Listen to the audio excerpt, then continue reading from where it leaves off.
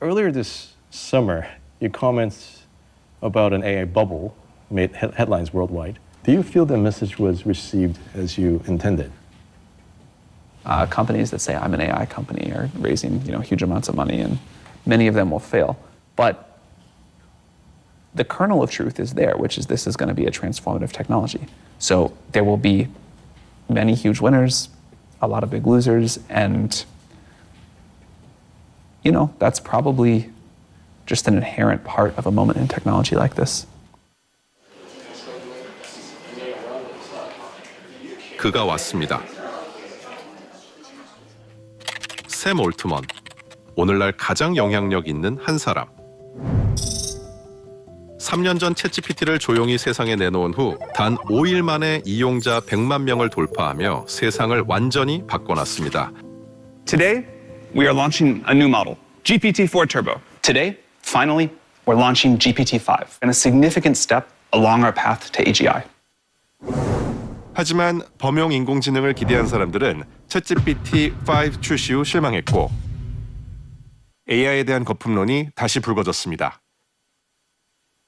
그리고 그로부터 2달 뒤 8시간 일정으로 방한한 샘. 대통령과 기업 총수들을 만난 이날 비공식 일정도 하나 있었습니다. 바로 저희와의 만남이었죠. 이 시점에 샘을 만나 물어볼 필요가 있었습니다. 그는 지금 어디까지 와 있는지, 그리고 우리의 미래는 어디에 있는지를요. Okay, sure. Hey, thanks, Sam. Good to see you again. Good to see you too. Yeah, so, I think Koreans might find it quite surprising that you visit Korea almost every year. And I try to. You do, right. I think it's not just one of the largest, but I believe it's the largest for subscribers per capita in the world. Wow. It's really like Korea has embraced AI in a big way. Korea also has a huge role in this sort of industrialization of AI. There we had some great meetings earlier today with both Samsung and SK Hynix about their plans to innovate on what the future of these chips can look like, and they've got big ideas, like really innovative big ideas. 이날 오후 한국판 스타게이트 프로젝트를 발표한 샘은 한국과의 인프라 협력을 매우 강조했습니다. 그리고 한국이 지금 AI 강국으로 성장하기 위해 가야 할 길을 묻자 And when the president-elect, BJ, asked Masa, what shall we do? Masa said 3 words, broadband, broadband, broadband. If it was you, today? I mean, you can probably guess that I would say AI infrastructure, AI infrastructure, AI infrastructure. Right. 돌아오는 답은 또다시 인프라였습니다. Reimagine. Never before have we had this concept that we can translate energy so directly into economic productivity. 과거 초지능과 거대 언어 모델 이야기로 대담을 끌고 가던 그의 입에서 인프라와 같은 실용적인 이야기가 더 나오기 시작한 겁니다. 그럼 챗GPT로 우위를 선점해온 거대 언어 모델은 어떻게 되는 걸까요? I do expect that different countries will be able to invest different amounts in the giant inference fleets, and that will matter a lot. But, to train a model that's like as smart as the current ChatGPT model, that's a lot of people are going to be capable of doing that. Now, maybe the frontier goes much, much further, and it's way more expensive. But to build the kinds of consumer services that I think most of the world wants, that will become commonplace. 시간이 지나면 누구나 거대 언어 모델을 만들 수 있을 거라는 샘. 전문가들의 의견도 비슷합니다. 이제는 다른 AI의 시간이 다가왔다고요. Collecting more data, training bigger models, training for longer, etc. But the performance is kind of saturating. That's one reason why I'm working on the next generation, because I think this saturation is really the main reason that LLMs are not going to take us towards human-like or human-level intelligence. Rather than trying to build broad-based LLMs, there's a lot of work to be done to take the current crop of LLMs, pick 1 or 2 or 3, and then build on top of that to specialize it, to unlock high value for specific uses and industries. 그럼 대체 LLM 이유는 뭐가 될까요? 그 시작을 연 샘의 이야기와 함께 인공지능의 최전선 실리콘밸리로 날아갑니다.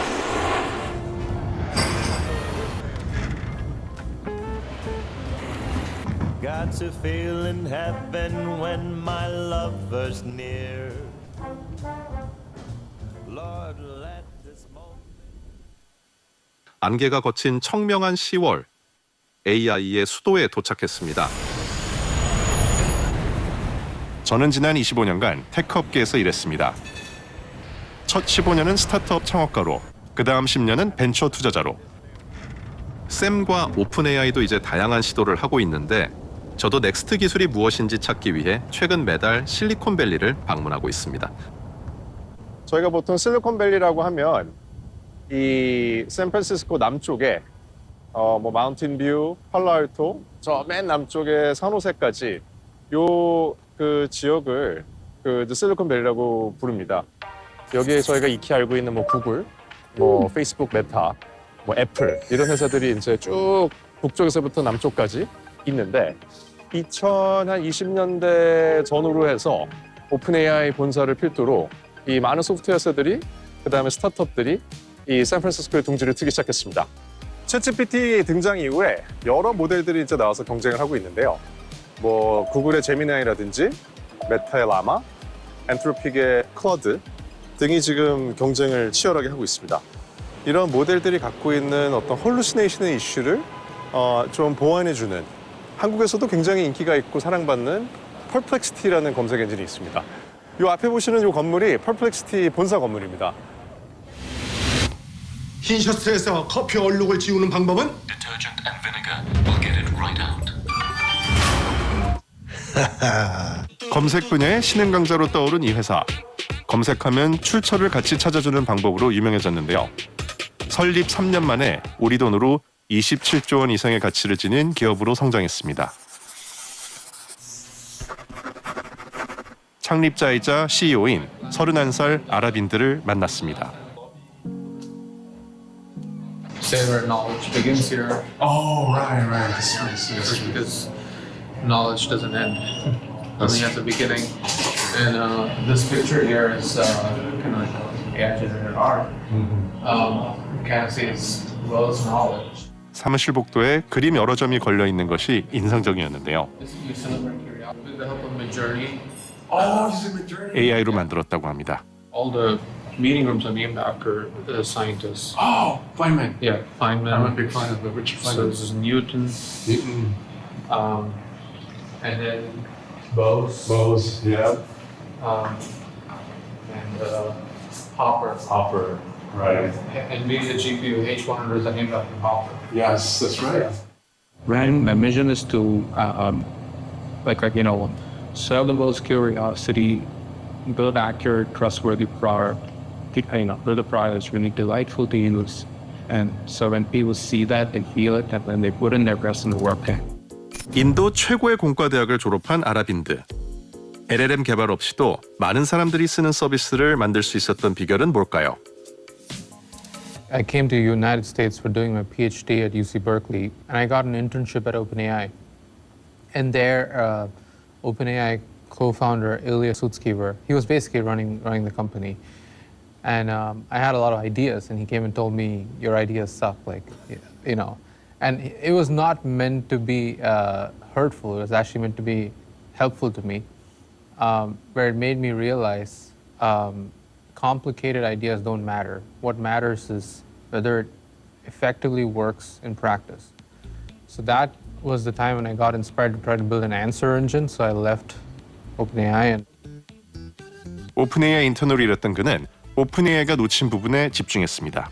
Because I'm an academic, the first thing you're taught when you write a paper is always cite sources at the end of every sentence, the footnotes. What if we take that principle and put it into an AI chatbot? And that changed search forever. 기존의 검색은 검색 결과 가운데 사용자가 필요한 것을 찾아야 했습니다. 하지만 이 AI는 각 답변마다 출처를 표시해 AI의 큰 단점인 헐루시네이션을 차단했습니다. 이 방식이 성공하자 크롬 인수를 제안하며 구글에 도전장을 내밀었습니다. 주목할 만한 것은 이 회사가 최근 출시한 서비스입니다. 에이전트 AI. Comet, it's even though it's a browser, it's essentially a personal assistant. You can say, go run my ad campaigns, go to this website, ignore all the ads and pull only stuff that I would like and plan a whole trip for me and then put it on my calendar and send it to my assistant. Like you can start using it like as if you employed someone. 원하는 신발의 이미지만 첨부하면 인터넷에서 찾아 장바구니에 넣어줍니다. 아랍인들은 LLM은 출발점일 뿐 목적지가 아니라고 말합니다. LLMs by themselves are not sufficient to build a world-class personal AI, right? That goes and does stuff for you. The user doesn't care what LLM it's running on. The user doesn't care how much it costs. None of that. What they care about is whether the end-to-end system delivers real value to me on a daily basis. In what sector do you think the next generation founders will turn into potential super entrepreneurs? I mean, robotics is still wide open. A lot of focus is going into digital knowledge work. There's another section of human labor, which is physical. If we could even help them get it done with less physical effort, would be contributing to the economy at another level. So that is very wide open. There's a lot of work to do there. 샘은 아직 몇 년 뒤로 거리를 뒀지만 그가 그리는 미래도 로봇 기술이 적용된 사회입니다. Robots will happen. Still, I think, will take a few years, but will be incredible when they do. We've always, with every technological revolution, someone has said people are going to be working, 4 hours a day and spending the rest of the time with their families and in nature and whatever. And that sounds good to me. I think people probably, in much of the world at least, people would be happy to get to spend more time. 사람들이 꿈꾸는 좋은 삶의 모습은 늘 비슷합니다. 안정된 생활 속에서 사랑하는 사람들과 더 많은 시간을 보내는 것. 그날을 앞당기는 기술은 지금 어디까지 왔을까요? 넥스트 샘 알트만을 꿈꾸는 연쇄 창업가들이 모여 있는 곳, 이 HF0를 가는 길입니다. 여기서 먹고 자고 그리고 여기서 제공해주는 여러 가지 서비스들을 받으면서 창업 준비에만 몰두할 수 있도록. 사실 저도 다시 창업을 하게 된다면 여기 들어와서 하면 진짜 딱 좋을 것 같아요. 바로 여기입니다. 지금 샌프란시스코에서 가장 주목받는 스타트업 양성기관. 세계 최초로 방송 카메라가 들어갑니다. Hi. Hi, Heather. Thank you. Come on in. Welcome. Thanks for having me. Of course. Welcome to HF0. Oh, this is fantastic. Wow. So it was built for the Archbishop and completed construction in 1905. It was built for the Pope to actually come visit. 천장의 스테인글라스가 100년 넘는 이곳의 역사를 말해주고 있습니다. 이곳에 머무는 12주 동안 창업자들은 정말 일만 하면 됩니다. 빨래는 이 가방에 넣어 내놓기만 하면 되고요. Oh, hey, Garrett. Hi. Very lucky. We do our best, 전담 셰프가 삼시세끼와 간식까지 책임집니다. Do you want to do it? Sure. Wow. Okay, remember to warm it up. 이 징후로 점심, 저녁 식사 시간을 알린답니다.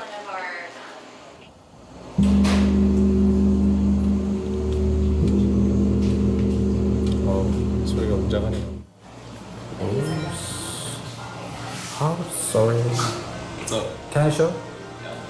드디어 합숙생을 만났습니다.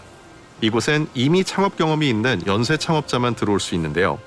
마지막 주에 투자자를 만나게 해줍니다. And we make every corner store. Our universe and we make image. Come talk to me. Thank you. Come talk to us. We're really the only startup residency of this kind in the world. In the last 2 years, we've had 15 people who either built a unicorn company or grew their last company to 100 million annualized revenue. Also, last batch, we had 3 of the teams raised at 100 million valuation last batch. 샘도 종종 들러보러 온다는 이 합숙소. 이 팀은 9월에 입사했다고 합니다. We're one of the. I mean, like, you guys are all here until the day. Right. Yeah, probably. Our company does data collection for robotics companies. And, robotics companies. Right. I actually just. Physical AI. Right. Yeah. 조금 전 피지컬 AI에 대한 이야기를 듣고 왔는데 바로 그걸 연구하고 있다고 합니다. 옆방에 있던 에디도 같은 팀인데 회사 이름은 Build AI. We do data collection for robotics companies. How do you collect these data? Like, do you have your own sensors to like monitor? 130,000 workers under LOI where we can like put workers on and collect data. And a lot of that is, and some in China, some in India, just all around the world. 사뭇 앳돼 보이는 얼굴들. 몇 살인지 궁금했습니다. Our producer is curious. How old are you guys? How old are you, Lily? I'm 18. 18. Wow. We all knew each other like throughout middle school and high school actually. We were competitors for like 6 years. Yeah. Like at the state level. So he won the state championship in New York. I won the national championship in the US, and another one of our team members won the world championship. Lily she won the largest business competition in the world. Like she's first out of 200,000. 이야기를 나눌수록 이들이 대체 무엇을 개발하고 있는지 궁금했습니다. 이들의 숙소와 작업실을 둘러보기로 했습니다.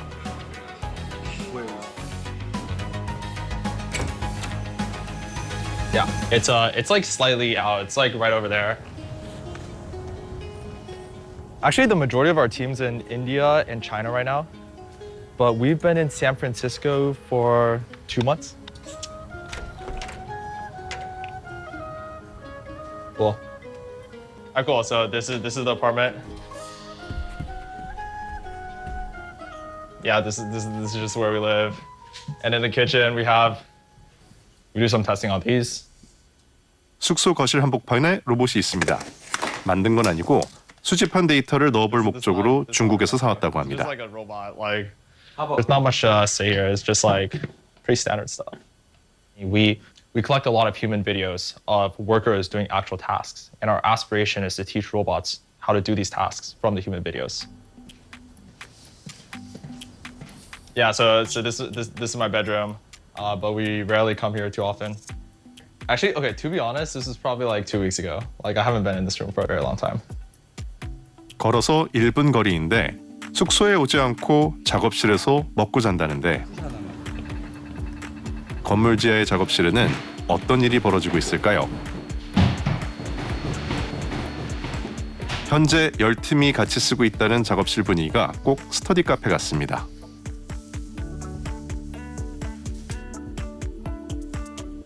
Yeah, you just put this on your head and let's see. 에디가 만든 데이터 수집 장치입니다. Now it's recording. So it sees everything in like, and when I'm doing manipulation tasks, for example, if I'm in a factory and I'm moving these pieces around, it records all this data and we use it as training data for humanoid robots. 헬멧에 달린 카메라가 녹화한 공장 직원의 손. This is mostly in Chinese and Indian factories. We have the largest data set of real-world tasks in the world. We have over 300,000 workers contracted. 수십만 개의 손 영상을 로봇에 학습시킨다고 합니다. And this is our next generation of device. These are AI glasses that are stereo, and they're like the Meta Arias, which are the research variation where human workers put these glasses on, and it records. 비즈니스가 전공인 릴리는 어떻게 로봇 데이터 분야에 뛰어든 걸까요?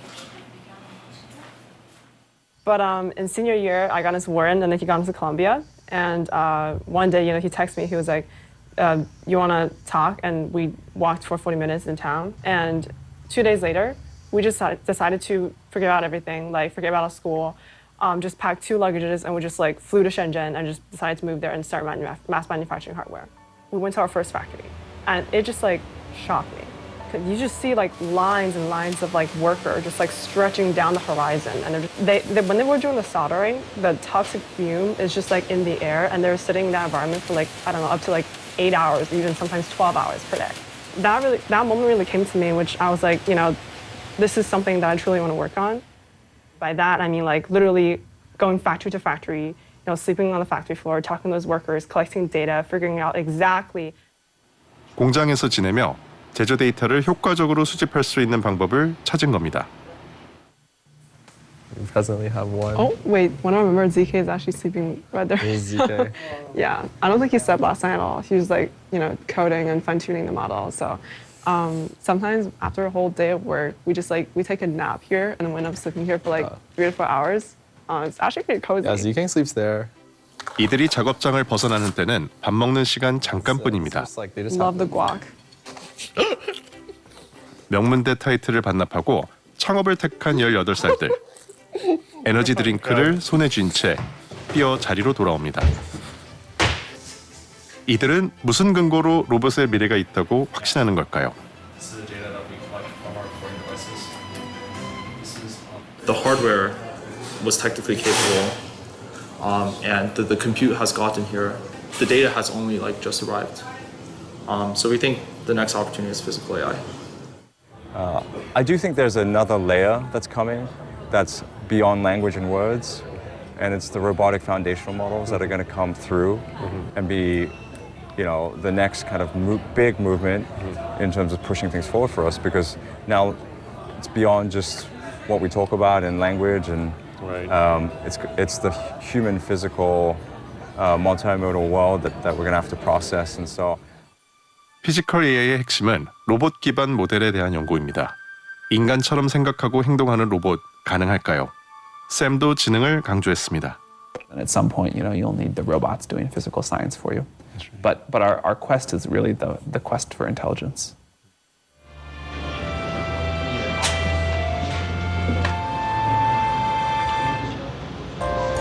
여기 지능을 갖춘 로봇용 범용 AI 모델을 연구하는 회사가 있습니다.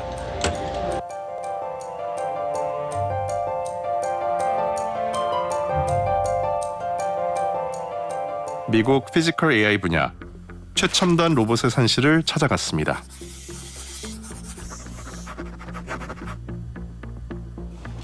Hi, nice to meet you. Welcome.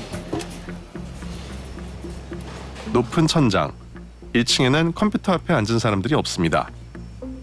흡사 공장 같은 이곳에선 로봇팔이 옷을 개고 식탁을 정리하고 실내화를 치웁니다. 커피를 내리고 쌀을 옮겨 담습니다.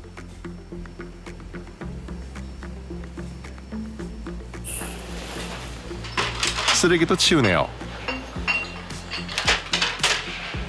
We're training foundation models for robotics, which is building a model that can control any robot to perform any task in the same way we can with our bodies. So this is where we do a lot of our data collection. We also evaluate our models. Bussing a table, and here it made a mistake, and we'll see. Yeah, there we go. Wow. Wow. I wasn't so confident. Wow. It's very impressive. Then sometimes, there we go, it makes a mistake. And so it will end up needing to restart this because it made a fundamental mistake. Sometimes it's also temperature. The way you learn is by struggling, and so it's made a mistake and now it's trying to correct it. A team of operators that teleoperate these robots. They use these arms that we have designed to control the robots to do the kinds of tasks that you could never program a robot to do. So for instance, how does the material of my sweatshirt deform when I touch it? Or how do I zip it, and what does it feel like? What does it look like when I try to zip it, and how do I adjust my motion when I do this? This is the data that is not really fully captured in videos. 학습을 거듭하며 어떤 형태의 로봇에서도 활용할 수 있는 로봇 지능을 연구하는 중입니다. How much we damage it? Do you see the little damage right here? Do you see that little damage that's like clipped right here? Yeah. So that would be -1 point. Oh, so you... So we basically want our quality to be top notch. 작업이 끝날 때마다 이렇게 점수를 매겨 학습을 강화합니다. 이런 훈련을 통해 로봇은 달걀을 케이스에 담게 되었고 건조기가 다 돌아가면 알아서 빨래를 꺼내 갭니다. Yeah, and really the interesting thing is the word learning. Robots can learn how to do things in the world the same way we can. Instead of needing to be precisely programmed, they can learn. 이렇게 진화한 지능을 갖춘 로봇을 에어비앤비에 실제로 투입했습니다. Hey guys. Hey.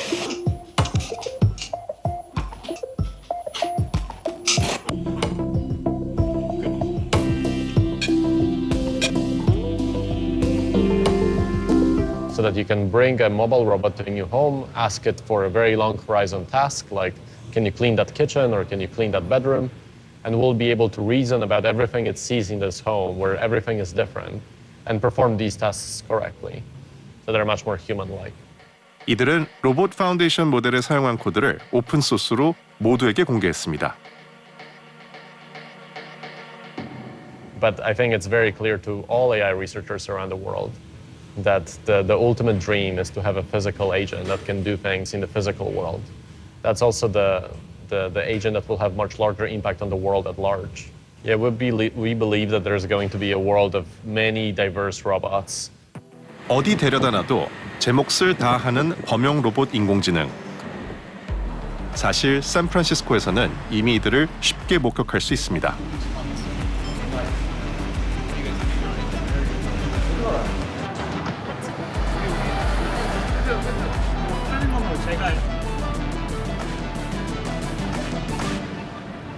자, 지금 웨이모를 저희 탔는데요. 지금 앱을 통해서 불렀고요. 차가 이렇게 많은데도 너무 신기하게도 이렇게 정확하게 지금 정차를 했고요. 이게 이제 보시면 스타트 라이드라고 있는데 저걸 누르면 차가 출발합니다. 앞에 보시는 것처럼 아무도 없어요. 무슨 유령이 운전하는 것 같지 않나요? Since 2009, our team at Google has been developing fully self-driving technology. And until, after more than 1 million miles, we were ready to take a... 그리고 사람들이 이 웨이모를 선호하는 이유가 일단 여기 차량 보시는 것처럼 엄청 깨끗해요. 깨끗하고 음악도 잔잔하게 나오고 웨이모가 제가 어떤 도시였는지 이름이 기억이 안 나는데 불법으로 유턴을 해서 경찰한테 걸렸어요. 그래갖고 경찰이 티켓을 떼러 갔는데 운전자에 아무도 없는 거예요. 그래서 이 티켓을 누구한테 부과해야 되냐. 뭐 탈 때마다 신기하네. 그리고 피지컬 AI와 더불어 실리콘밸리를 뜨겁게 달구고 있는 또 하나의 넥스트 모델. So we're seeing the agentic AI happen now. Like Codex is an incredible product that we've launched where you can ask for a very complex thing and the AI will go do it on your behalf. 퍼플렉시티도 도전한다고 했던 자율적인 AI 비서. 10월 둘째 주 12시간 동안 이어진 해코톤의 주제도 에이전트 AI. 200명이 넘는 사람들이 모였습니다. 샌프란시스코는 지금 에이전트 AI 개발 붐입니다. I'm from New York. My name is Alec Turkman. I'm a founder and I'm just building something at a hackathon. My free time, I'm building an autonomous hedge fund. And so yeah, this is the end goal, just have a bunch of AI analysts making stock predictions. 헬스케어 분야에서 다음 주에 수익을 낼 종목을 찾아 거래하라고 프로그램을 짰습니다. Just using AI agents to make investments in the stock market. And then that market order will execute on Monday, so 2 days from now. Actually, we flew from Bangalore in India to start a startup. I mean, if someone's founding a company, they would need an engineer. And we are trying to build a product that helps them. So that's why we are here. We're building this startup called SkillSync. So what it does is it helps companies find developers based on the code that they've written.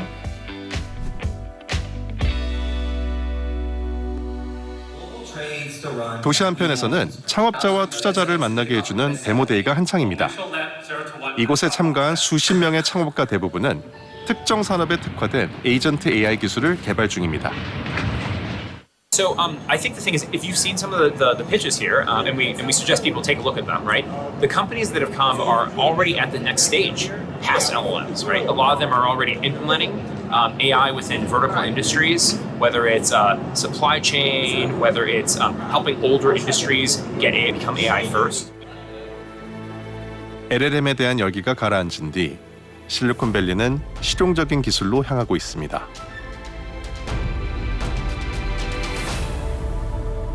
Today, we're announcing the Sora app, powered by the all-new Sora 2. AI 기업들은 텍스트를 넘어선 다른 형태의 데이터에도 도전하고 있습니다. 선두주자인 오픈 AI도요. Congratulations, on the successful launch of Sora 2. Could you tell us about your vision? I'm sure what it is will evolve and we'll figure it out over time in the same way that ChatGPT today is quite different from the ChatGPT that launched almost 3 years ago.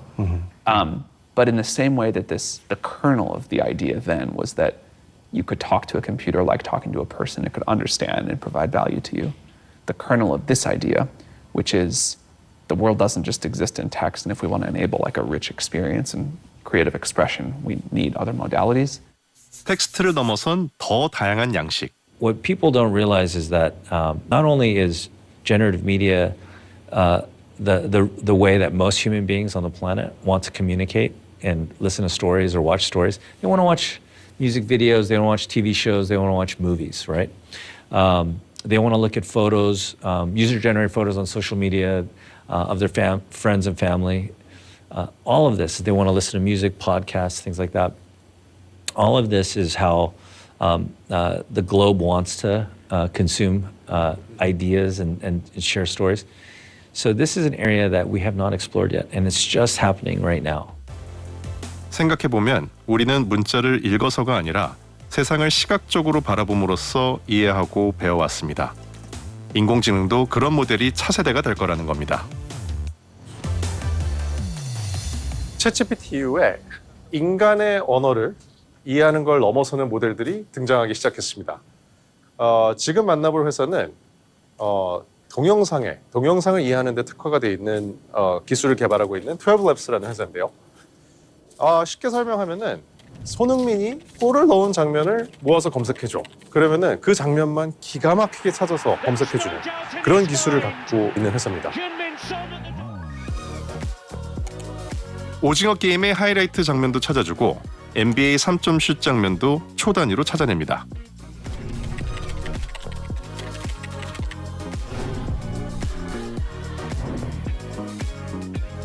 우리가 인류가 만들어낸 이 방대한 양의 영상을 잘 이해할 수 있게 해줄 수 있는 그런 회사가 된다면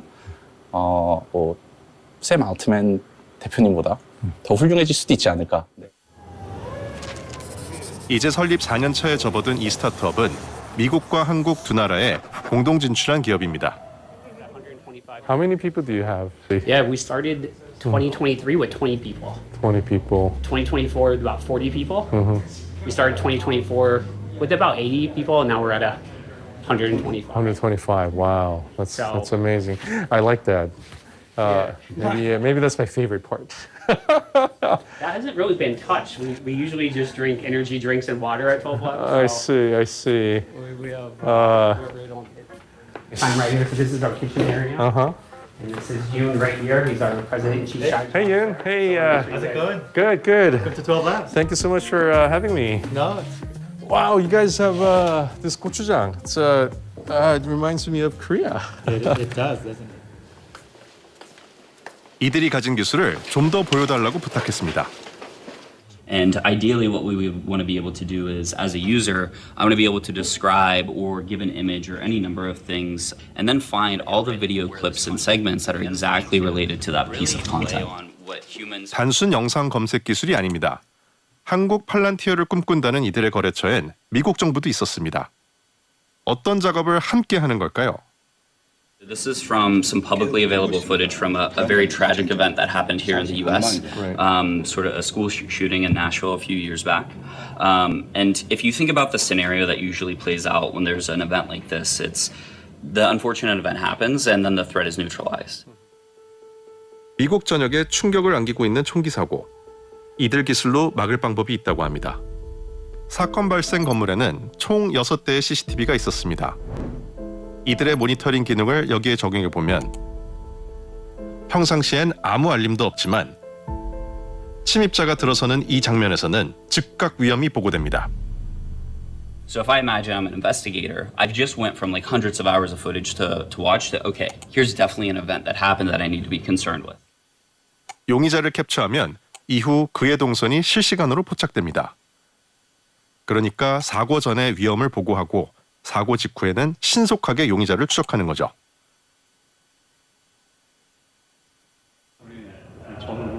이 기술은 곧 미국 학교에 도입될 거라고 합니다. 샌프란시스코에 자리 잡은 이 스타트업의 시작은 대한민국 육군이었습니다. 군대에서 이제 만난 선후임들끼리 같이 창업을 하게 된 케이스고요. 조금 이렇게 좀 특수한 그런 사이버 사령부라는 부대에서 만나서 같이 연구하면서 논문 보면서 이제 시작하게 된 그런 좀 특이한 케이스입니다. 일병과 상병은 어떻게 공동 창업자가 된 걸까요? 저희 보직상 진짜 많은 영상 데이터를 좀 다뤄야 됐었거든요, 군에서. 영상이 어떻게 보면은 저희는 인간의 메모리랑 굉장히 비슷하다고 생각하거든요. 그랬었을 때 최대한 세상을 잘 이해할 수 있는 시스템을 만들려면 결국 영상을 잘 활용을 해야 되지 않을까? 거기에 좀 베팅을 하는 게 좋지 않을까라고 생각을 했었던 것 같아요. 초창기에는 이 개념을 설명하고 투자를 받는 것이 무척 어려웠다고 합니다. 이게 말로 되게 설명하기가 힘들었었던 것 같아요. 저희가 뭔가 투자자분들을 만나면은 우리는 이런 모델을 학습하고 있는데 이만큼 GPU가 필요합니다 라고 하면 말도 안 되는 소리야. 그랬었을 때인 것 같아요. 이 병목을 풀어준 것은 실력. 언어 모델 이후에 투자처를 찾고 있던 벤처 캐피탈들은 한눈에 이들을 알아보았고 덕분에 지금 글로벌 선두에서 멀티모달 영상 분야를 개척해가고 있습니다.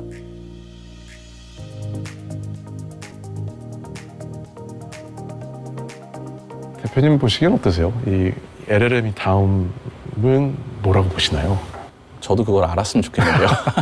전 세계에 이미 90%의 데이터가 영상이고 만약에 앞으로 나올 이런 서비스들 그리고 언어 모델들의 눈과 귀가 될 수 있다면 샘 알트맨 대표님보다 더 훌륭해질 수도 있지 않을까 그런 생각을 하는 것 같습니다. 네. 이들의 목표는 영상 이해 모델로 초지능을 개발하는 것입니다. 인간을 뛰어넘는 초지능이야말로 차세대라고 합니다. 저희만 초지능을 개발하고 있는 게 아니거든요. 저희는 영상에 있어서 영상 이해, 그러니까 세상을 이해한 초지능을 개발하고 있고 다른 플레이어들은 또 다른 의미에서 수학이라든지 초능력, 코딩이라든지 이쪽에서 초지능을 개발하고 있는 것처럼 이쪽에서 저희는 몇 년 안에 이뤄내려고 하지 않을까 생각합니다. 수학 난자를 통해 초지능에 도전하는 사람들도 있습니다.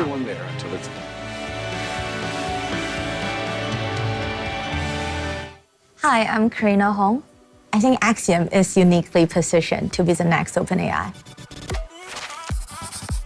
창업 넉 달 만에 우리 돈 1,000억 원을 투자 유치한 돌풍의 스타트업. 사무실에는 빈자리가 더 많아 보입니다. This is our space. We have math puzzles actually on the board. So whoever that get it right will get an ice cream. You can start anywhere you like in an 8x8 grid. This is 1, where your starting point is. And you can only do night moves. So 1, you can go to 2. And then 2, you can go to 3. 3, you can go to 4. 4 to 5. 5 to 6. 6 to 7. 7 to 8. So it has to be night moves. And the goal of the game is to survive as long as possible, which is, so some people actually solved it via Python, which we don't consider cheating. All our conference rooms are named by mathematicians. There's Gauss, Hilbert, Poincaré, etc. 사무실 곳곳이 수학. 정말 다들 수학을 사랑하나 봅니다. Axiom is building an AI mathematician. I like to think about us as early days of OpenAI. I will just say that directly. We are building a fundamental technology that is critical path towards superintelligence. Axiom's mission is to build a self-improving, super-intelligent reasoner, starting with an AI mathematician. No laptop for you. You can... 이들이 정식 시리즈 A 전, 시드 라운드부터 거액의 기업 가치를 인정받은 이유 중 하나는 인적 자원. So Aaron was previously at a fair, Meta Superintelligence Lab, joined Axiom. I think this is a very unique opportunity to make a huge impact for science, technology, and also humanity. I think being outside of here, there wasn't any possibility of doing that. Hi, I'm Hugh Leather. I'm a research scientist manager here at Axiom. Prior to this, I worked at Meta doing AI research, and before that, I spent many years as a professor in the University of Edinburgh doing computer science, as a professor taking credit for other people's work, which is what all professors do. Yes. So many of us have known each other for many years, and we worked together in a previous company. This is similar to a Kanban board, where each of these little things becomes a task for us to do, and it goes on the we haven't done it yet. When we're working on it, it goes on there. 이미 AI 업계에서 명성이 높은 이들을 어떻게 모았을까요? 얼마 전까지만 해도 스탠포드 로스쿨 학생이었던 24살 카리나. 학부 전공은 수학이었습니다. Yeah, so one day down at Verve Coffee Roasters, which is a coffee shop right by our office, I was a first-year Stanford Law School student. First time in my life there's no science and technology because it was all constitutional law, civil procedures, criminal procedures, all these law school classes. And I was just craving for things related to math and AI and physics and things I love. 그날 커피숍에서 처음 만난 사람과 수학 이야기를 나누었는데 그가 페이스북 AI 센터 디렉터였다고 합니다. So we became really good friends. Then we bring together a team, all people who have a lot of industry experience. Some of them are from Facebook, some of them are from Google Brain sector, and this is a really strong all-star team. 이 올스타 팀이 개발하는 수학 초지능 모델은 어디에 사용될 수 있게 이렇게 급격하게 성장할 수 있었던 걸까요? If you think about placing trades in financial markets, you definitely cannot get that wrong.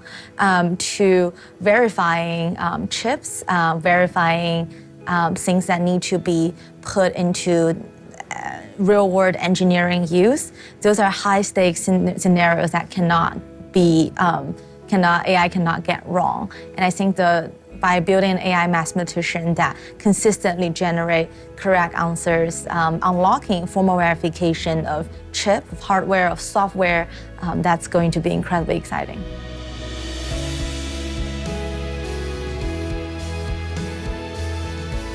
새 날이 밝아오고 있습니다. AI의 심장부에서는 매일매일 실생활에 혁신할 놀라운 기술들이 등장하고 있습니다. 여정이 끝날 무렵 스티브 잡스와 마크 저커버그의 단골집이었던 쿠파 카페를 찾았습니다. 우리의 삶을 근본적으로 바꿔 놓을 다음 단계의 AI. 샘은 어떻게 준비하고 있을까요? Let's think about it. And hopefully we can out-innovate the big companies. And then we have to build enough infrastructure to be able to support this at the volume that people want to do it, where the bigger companies do have a sort of, or at least historically have had an advantage.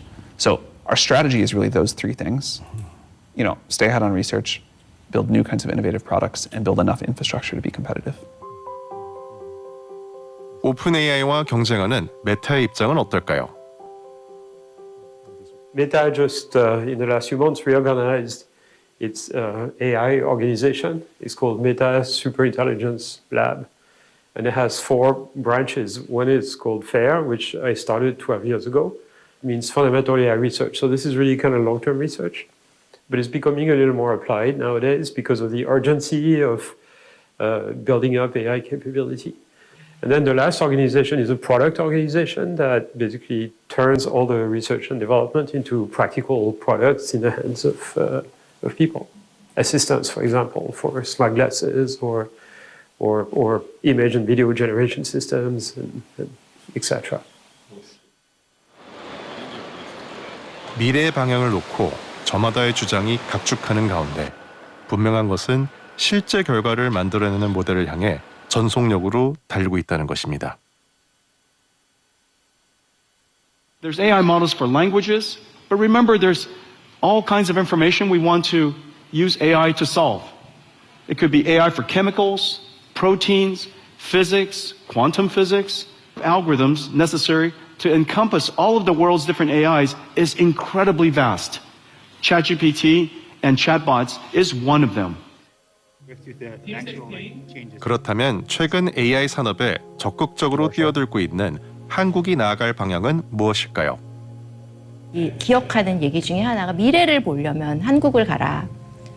인터넷 시대, 그렇죠? 그래서 뭐 그게 게임이 됐던 소셜 미디어가 됐던 아니면 모바일 어플리케이션이 됐던 가서 보고 또 미국에 가서 그런 어플리케이션들을 만든 경우도 있거든요. 이렇게 좀 큰 펀더멘탈한 체인지가 있을 때 그러니까 정부하고 민간 기관과의 협력이 중요할 것 같고 정말 정부가 해야 되는 역할은 인프라스트럭처를 만들고 탤런트에 투자하고 인스티튜션을 만들고 인프라스트럭처를 만들고 그래서 민간 기업들이 많은 창의성을 가지고 그 위에서 새로운 서비스 어플리케이션을 만들어내고 산업을 발전시킬 수 있는 그런 콜라보레이션 파트너십이 좀 잘 될 수 있는 분야에 투자가 됐으면 좋겠다고 생각을 하고 있습니다. 미국 주도로 기술의 변화가 나타나고 있고 그 생태계에 뭔가 그 수혜를 볼 수 있는 기업들이 예컨대 한국의 반도체 기업이나 이런 것들이 수혜를 볼 수 있다라고 하는 건 비교적 선명한데 이제 우리나라가 어떤 그 포지션을 가져야 될 거냐, 어떤 경로로 가야 될 거냐에 대해서는 충분한 합의가 이루어져 있는 것 같지는 않습니다. 이미 시작된 글로벌 대전환의 장에 뒤늦게 도착한 참가자. 우리는 탐색하며 동시에 실행해야 합니다. 실용적 기술로 가는 AI 로봇, 멀티모달, 에이전트 AI 등 지금 도전해볼 분야는 많습니다.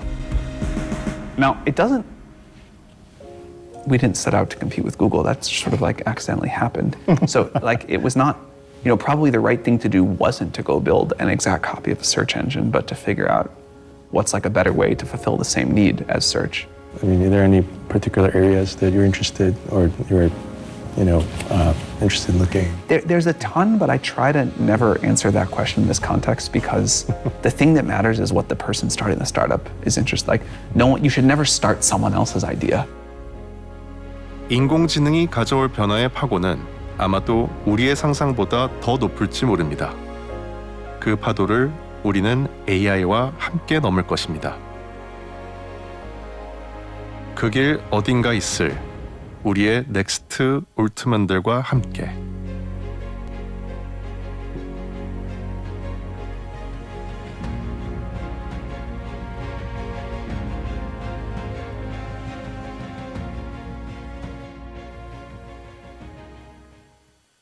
챗GPT 있는데 소브린 AI를 왜 개발하냐. 빠르게 변하는 내년부터 집중을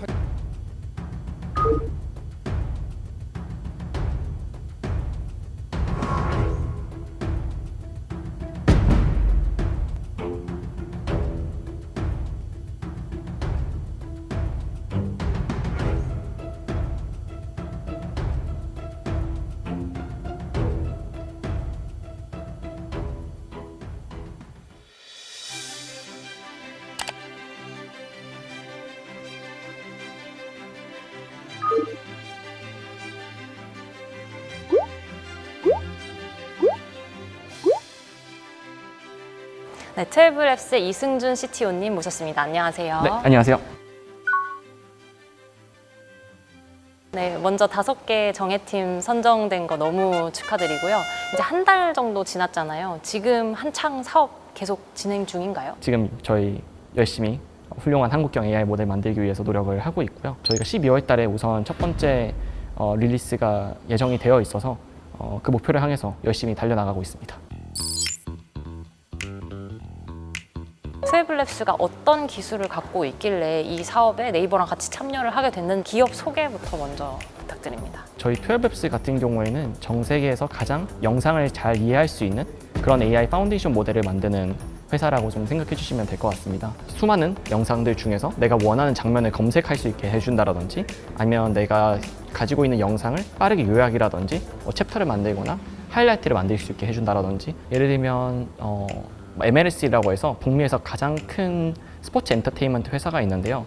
그 회사가 수많은 스포츠 구단들을 소유하고 있습니다. 그럼 각 구단 같은 경우에는 굉장히 많은 영상들을 보유를 하고 있는데요. 뭐 3, 40년치의 영상들을 갖고 보유하고 있는데 뭐 예를 들면 새로운 신인 선수가 나타나서 마르스 힐턴이라는 기술을 했었을 때 다른 그 전에 있었던 선수 중에서 비슷한 기술을 이제 선사했고 이거를 같이 빠르게 뭔가 보여주고 비교할 때도 빠르게 편집해서 찾아서 편집할 수 있게 해줍니다. 그러면 손흥민 선수의 특정 샷만 검색을 한다거나 찾는다거나 이런 게 가능한 건가요? 네, 맞습니다. 그 영화 산업에서 영화 전체 파일을 놓고도 이 기술이 또 쓰일 수 있다고 들었는데 어떤 식으로 쓸 수 있을까요? 예를 들면 어떤 콘텐츠를 각국에 내보낼 때 나라별로 콘텐츠에 대한 규제가 굉장히 다르게 있습니다. 뭐 예를 들면 인도 같은 경우에는 뭐 담배가 나오는 장면이 편집이 돼야 된다 뭐 이런 것들이 있는데 그런 장면들을 콘텐츠에서 빠르게 각 국별로 이걸 다 만들어야 되는데 이거를 빠르게 편집해줘서 더 많은 사람들이 콘텐츠를 볼 수 있게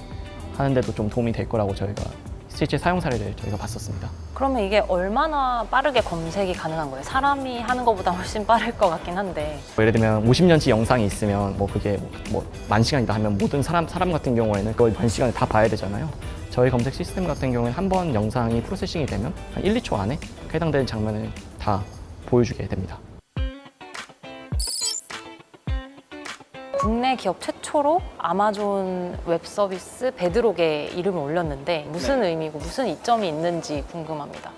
네. 사실 베드록 서비스라고 하면 쉽게 얘기해서 서점에 가셔서 베스트셀러 공간을 보는 거를 좀 생각해 주시면 될 것 같아요. 그래서 AI 모델들의 베스트셀러들을 아마존에서 베드록이라는 서비스로 묶어놨다 라고 생각해 주시면 될 것 같고 저희는 영상 이해라는 분야에서 최초로 그다음 유일하게 지금 입점해 있다 라고 생각해 주시면 될 것 같아요. 그래서 올해 7월부터 저희가 서비스를 제공을 하고 있고요. 뭐 엔트로픽이라든지 스테빌리티 AI, 메타 등 다른 서점 코너에서 네, 이렇게 있는 베스트셀러들과 저희가 함께 입점했습니다. 전 세계 아마존에 있는 개발자분들이 저희 모델을 사용하시게 된다라고 생각해 주시면 될 것 같아요.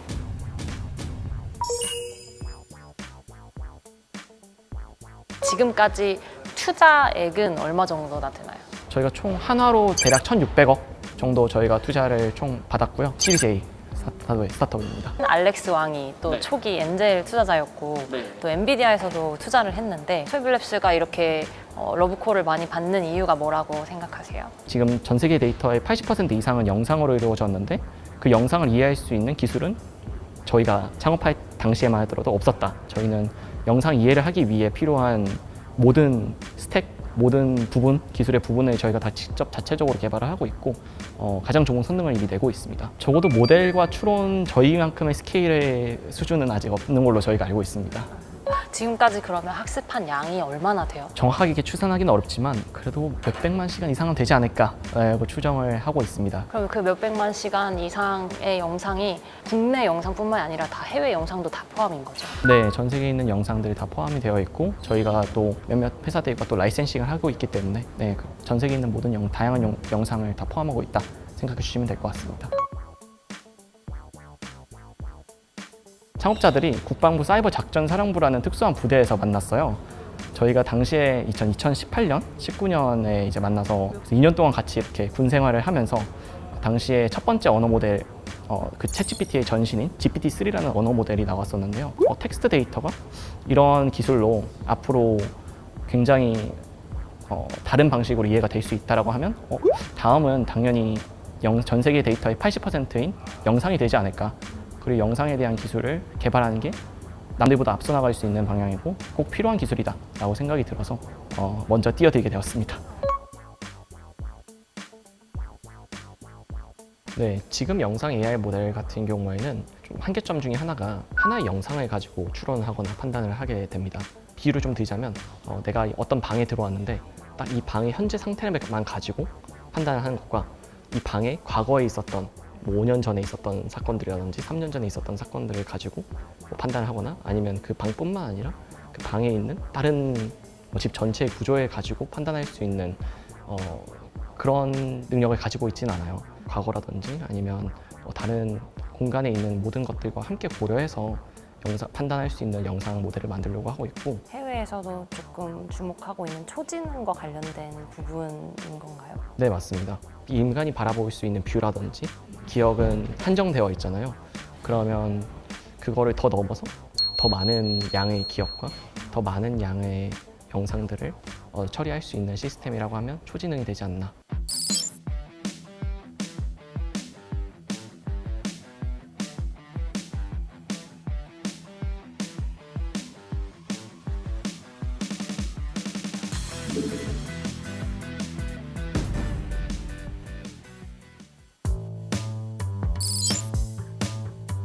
지금 한국형 독자 파운데이션 모델을 만드는 건데 그 모델은 어떤 거예요, 그러면? 네, 저희가 네이버와 이번에 함께 만드는 모델은 옴니 모델이라고 해서 쉽게 생각해서 애니 투 애니 어떠한 데이터 모달리티가 들어와도 생성해낼 수 있는 그런 모델이라고 생각해 주시면 될 것 같아요.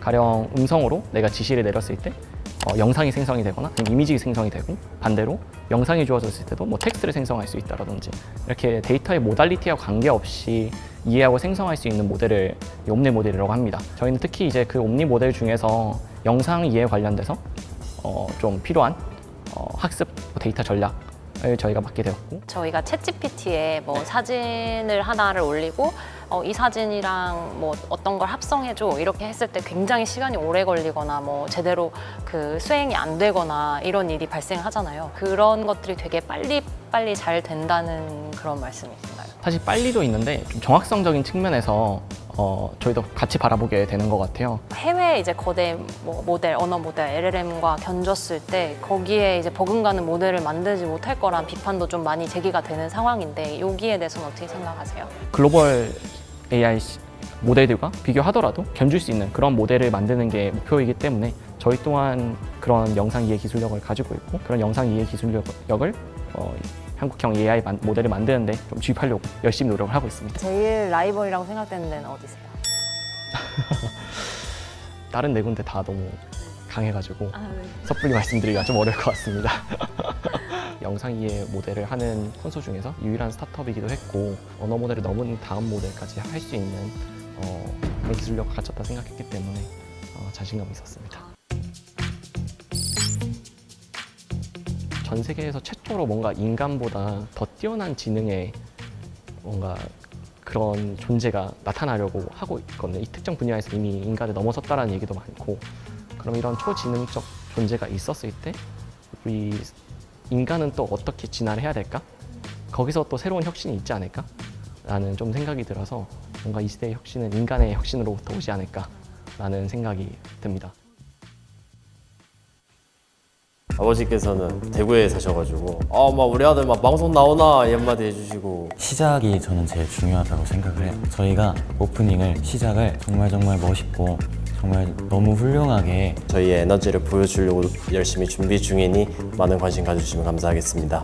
많이 사랑해주세요. 같이 할까? 하나 둘 셋. 많이 사랑해주세요. 이것도 해? 이건 안 될까? 할까요? 하나 둘 셋. 많이 사랑해주세요. You obsess, play me on repeat, 끝없이 in your head. Anytime it hurts.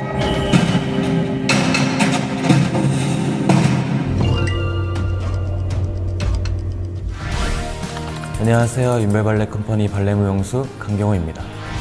안녕하세요. 윤별발레 컴퍼니 발레무용수 이윤수입니다. 닷이라는 작품은 총 9장으로 이루어져 있어요. 대표적으로 삿갓, 흑립, 족돌이 이런 형태의 여러 가지의 모습들, 여러 가지의 매력들. 한국적인 요소인 각과 한국적인 움직임을 조금 섞어서 이전에는 보지 못했던 새로운 장르의 발레 작품이라고 볼 수 있을 것 같습니다. 이게 퓨전 발레라고 하나요? 창작 발레. 네. 여느 발레와는 조금 많이 다른 것 같아요. 폴드브라라고 하는데 발레는 폴드브라가 거의 정해져 있다시피 해요. 우리가 흔히 아는 앙바, 아나방, 앙우, 알라스콘 그 형태에서 크게 변하지 않는데 저희는 아무래도 그 형태를 유지하면서 한국적인 걸 표현하려고 하다 보니까 표현하기에는 조금의 한계가 있어서 저희는 약간 이렇게 각을 만드는 형태를 되게 많이 하거든요. 그래서 이전에 우리가 알던 발레와는 정말 완전히 다른 그런 형태라고 말씀을 드릴 수 있을 것 같아요. 갓은 우리가 흔히 아는 그 흑립의 형태를 많이들 생각을 하시잖아요. 근데 우리가 알지 못하는 그런 갓의 형태가 굉장히 많더라고요. 족돌이나 뭐 삿갓이나 그런 것들이 개개인이 가지고 있는 약간 색깔, 성격 그런 것들이 뭔가 우리가 개개인의 성격과 외형이 다 다르듯이 근데 이 작품을 보다 보면은 마치 우리가 다양한 사람들을 보듯이 이제 다양한 갓의 모습들, 성격들을 마주할 수 있거든요. 아무래도 발레라는 장르는 색깔이 정말 짙은 무용이에요. 그리고 전통이라는 거는 당연하게도 색깔이 짙을 수밖에 없고 그런 여러 가지의 요소들을 하나의 이 무대로 만든다는 이 어떤 행위 자체가 너무너무 어렵고 너무너무 까다로운 일인데 그렇게 까다로운 일을 해냄으로써 저희는 새로움을 여러분들에게 보여드릴 수 있는 메시지를 전달할 수 있는 그런 무대라고 생각을 합니다.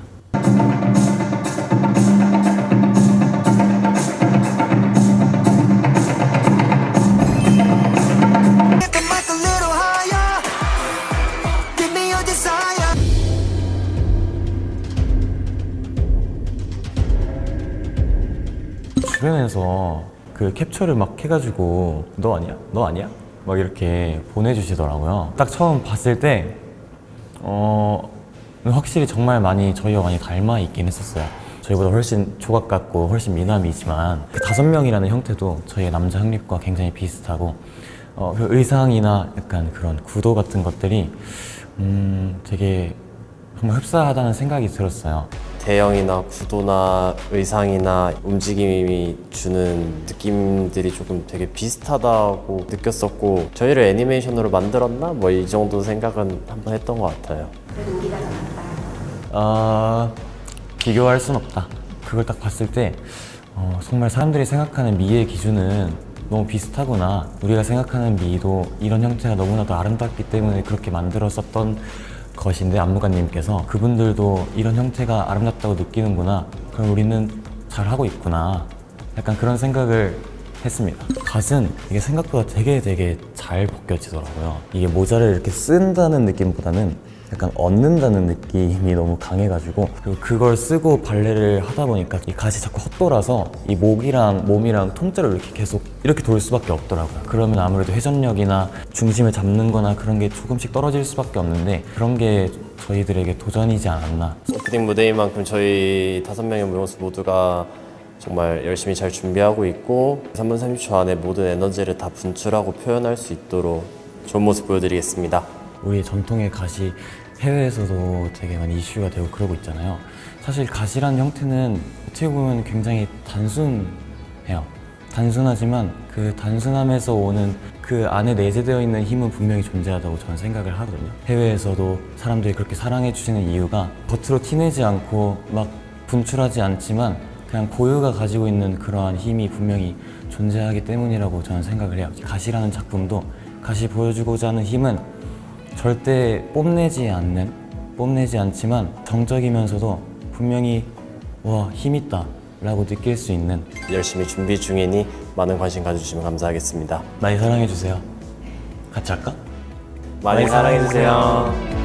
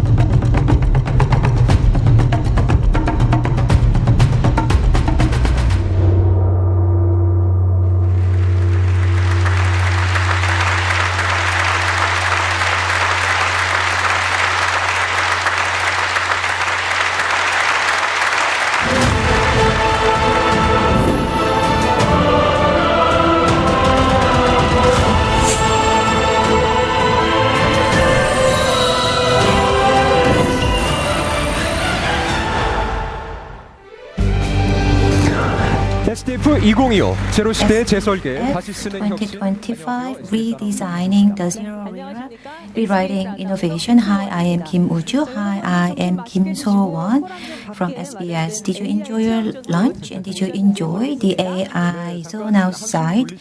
Yes, I believe that you had a break, and let's go back to the in-depth discussion on innovation in the Zero Era with domestic and foreign scholars, corporate speakers in the audience. To start the afternoon session, we have a speaker who is leading the upcoming robot era. From Hyundai Motors Group Robotics Lab, Mr. Hyun Dong-jin will talk about the future that robot will bring about and its innovation. Please welcome Mr. Hyun with a big round of applause.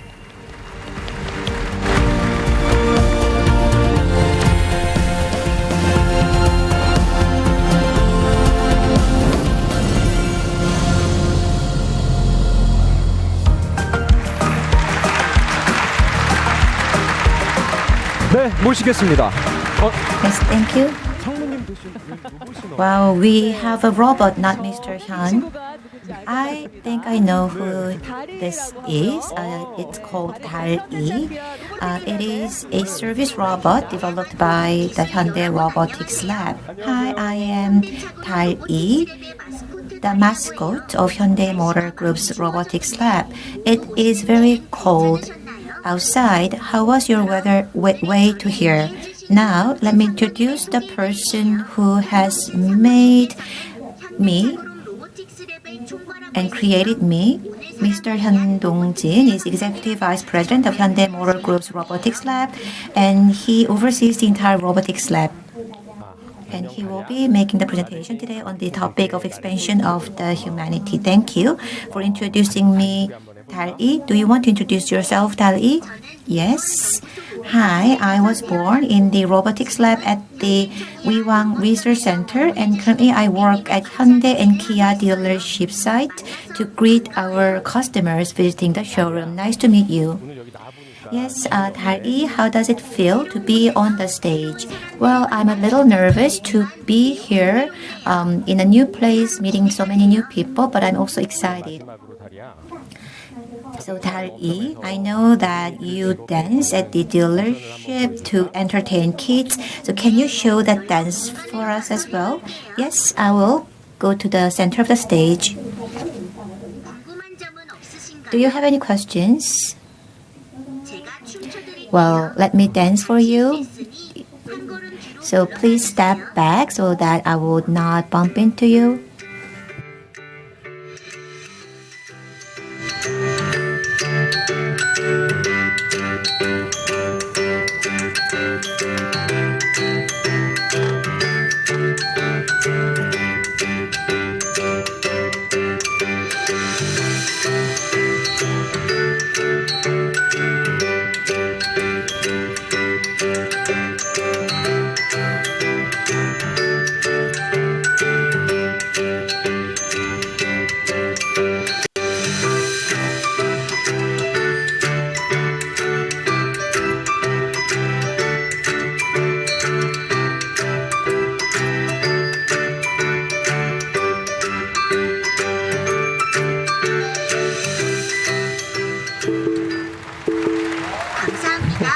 Thank you. So I hope to see you again. Please welcome Mr. Hyun Dong-jin from Robotics Lab of Hyundai Motors Group. So you can see the interaction between human and robots. So 5 years ago, we have developed this service robot DAL-E. Hello, nice to meet you. I am Vice President of Hyundai Motor Group's Robotics Lab. My name is Hyun Dong-jin. Today, I will talk about how in this human society, we can have not just simple robot products, but have robotics technology to have changes in our everyday life. And it's like an innovation. And this innovation can make our lives more convenient, safer, and more productive. So this is what I call the temperature of technology. technology. So you probably all know the term robot or robotics. And I think they are two different terms. Robot is a finished product, but robotics is a fusion of disciplines combining mechanical engineering, electronics, computer science, mathematics, and design. So it goes beyond robot. It is a broad convergence of hardware and software engineering. So today I will discuss how this broad field of robotics, whether in the form of simple robot or in any other service forms, will change the way we live in the future. So have you heard of the concept cyber-physical system? It refers to the system that integrates the physical world with the digital world to benefit humanity. So for example, using application to order food and getting it delivered in the physical world, or registering your face online to open the door automatically, and a delivery robot recognizing the recipient's face to open its compartment, or trading goods on by using virtual currency. So recently, maybe in the media, you have heard of the term physical AI, also used in similar way. With the AI technology development, our ability to represent the physical world through neural network has grown significantly, and it has accelerated the integration of the physical and digital world. And that is why it is becoming even more widely used. So now we often see videos of physical robots performing movements that we were training them on, just like we saw on the stage. So that in that regard, at the robotics lab of Hyundai Motors, we are building a sustainable robotics ecosystem based on physical AI system that integrates electrification, automation, and service convergence. But for this technology to be truly sustainable and to serve people, we need to keep our focus on social realities and social issues. So that is why at Robotics Lab, we are developing technologies to really look into this question of what is the true temperature of technology. Then let's look at our society today. I know that our pride in economic performance of Korea is lower than in the past. Many people are investing in foreign companies than in Korean companies. That is because of their lack of confidence, and work motivation has weakened. People don't say that they enjoy their work. The rising housing price and the living costs are putting even more pressure and demotivating people. Moreover, social trust is declining, and that is harming the national development. Many experts worry that we have low birth rate and aging population, and there are many people who want to immigrate to foreign countries. In this society, I believe that we can find some answer from robotics. Hardware, software, service can be combined to create truly beneficial technologies in where people live. And if we can do that, I believe that we can create a new chapter for our society. The robotics industry, along with AI, is expected to go through a rapid growth. The industrial robotics and service robotics market, according to the International Robotics Federation, is expected to grow 20 to 30% per annum. But it seems like the boundary between what is industrial robot and what is service robot seem to be blurring, and its impact in our life is expanding.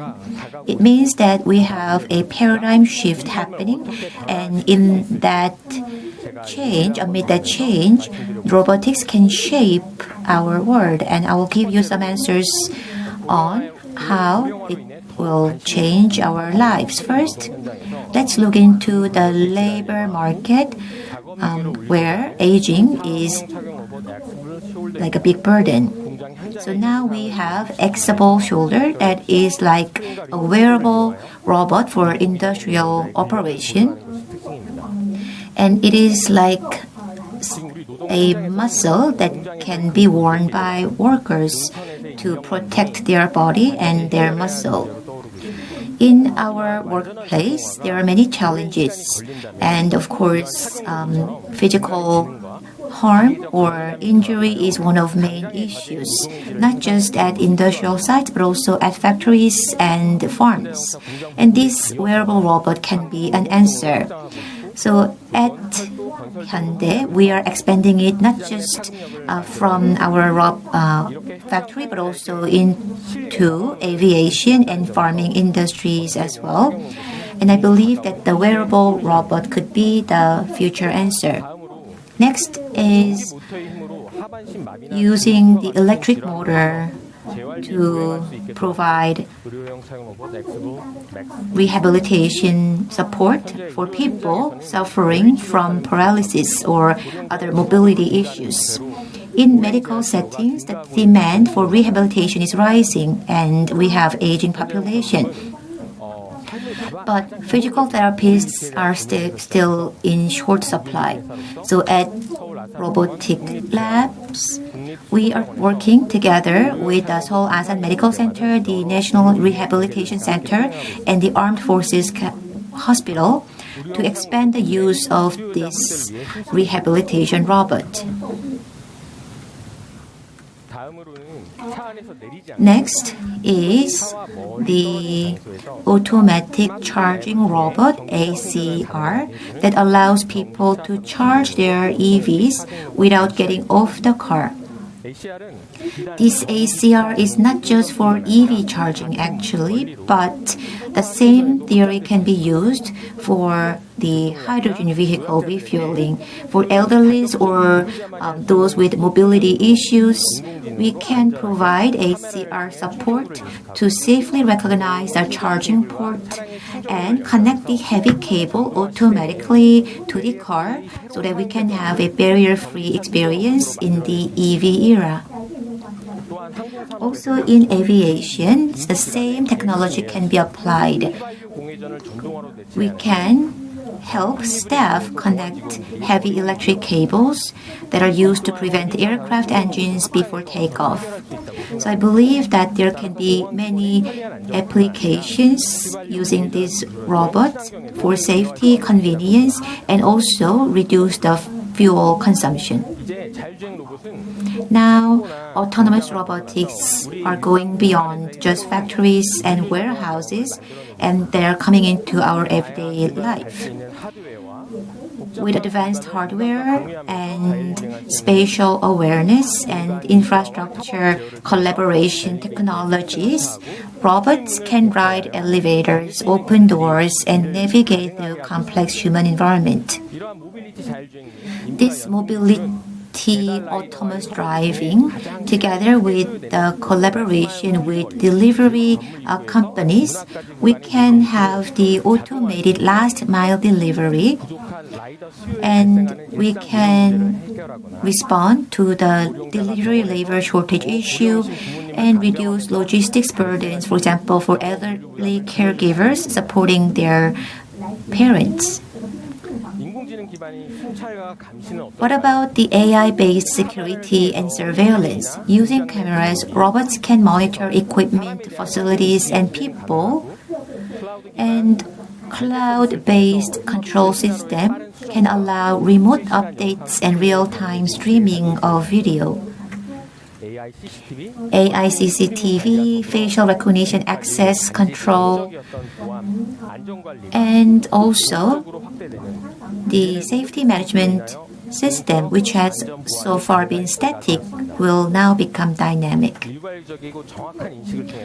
With stable, consistent, and accurate safety data, we can have robots sent to hazardous environment to protect people. in areas where people cannot access, robots can go into those places and perform job on behalf of people. So repetitive work that can harm the body will be performed by robotics. So the dual-arm robot can perform that on behalf of people. Instead, people can just perform the role of maintenance and oversight. Through this, people can be freed from any work that can harm their body or life, and without needing to go to hazardous locations, they can still monitor and control the things on site. Of course, things might be happening slower than what is expected, but still in the most dangerous location and the trickiest sites, we are providing those services. Through continuous progress in cognitive AI and reinforcement learning and imitation learning, we will create more productive and safer workplaces. Furthermore, all the technologies that I have shared today will be converged in one location to provide the robotization of space.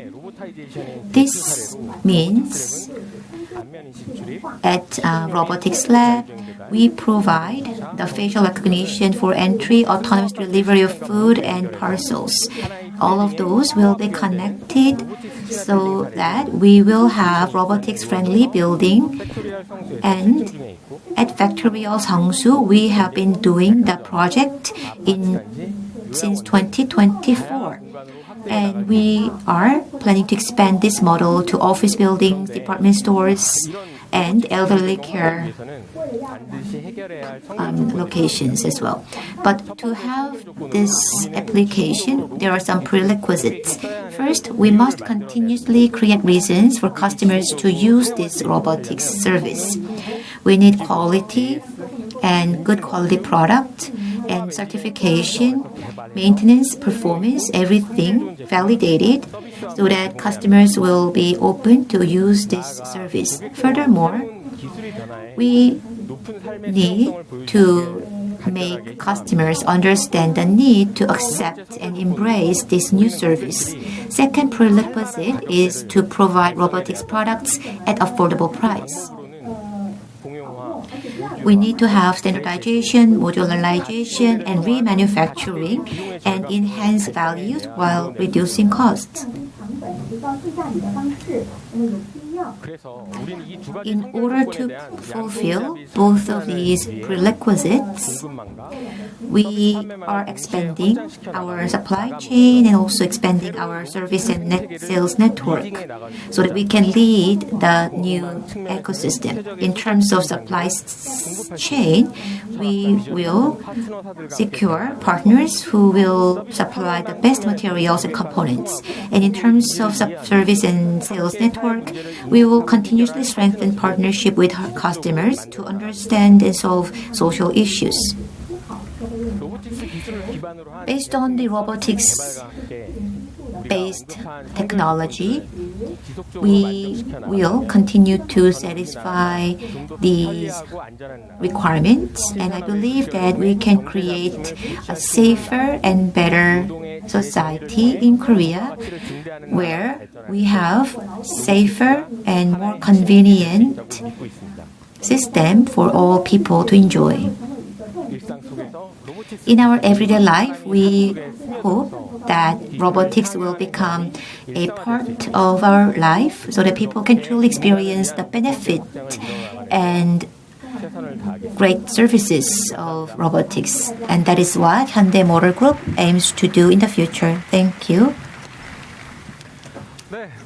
Yes, we have heard from Mr. Hyun how robotics expanding the people's life and evolving into servers beyond tools. Yes, thank you. And now we will invite another leader who is opening up the era of AI. We have from Alfry Tech, Mr. Zhao Xiang, which is China's #1 voice recognition AI company. And we provide simultaneous subtitle into English and Korean by using iFly text technology.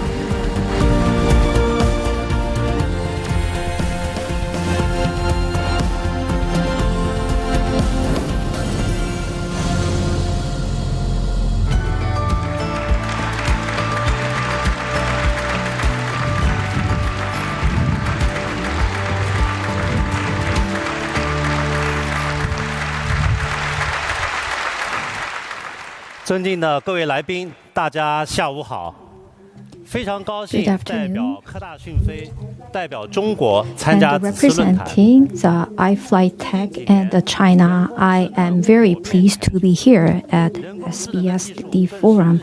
AI has been a hot issue for a number of years, and the world is being reshaped with applications. I think AI should not remain as a technology in a lab, and it should be the problem solver in our world. And I hope that I can share with you how we have been developing AI in China and how we can improve the livelihood of humankind and improve productivity with AI. Let us look back the history of AI development. And AI, the concept was introduced in a Dartmouth conference in 1957, and 70 years have passed since that. There have been 4 waves of AI development.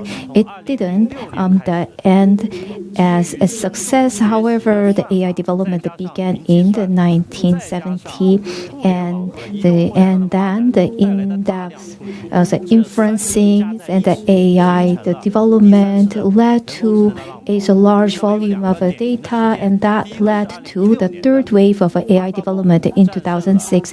And there were important milestones, including the AlphaGo, which defeated Lee Sedol, the human Go player.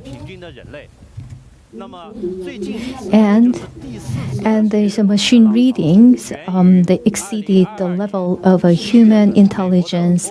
And in the October 2023, the ChatGPT triggered the rise of intelligence. And in 2022, the 4th wave began and is expected to change our everyday life.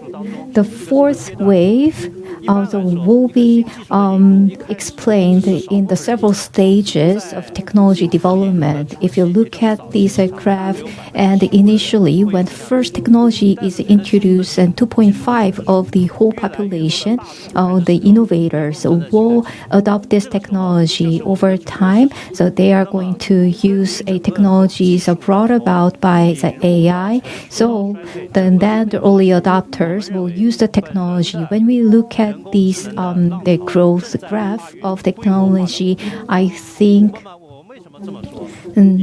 the AI is becoming the mainstream, moving beyond the early development stage. In 2024, the AI's users volume has increased twice. And currently, out of the total population, the 57% became the Gen AI users.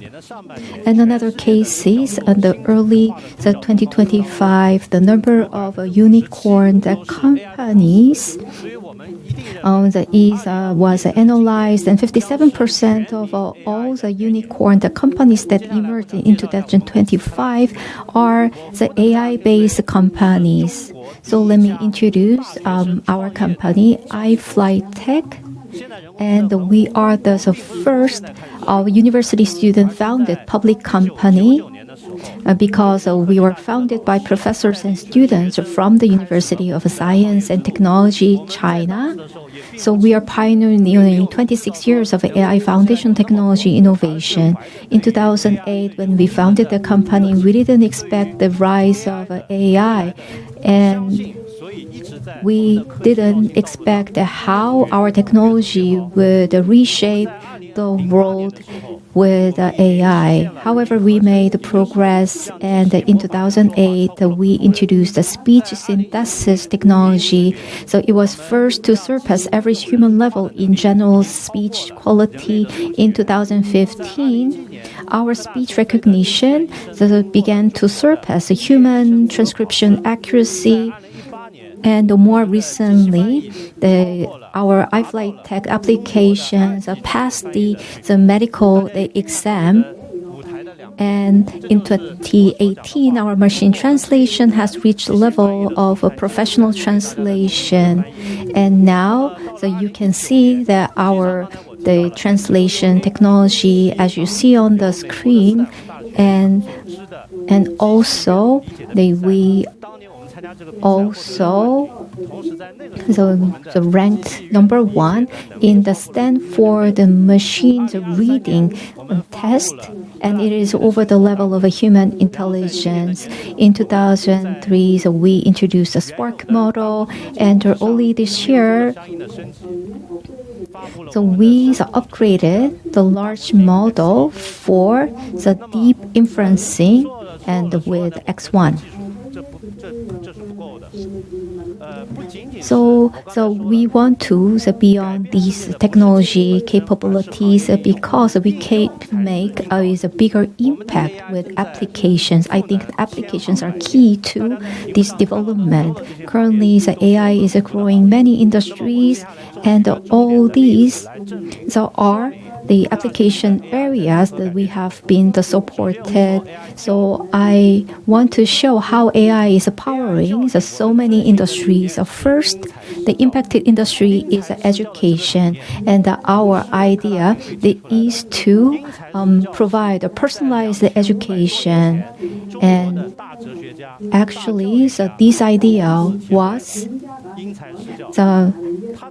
introduced by the Confucius. So he actually came up with an idea of a personal education, and every child has a different strengths and weaknesses. So we need to build an innovative student-centered education and learning system systematically with AI so that we can help every child achieve their dream. The Confucius idea, however, they came across a big obstacle because when we look at the past education system, it was based on the apprentice with a few number of teachers. So teachers could not teach many students, and while they provided personalized education. However, now we teach students in classroom, and sometimes the 40 to even the 50 students have to be taught. So it's hard for teachers to know the students' strengths and weaknesses. So we need a big data and AI to build a system. Then we can build a student-centered education system. And during the process of teaching and learning, we have the data to analyze the performance and how that we can see how students are performing, and we turn the data into the insights, and then we can provide a precise instruction to students. And in the past, we only had multiple choice questions, but now the AI can help children to write essays and answer open-ended questions, and they can learn the math formulas with the help of AI. And we write a diagnosis report depending on students. Then we can understand the strengths of the students and provide a personalized education solution. Then the personalized assignments can be given to each child. And when all these graphs of the students are combined, then the schools and the class can issue a report, and teachers can refer to the reports and identify what to improve and what to add in the teaching. And when we evaluate all the data, we will be able to identify the ways to improve the learning journey of students. And in each knowledge point, we leave a mark. And the green means students are performing well and they understand well. And if the red point is showing up and it shows things to improve, and then we can make an individualized graph and design the individualized learning. Then, so they can focus on what they need to learn more. And depending on the students are given the different assignments, then individualized learning curriculums are provided. In the past, all the assignments were all the same. High-performing the students then they end up wasting their time, and the poorly performing students cannot complete their assignment. Again, it's a waste of time. So when we have a student-oriented education system, we can effectively use the students' time. I'm going to explain how we implemented these applications. Currently, so in China, there are 200,000 schools, and out of them, we provide our service to 50,000 schools. Through AI education, we support their education, and according to our statistics, so we reduce the time, the consumption for the daily knowledge acquisition by 50%. We improve the efficiency of learning of students, and what's more important is students are encouraged to spend more time interacting with friends.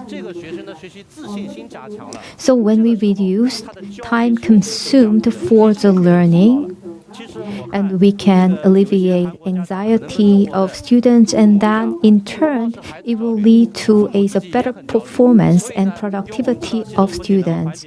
And you will also know when students are stressed out, it will increase the anxiety for both students and parents.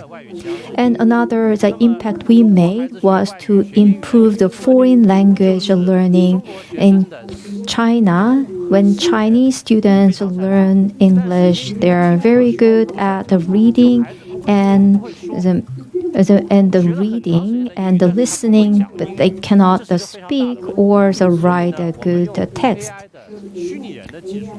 So I think this is a big problem, but we can use AI, and so that the students can have conversation with avatars to improve as a listening and the speaking skills. We have a matrix to evaluate their English skills, and so we are using the AI to improve the listening and speaking exams and the lessons. And currently, 31 provinces and the cities have introduced our AI education system for English speaking and listening. And another important application area is the healthcare. I'm from the Shanghai area, And I know that the Korea is Shanghai is very close, so many travelers go to Shanghai and spend the weekends from Korea. However, there are so many rural areas in China, and not just the big cities. The Seoul and the Shanghai are the big cities with good Medicare infrastructure and good doctors. But if you go to rural areas, there is a shortage of doctors. So 13 million of the doctors are working in the rural area, and the licensed doctors are only 3 million out of them. And in rural area only there are the 300,000 specialist doctors. So it means that in small town, there are only 1 or 2 specialist doctors, and even there are some Medicare workers. So when there's a shortage of doctors, we need to provide the smart healthcare support. In the smart the healthcare. So our assisted the medical healthcare the system that achieved the level higher than the average medical exam takers. So we can use this healthcare system to provide the support to rural health community centers, and then in rural community centers the people can download the assisted healthcare provider, and when the doctors and the machines provide the same diagnosis, they are passed and they can be accepted as an official diagnosis. So in this case, if the diagnoses are different from human doctors and the machines, diagnosis will be reviewed and later can be corrected.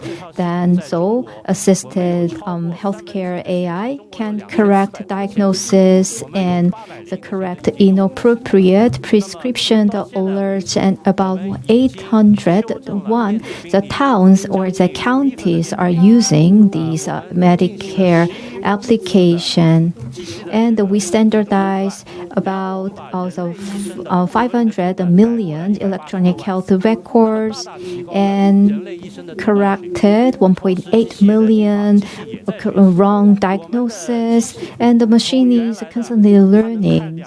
And with ours assisted the medical AI, so now it can identify the 2,500 diseases. And also, we added the Chinese traditional medicine to this application.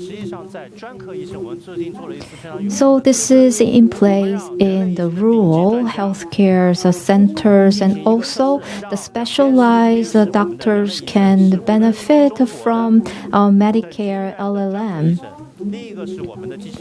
So we conducted a study with the chief physicians in hospitals, and diagnosis was shown for the same group of patients, and the stability and the accuracy of the application was equivalent to the human level, and even it exceeded the human intelligence level. So it can provide a professional diagnosis and the treatment.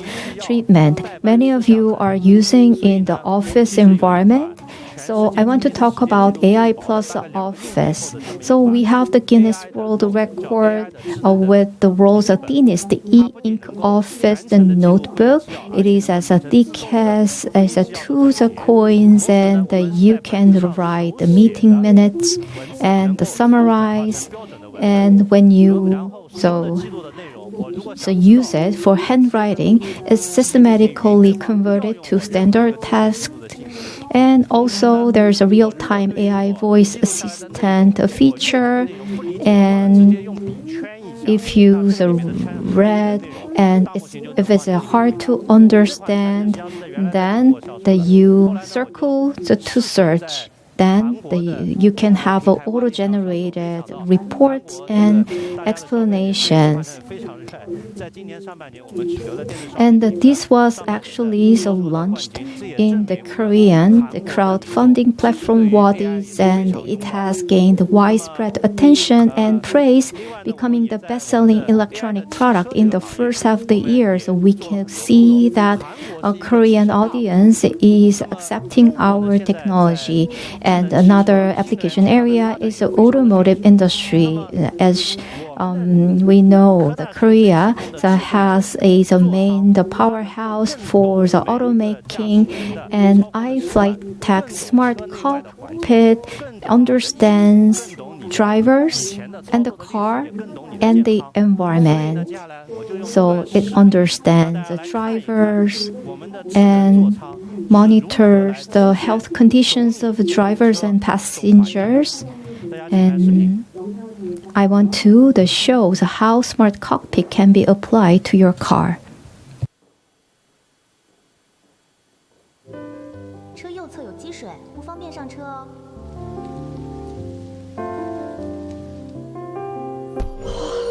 冻死了！别担心，身上有点湿，马上帮你烘干。哎，这个路亚，我好像在哪儿听过呢？这是 AI 虚拟歌手路亚，是一位热爱音乐的天才少女。我以前听过她的歌，星火，你还记得吗？是的，她的铠甲上周你还循环了3遍呢。一起听吧，你甄选最佳音效。是不是在家可以看湖景、烤鸭好吃的餐厅叫什么来着？是不是在天鹅湖啊？上周5你们去过的西和精致北京烤鸭，它刚刚更新了菜单。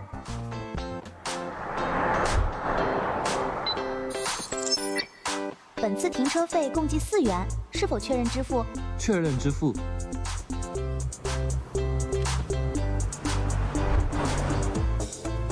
发现你频繁眨眼，眼睛还好吗？有点干还是有些疼吗？都有点。好的，我完成了初步健康检查，结合你的小一健康档案，可能是有轻度干眼症的情况。我建议你可以滴点人工泪液，缓解眼部的不舒服。需要购买并送到目的地吗？行，帮我买1瓶吧。为您下单人工泪液聚乙烯醇滴眼液，立即配送到目的地。确认请说提交订单。提交订单。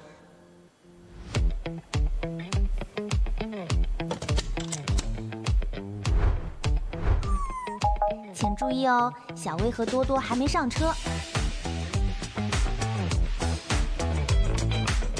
走。大家可以看到，除了我们中国的这个 As you saw from the video, for the EV and smart cars, they are widely distributed in China. So this technology is making cars smarter with better understanding about the drivers. And let me conclude my presentation because of time constraints. In 2025, I think this is the first year for AI for all. AI will be used like the water and electricity. It will be the basic infrastructure for all. And I want to work closely with Korean partners and the AI colleagues around the world, and we will make the better the future through our cooperation. Thank you.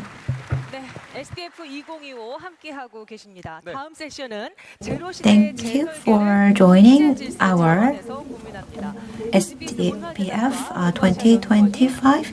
And now we will go into the next session to explore more about the redesigning of the zero era. So of course, in this time, security is becoming even more important. And I think we have somebody who can give us the answer. We have invited Professor Lee Seung-ju from Chungang University.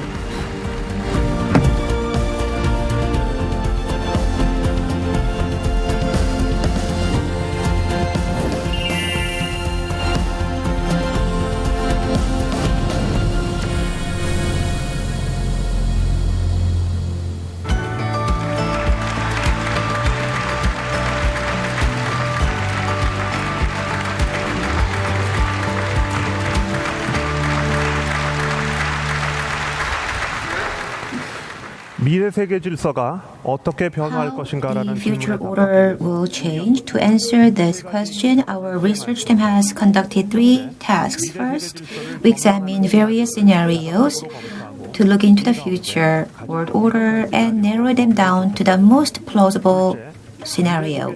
Second, we analyzed the distinct characteristics of the fields of trade, technology, industry, and security in forecasting the global order, paying particular attention to how security and economic domains are becoming increasingly intertwined. Third, based on the insights that we have garnered, we are proposing strategic directions for Korea.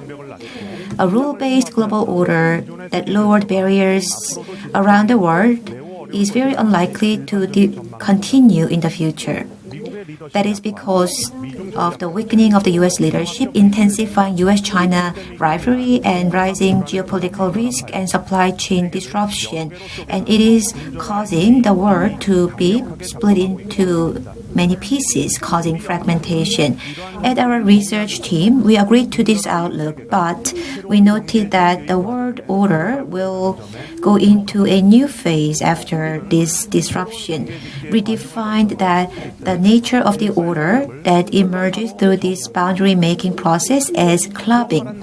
This clubbing means that a complex order formed after the past chaos, when the stable security system supported an integrated global market, will now come into a new order in the present time through separation, diversification, and fragmentation. Since the second Trump administration took office, we are seeing some difference in what the U.S. is doing in the global world. In Trump 2.0 era, rather than exercising its leadership to maintain the world order, the U.S. is only putting the emphasis on its national interest and putting others isolated. Amid this change, the whole world is going through fundamental transformation, and there are 3 main reasons. First, unlike in the past, one nation can no longer take responsibility for the whole world. We have climate change, ecological crisis, and large-scale natural disaster and pandemic. All those transnational challenges are growing rapidly, and they cannot be resolved by one nation. Transnational problems require transnational solution. Second, globalization has worsened domestic economic inequality, triggering political populism. So this is a vicious cycle. This has weakened democracy and norms while accelerating nationalism and exclusive prioritization of national interests. Third, the U.S.-China competition is intensifying. This is not limited to one area but spans to all domains, including military power, defense network, and economic realm. As you can see in the Lowry Institute's Asia Power Index, China and U.S. possess the capacity to address transnational challenges. And as they are not collaborating but putting more emphasis on competition, we are seeing the global security order at crisis, and we are seeing the clubbing or something like a block-based structure. So the U.S. and China are forming their own blocs, and some U.S. allies like China, Korea, and Korea, Japan, and Australia are also forming loose clubs, maintaining their economic ties with China. Non-Western groups like China, Russia, Iran, and North Korea do not form fully coherent bloc because of their economic and strategic interests. Strategic fragmentation is expected to persist for some time. From now on, I will go into what this clubbing means. It is two major forces driving the formation of two boundaries. First is the securitization of the economy, and the other is the economization of security. What does securitization of economy mean? In the past, we only looked into the economic values when it came to trade, technology, and supply chain, but now they are treated as a national security issue. During Trump's first term, the U.S. labeled China's unfair trade practice as an economic threat and national threat. And this also appears in specific industries as well. Too much dependence on a single country for semiconductor supply is also coming from this basis. The U.S. has demanded allies such as Korea and Taiwan to manufacture semiconductors on the U.S. soil to have this ally shoring or friend shoring. So this is like a key example. Meanwhile, economization of security refers to the growing involvement of economic logic in traditionally security-related issues. For example, demanding greater defense burden sharing from allies or viewing support for countries at war as an opportunity to expand their own defense industry could be the example. So together, they are creating even more acceleration in the global fragmentation. This club-based world that is emerging through fragmentation will have the following characteristics. First, focusing on the US and China, those two clubs will be competing and clashing. China and the US will not just be competing with each other, but also will form alliance with their friendly nations to reinforce their respective clubs. Yet, these two clubs will not be of equal size. As you can see on the right side, it shows their position in the economic field. So you can see that US-centered club holds about 42% and China-centered club takes about 27%. Second, inside the club, we will have the centripetal and centrifugal forces happening at the same time. So these centripetal forces will strengthen the cohesion as US-China competition intensifies, pushing members toward greater alignment and developing self-sufficient economic and industrial ecosystems. Meanwhile, both the US and China are pressing member states to harmonize their policies. However, excessive pressure can trigger negative side effect, weakening cohesion among member countries. And China has also experienced economic difficulties due to this new paradigm. The US has demanded its allies to participate in the export control and sanction on the AI chips in relation to China. China is also putting actions on countries that are not cooperating with its foreign policy objectives. However, if too much pressure is imposed, nations in the club will feel too much burden and their cohesion might weaken.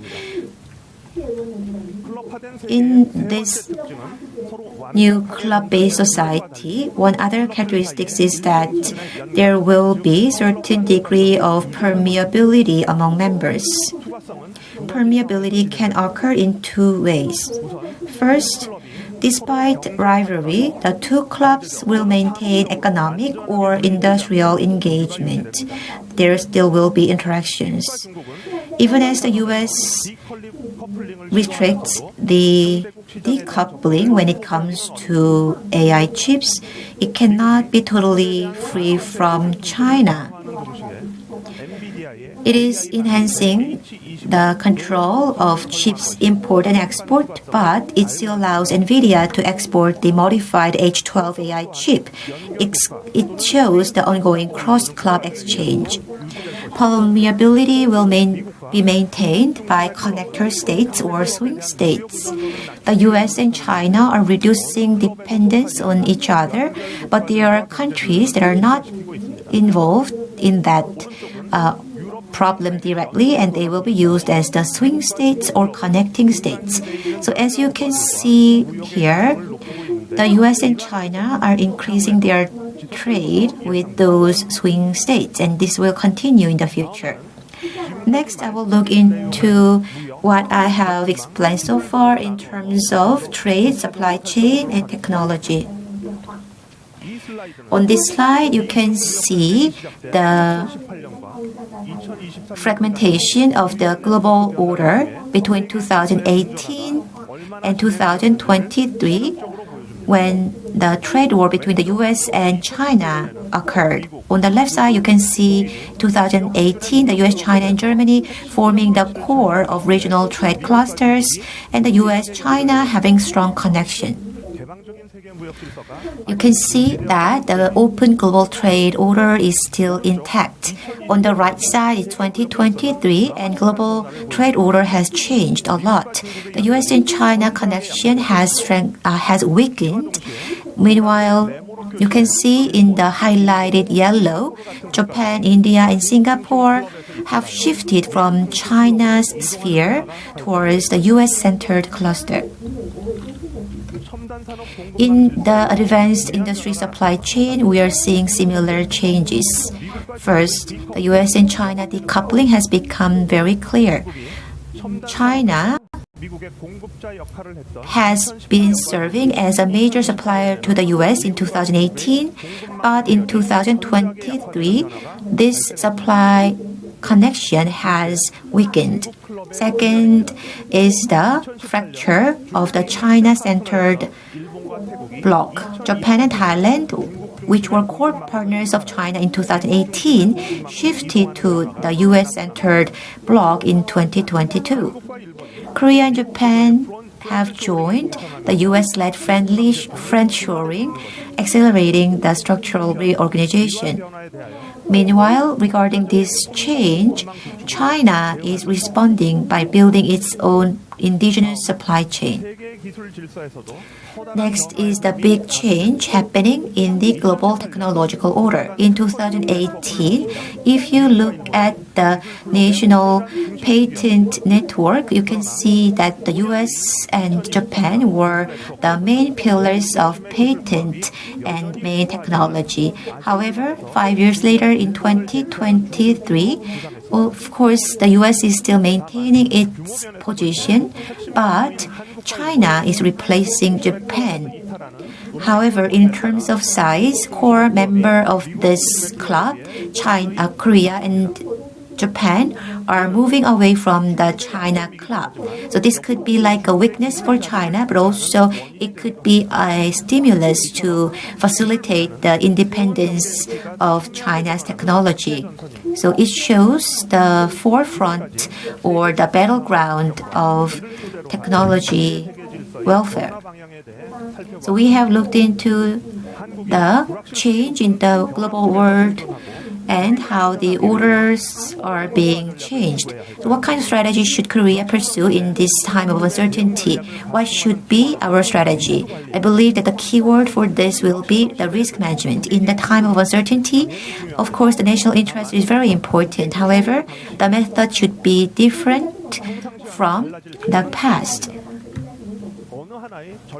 We should not depend on a single strategy or tool, but various strategies and tools should be combined together. So based on this understanding, at our research team, we have summarized Korea's national strategy into 5 areas. First, Korea should become a proactive bridging state.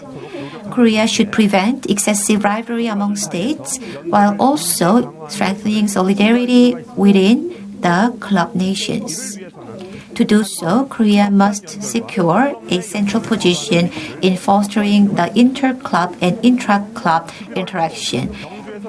At the beginning of November, we had the Gyeongju APEC summit, and it showed Korea's potential as a bridging state.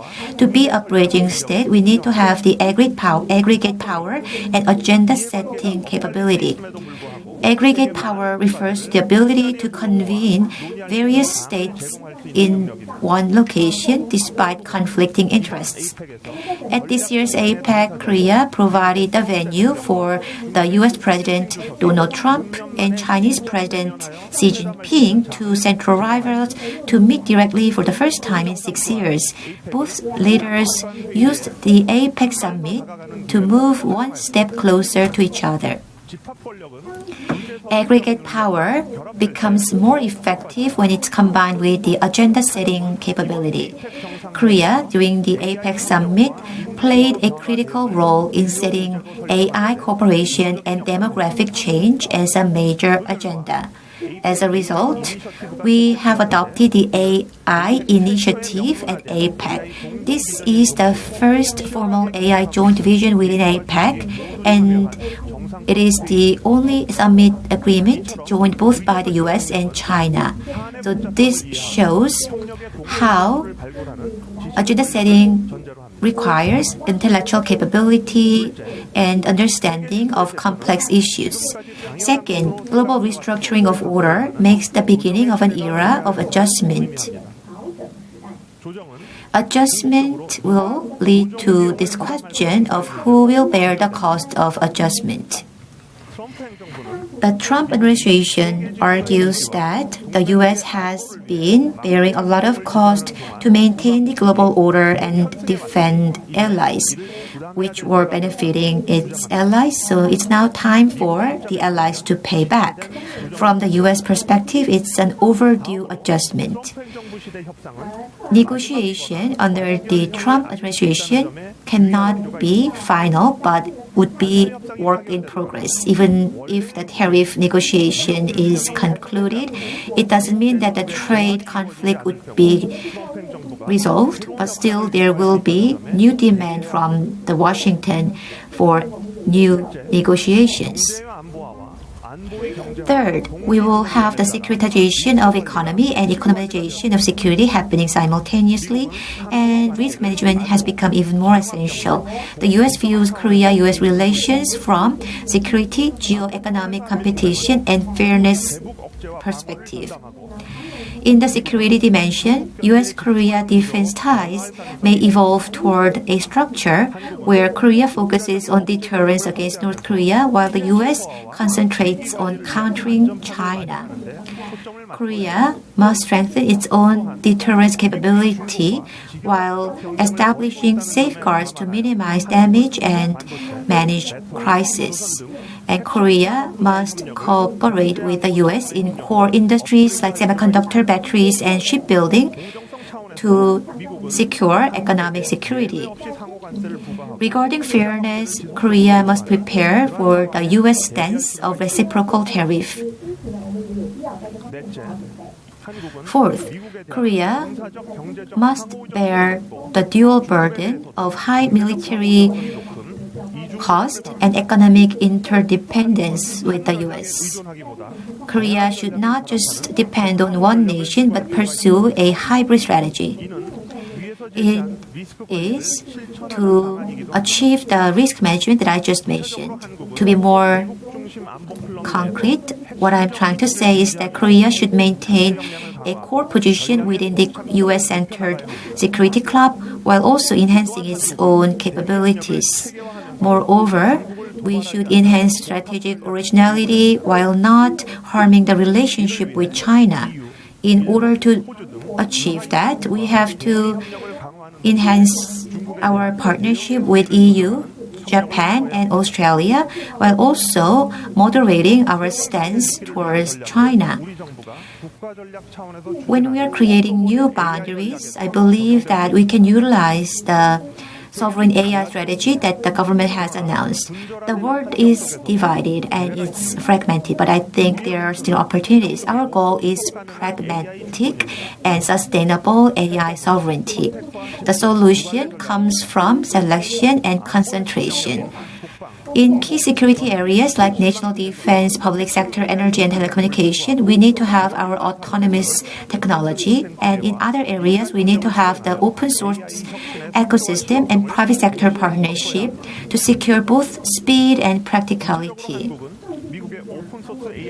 Korea should use the US open source AI to build sector-specific application while seizing opportunities from the US AI infrastructure initiatives such as the Stargate project. Korea must also pursue international cooperation with like-minded countries to build a responsible AI order. This is how Korea can manage risks and achieve practical AI sovereignty in this time of change. Fifth, in order to have the risk management and have the hybrid strategy, we need to have domestic readiness. We must achieve just-in-case governance structure to respond to changes in swift and flexible manner. Because we believe that unexpected things can happen anytime, so we need to have flexibility and quick response. In order to do that, we need to have expertise of individual ministries and combine that with the coordinating capabilities of the presidential office and expand the private-public cooperation. Thank you for listening.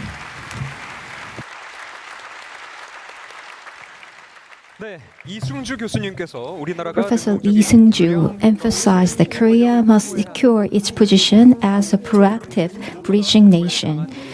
The government needs strong agenda setting and execution capacity to achieve that goal. Up next, we will hear a talk that addresses this question: how can a government build a true competitiveness? This presentation draws on joint research by the SBS Foundation and the Institute for Future Strategy at Seoul National University. Please welcome Professor Im Do-bin from Seoul National University Graduate School of Public Administration. Let's give him a big round of applause.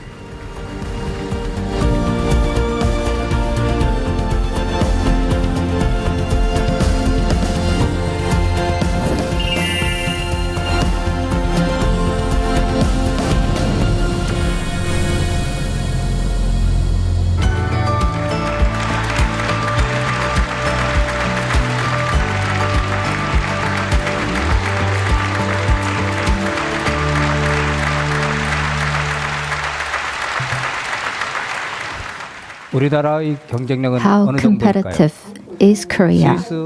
According to IMD's annual World Competitiveness Ranking, Korea dropped from 20th last year to 27th this year.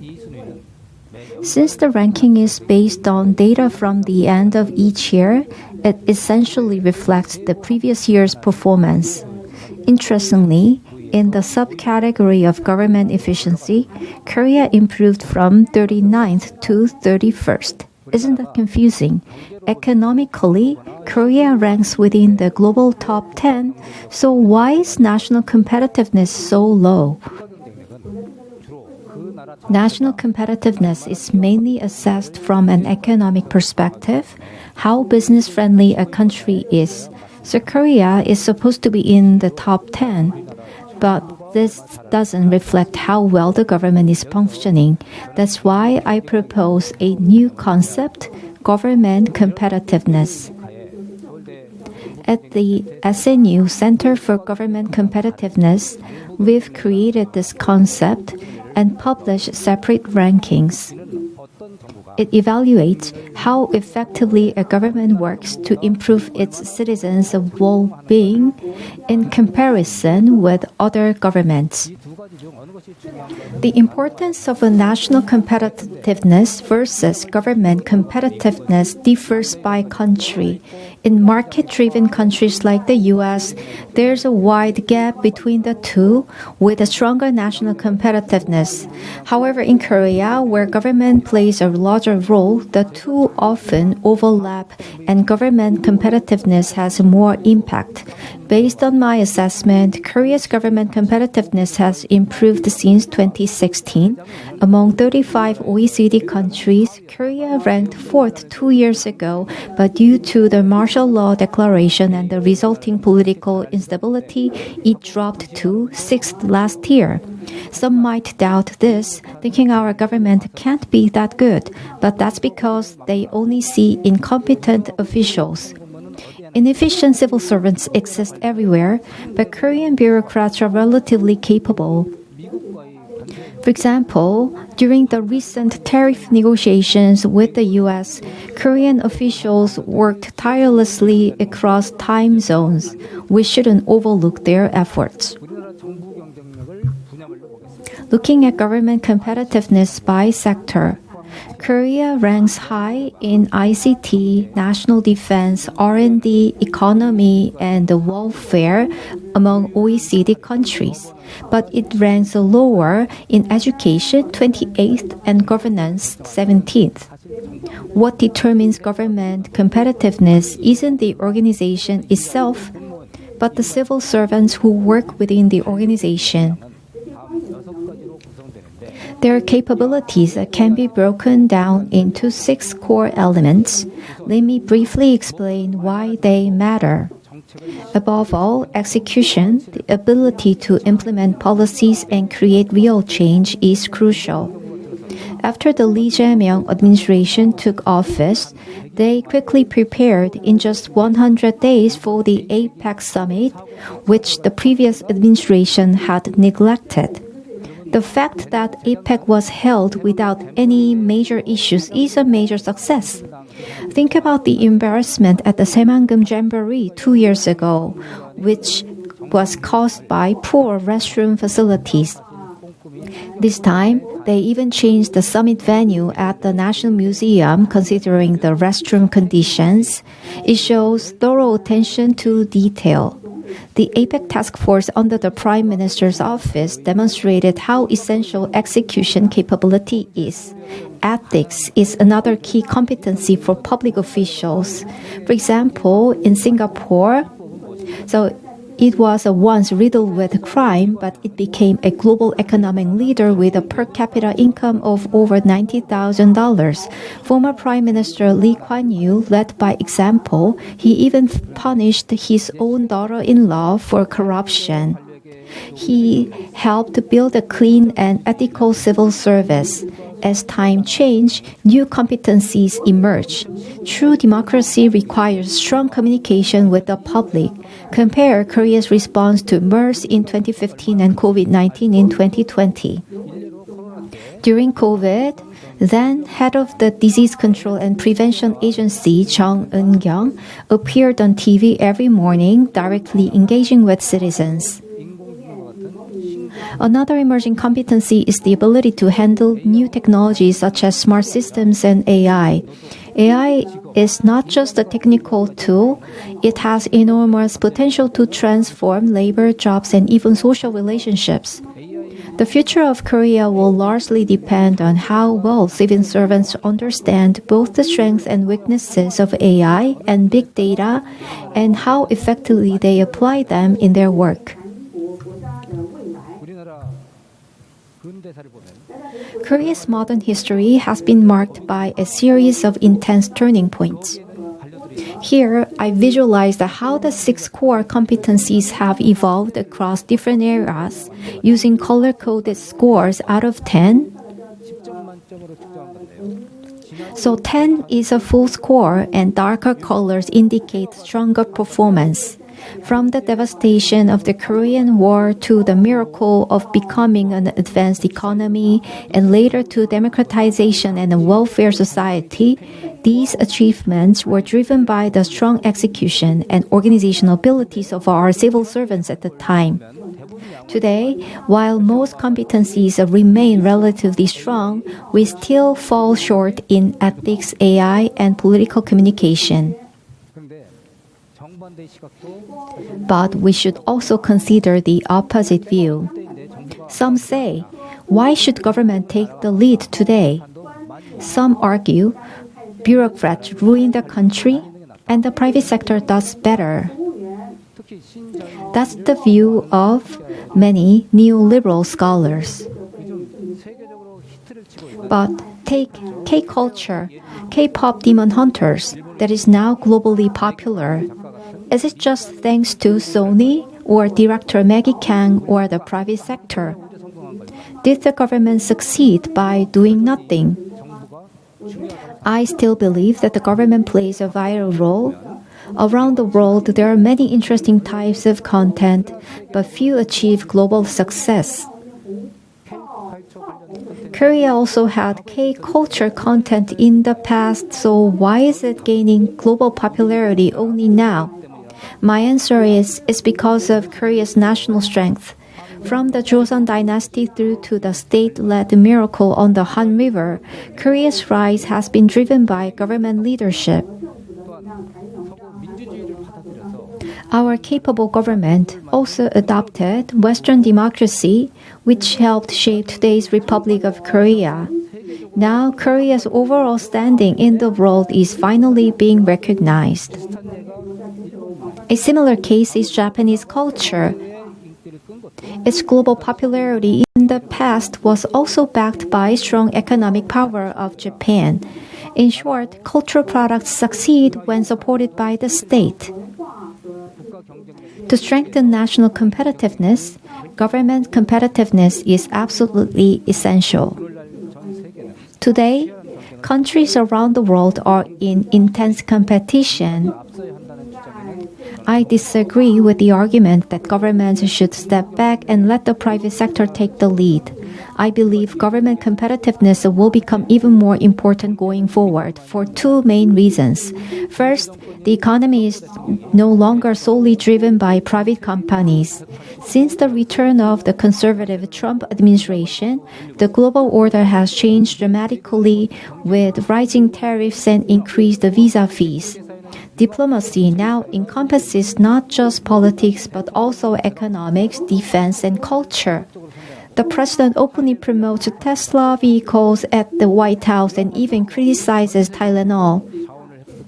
In this new context, governments are now competing globally to secure supply chains from acquiring resources to producing, selling, and consuming goods. The second reason is that domestic and international issues can no longer be separated. For a country like Korea, which depends heavily on trade, government competitiveness is even more critical. Our bureaucrats can't afford to be frogs in a well. They need global-level capabilities. In today's globalized world, domestic problems are international issues and international issues are domestic ones. And who, if not the government, can take comprehensive responsibility for solving these policy challenges? So how do foreign bureaucracies compare? I asked 29 international experts I know personally, and they responded online. So 29 out of the 29 experts sent me the response. Civil servants in European countries like France, Germany, and the Netherlands showed consistently strong performance across most areas, but were relatively weak in execution ability. U.S. civil servants stood out in AI and legal expertise. China was particularly strong in AI, but average in other areas.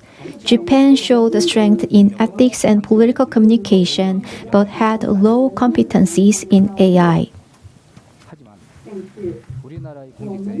But a crisis is emerging.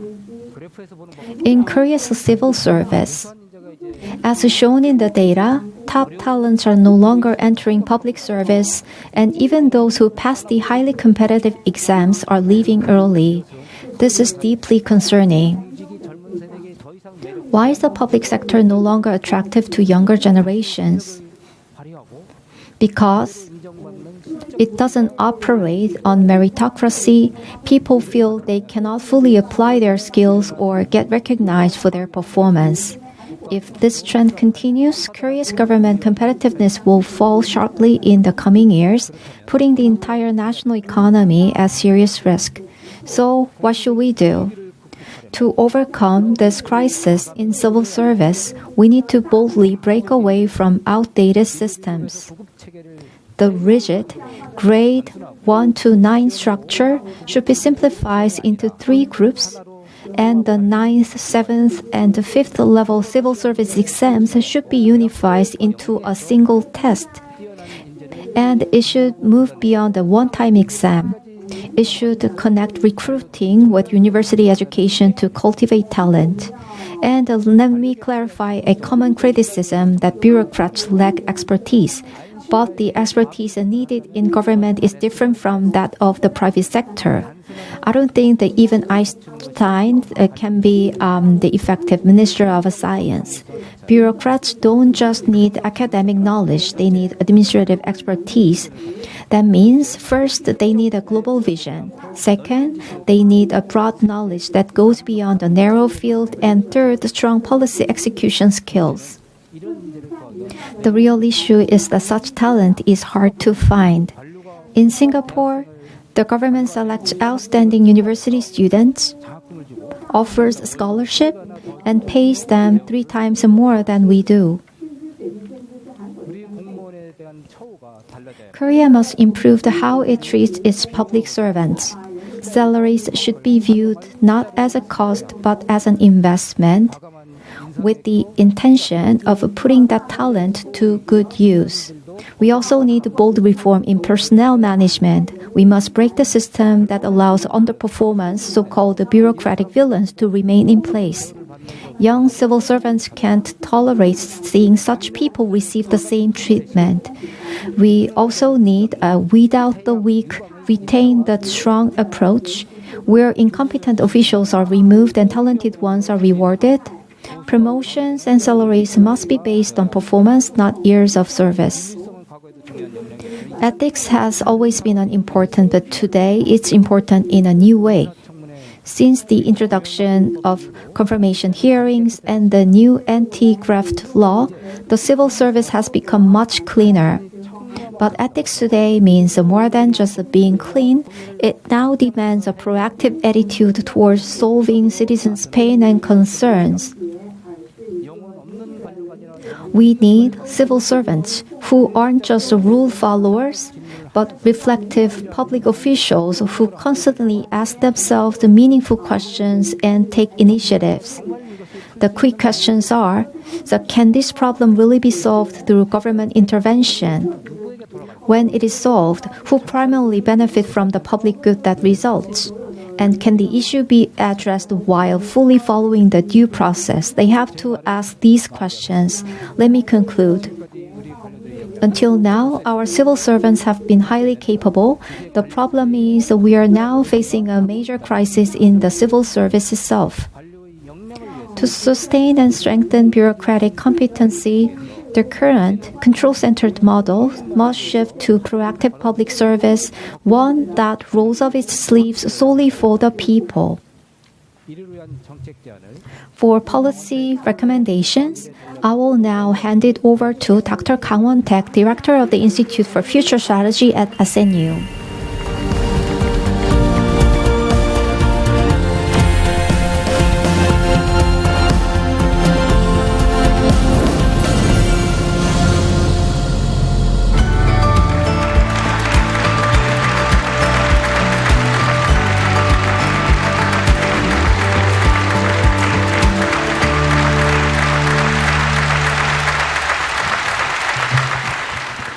우리나라의 국가 경쟁력을 높이기 위해서 Enhancing Korea's national competitiveness requires strengthening the competitiveness of the government. I would like to offer a few policy suggestions.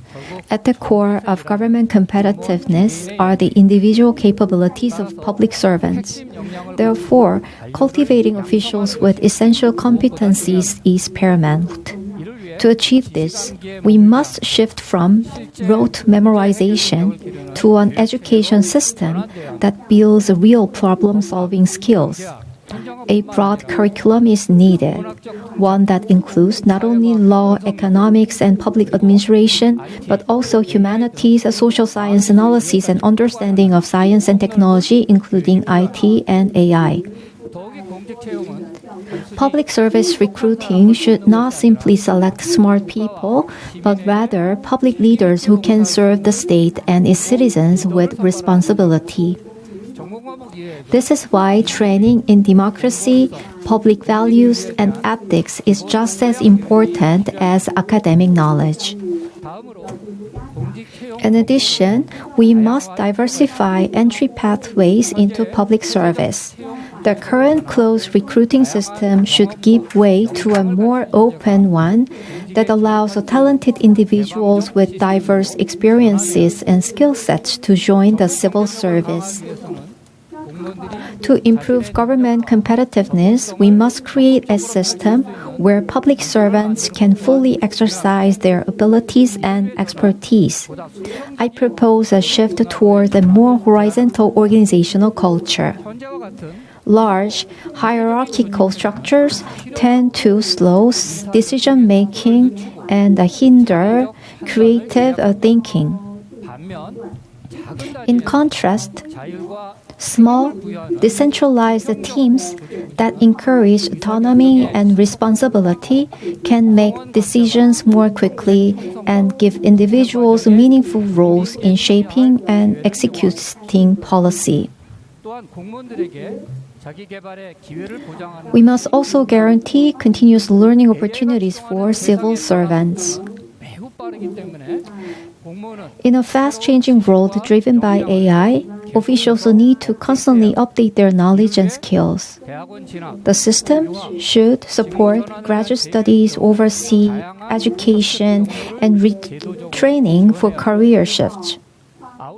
At the same time, better compensation is essential to retain the top talent in public service. In particular, young officials at the entry level need stable living conditions and support to adapt, which the government must prioritize. More importantly, the government must adapt to the AI era. AI will fundamentally reshape national governance and social systems, requiring a strategic response from the government. First, we must understand the scale of change AI will bring and develop policies accordingly. AI is transforming how information is processed and how decisions are made in administration, industry, education, healthcare, and beyond. Government must move beyond adjusting regulations or offering tech support and instead design policies that reflect a structural rethinking of society. Second, in the AI era, the virtual and real worlds will become more closely connected and new business models and economic activities will emerge. The government must foster innovation and support an ecosystem where the digital and real economies can grow together. Third, AI-related policies must take into account the broader ecosystem.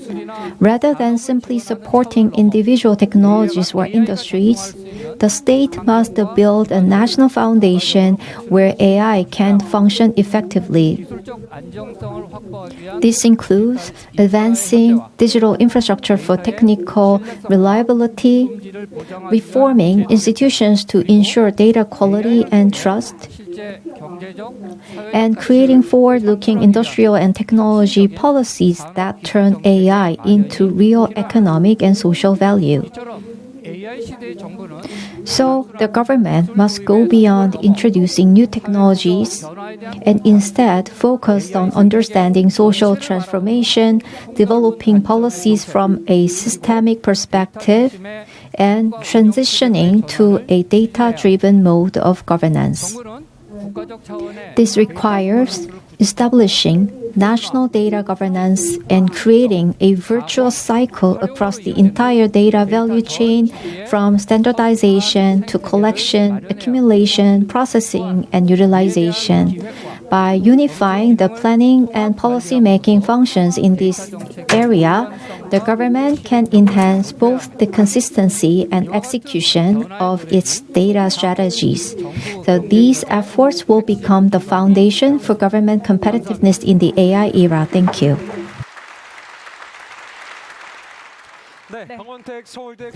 Thank you for that great presentation. We had professor from Seoul National University, Kang Won-taek, delivering the future direction for national competitiveness. So today we have looked into the current status of technology and how that technology will change the industry, nation, and society.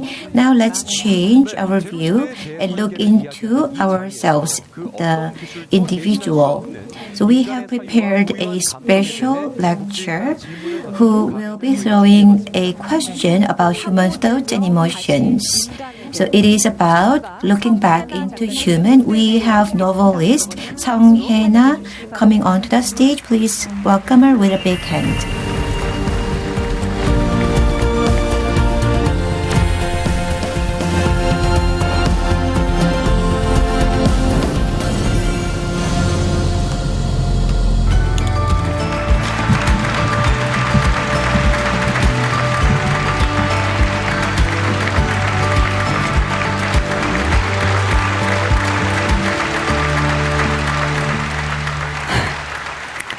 Hello, I am the novelist. My name is Song Hye-na. I have been writing books for 7 years, and these are my books that I have published. While preparing for this lecture, I have looked into what we need to keep in mind in this zero era. We live in the time where we value convenience and efficiency, but thought about things that we still need to hold on to. Recently, I wrote a very short story titled Ghost. So it's about care in the age of AI. The protagonist is a low-wage worker who works at a children's content company. She works for this company and analyzes the contents to eliminate any violent or harmful language. So I thought that maybe this is what we are living in this era. With automated system, physical burden has decreased, but with outsourcing, we are seeing emotional labor becoming invisible, and disconnection between people is aggravating. So I wrote this story in the hope that our society would recognize and respect the value of human life. Yet after the publication, I came across the news in the media platform that said that we need to enhance the efficiency of work by using AI. And also I saw an article about people losing jobs due to AI. So I thought that maybe it is human that need to fight this big conflict.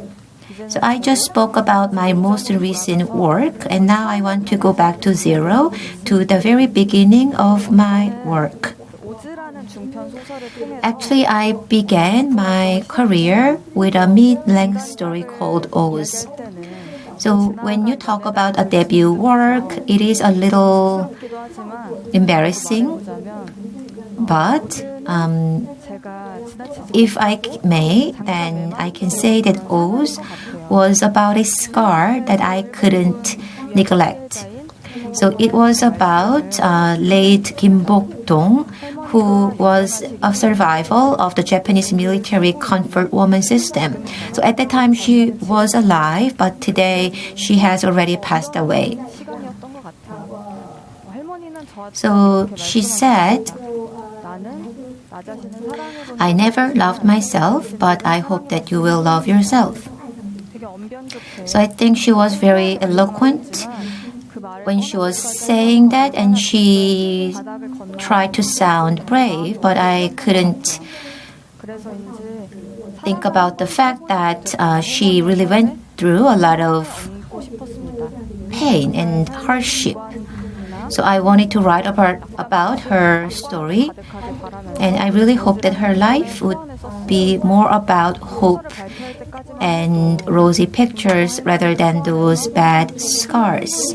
So when I was writing that novel, we had 21 survivals of the Japanese comfort woman system, but now only 7 are surviving. And back then and even today, Japanese government is not acknowledging that issue. And this is an unsolved problem that is still holding on to me. When we stop ourselves before a certain problem, that is because we know unconsciously that it can also be me. So it is something that can happen to me. Actually, it comes from vague fear that this tragedy can happen to me as well. But as a human being, we also have this nature of not neglecting someone else's pain.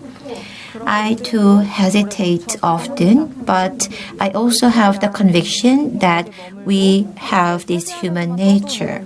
Writing can be a confession that stays within oneself, but in the end, I believe that it is a way to connect with each other and to look deeply into others' lives. I believe that literature is the process of refusing to pass by, but returning back to issues and pausing to think. We are going through this era where things are changing so fast, but I believe that literature will transform other people's pain from numbers into narratives, expanding solidarity and empathy. So I believe that it is about preserving individuals' voice and archiving them against the erasure of oblivion and power. AI, automation, of course, they are very efficient, but they do not have the human deficiency, suffering, empathy, and shame that only people can feel. They do not have the most essential human emotion. I think it is about self-reflection and shame, and AI do not have them. Yet, we still need to have AI. It offers great convenience. We depend on it. And rather than going through complex thinking, I believe that we use AI for smooth and efficient thinking. Today's society is so fast and rapid. Everything boils and cools quickly. People now prefer short text to long stories, and I believe that this phenomenon can be symbolized by this 3-line summary. If you do not know what 3-line summary is, I just want to briefly introduce it to you. So for those who do not want to read long stories, there is this internet community culture where everything is summarized into 3 sentences. So this article says that it's just children's problem, but I think the problem is even worse among adults. So many people rely heavily on ChatGPT. So since the 3-line summary became popular, I think we can all summarize someone else's joy and sorrow into very short sentences. Of course, we might think that is efficiency, but literature is pushing against that current, and it also is going back to what those emotions truly mean. Some might say that it is waste of time to read novels. Why isn't it just like intellectual vanity? But I think we have to think about what the literary critic Shin Hyung-chul said. He explained that the reason why we need literature is because the world might summarize someone else as a woman who committed adultery and killed herself, but Tolstoy chose to write more than 2,000 pages about her life, Anna Karenina, to understand her truth. So when there are 20 people choosing to go to this direction, do they have the common idea or common reasons? That's not the case. Everybody have different story. They have their own individual story. So literature creates situation where no one is the same. Nobody is identically the same. So just as Mr. Shin said, if we summarize Anna Karenina very roughly, she is somebody who committed adultery and killed herself. And this is something that nobody would understand. But if you really look into her story, then she is a daring woman who fought against the social norms and customs, and she pursued her own ideals, and we can feel the depth and breadth of humanity. Our society often tries to smooth over a situation by lumping all the people inside it into one big mess. However, literature doesn't do that. We see each person as individual object. So we are going against the generalization. I'm not sure whether it might sound presumptuous, but I believe that literature sometimes saves people. Simply listening to a person's story till the end and not distorting their choices can give somebody the strength to live on. And I believe that's why people read and write. We are fighting against the urge of not understanding other people. And this process of deeply understanding people in depth, I believe, is the essence of human thinking, recognizing, reflecting. I believe that is the key of humanity, and that's how we grow and our world expand. So what is the use of literature? Some might say, but I believe that this entire process is the utility and the purpose of literature. I'm also very optimistic that although painful, if we dig into emotion and memories, I think we have the future of our society. If you look into other people's lives, a single path will branch into many paths. And at the end of those branches will be the scene that you have never imagined. That's why I have chose to read literature and not rely on summary. It could be about thinking together and going back to yourself and not passing by things lightly. In this world, it's all about speed, but I think literature enjoys a special place. Speaking the words that nobody could say and listening to the voices that were neglected and silenced, asking questions slowly but persistently. So questions that I want to give to you is the same, and I believe it will continue, and I hope that all of you can join me in this future journey. Thank you.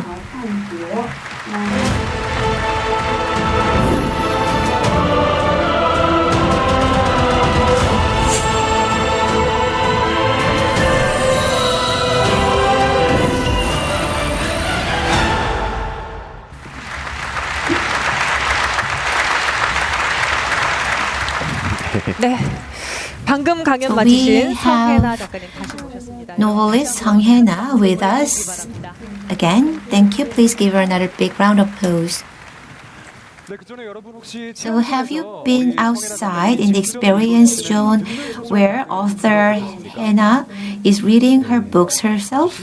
Yes, that must be very amazing. And I have received your questions through our channel, Kakao Talk channel. So if you submit your questions, we will be asking those questions to her. So Song Hannah, I believe you are the most beloved writer, and maybe your book, Honmono, was very popular. Actor Park Jang-min actually endorsed your book and it was really popular. So people say, why do you watch Netflix? Just read Hannah's book. So I believe that you are the most popular novelist these days. I'm so happy to see you. So I really enjoyed your book, Honmono. It was very fun, but also enchanting and a little scary as well. So I really enjoyed that book, and I see there are many questions coming in. So there are many people who could emphasize with your story but also felt a little guilty. To be honest, I watch a lot of summary videos on YouTube about films and novels. I can sense some concern from your side related to the AI development. But do you have any hopes for the AI era? Yes, that's such a great question. Guda Lie, she is a Japanese novelist. She is famous for her novel about Tokyo, and she said that about 2% of her novel was created by using the AI. And in the literature scene of Japan, it was evaluated very highly that a novelist and AI can collaborate. However, my personal opinion is that art pieces created by AI, that's something I'm very skeptical about. Writer Ted Chang, he said, ChatGPT creates only low-quality copies, meaning what humans create is the high-quality originals. I agree to that. ChatGPT's production, AI's art piece, they are just recreation of what humans have already created. And during my presentation, I have mentioned shame or reflection. Those are the most important values for human and the most important aspects in art. But I believe that AI-created arts would not have those values. So I'm a little pessimistic.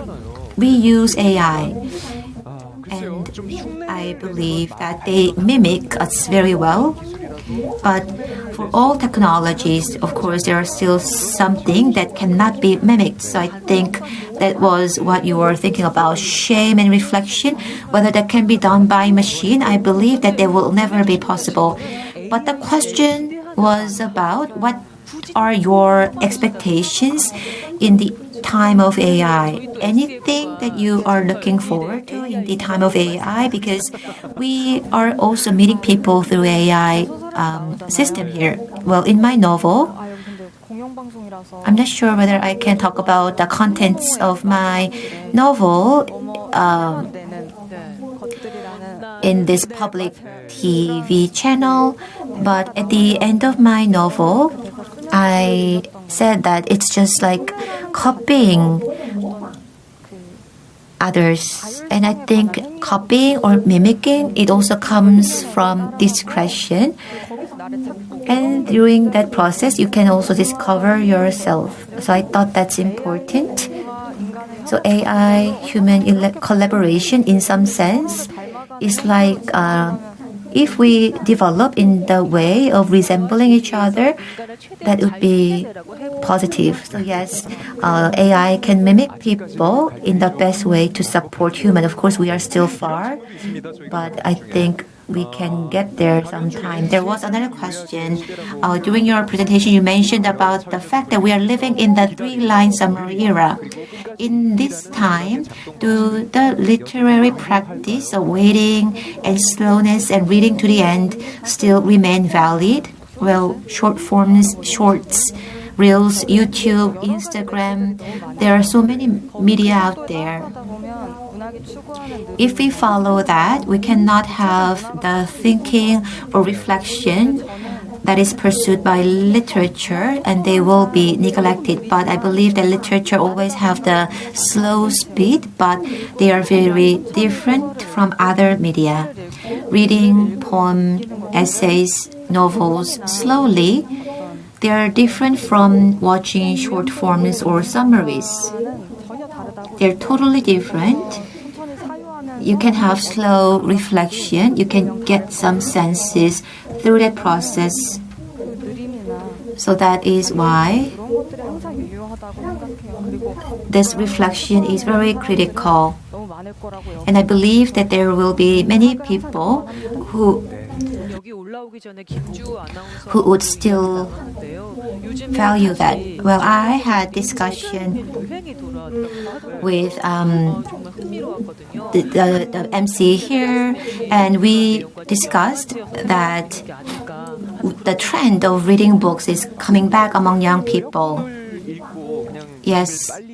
So I can see, of course, reading summary is also meaningful in some sense, but going through the whole process of reading books and spending a lot of time, it really gives you thrill.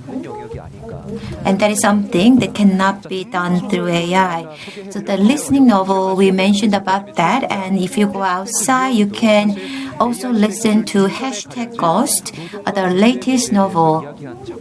It also talks about some changes that we are going through these days. So what made you to think about this topic?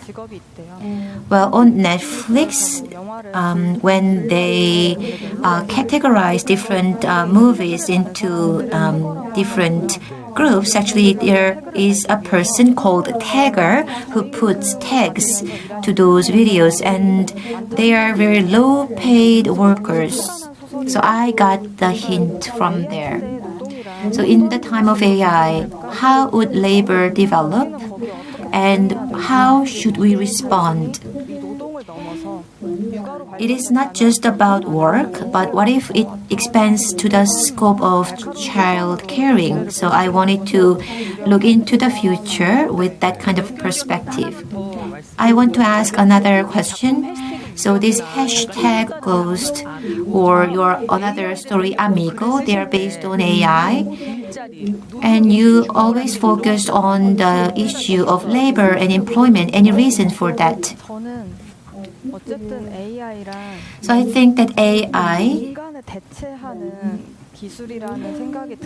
still is viewed as something that will be replacing people. So that's why I'm pessimistic. In case of my book Amigo, it is a stunt robot that is replacing humans. So humans, we will break our bones, we will be bleeding. So that's why we need AI. I think that's the argument of today's society. Robots, they are cheaper in some sense, and even if it breaks, we can change components. So that's the perception these days. So that's why I wanted to connect that to the idea of labor and employment and social structure. I think it always emphasizes the importance of capital and efficiency. So that's why I go back to this topic of labor when I think about the future society. So that's why I keep writing about this topic. Your stories are very interesting always, because when AI time comes, maybe people say that the job that will disappear the first when the AI era comes will be an announcer, my job. So that's why your stories come closer to me. We have some questions coming in from the audience.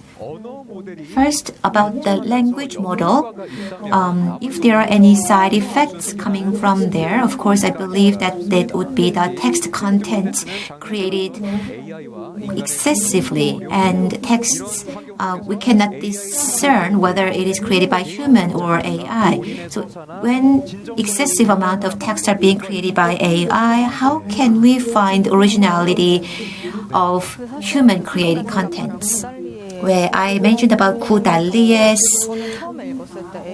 book, and when I read it, I couldn't perceive that AI helped the writer write the book by about 2% of the contents, but I couldn't feel that.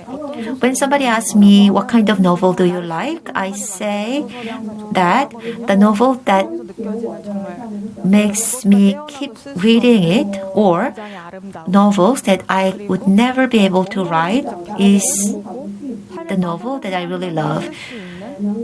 And actually those novels are like very intriguing because they were written by people who has been through that topic in depth, and I believe that is where humans can have differentiating points compared to AI. We have so many of your readers, so AI can write up great sentences, but readers, they still want to connect with the writer, so they want to know about the person, the Songhena, and they want to know books written by Songhena, the individual. That's why they want to learn all the layers of this person, Songhena, and discover values from your book. So when you write just one single sentence or choosing one word, I think you spend a lot of time. Yes, I really love how you structure your sentence. And writing sentence, of course, it takes a lot of thinking, agony, and revision. So you wrote which is like laughter, but actually that was like a big puncture for my heart. They were like painful words. We have other questions. So one audience, Mr. Kim Hyun-tae, asked, recently we have social issues in Korea, the gender division, and I believe your books also talk about that issue. So this gender and generational division, how do you think we can resolve this issue? Of course, it's quite difficult to give the answer. Whenever I'm asked this question, I feel like I am running for the presidential campaign and being at a debate.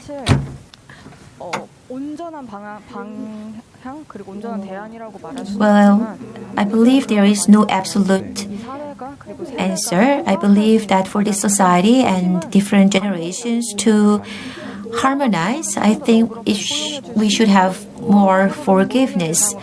So we should not be mocking at each other, laugh at each other, but should embrace each other and have forgiveness. To do so,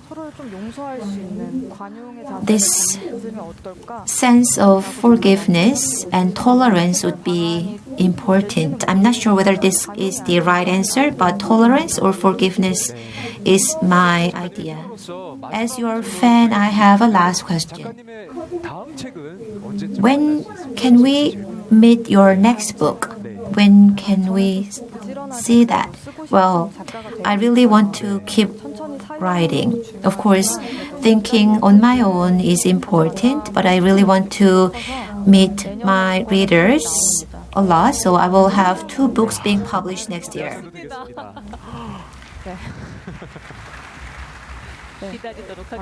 So we are really excited to hear that.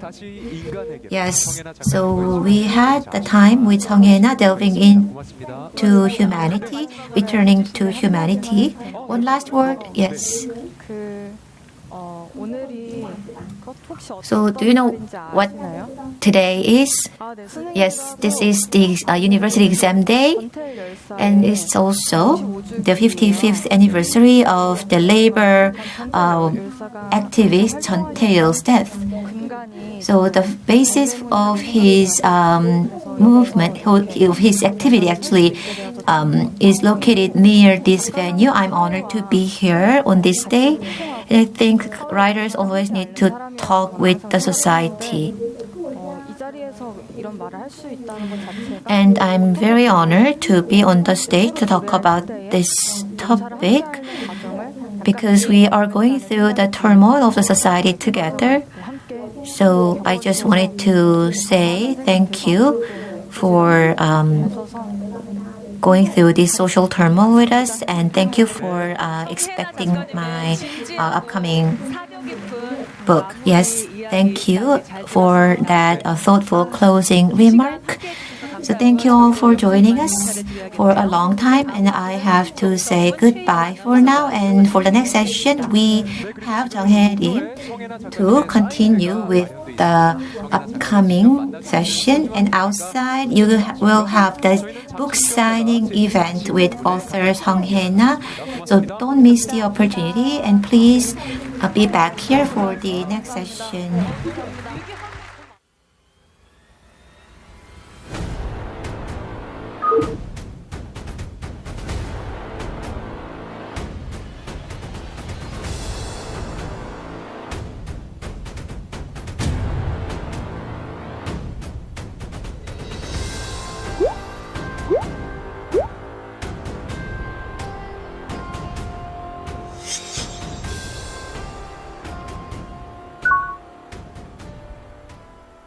대표님 안녕하세요. 우선 국가대표 AI 선발전 5개 정예팀에 선정된 거 너무 축하드리고요. 네, 감사합니다. 잘 모르시는 분들 위해서 자기소개 한번 부탁드립니다. 고성능 AI 반도체 칩을 개발하는 퓨리오사 AI의 대표 백준호라고 합니다. 만나서 반갑습니다.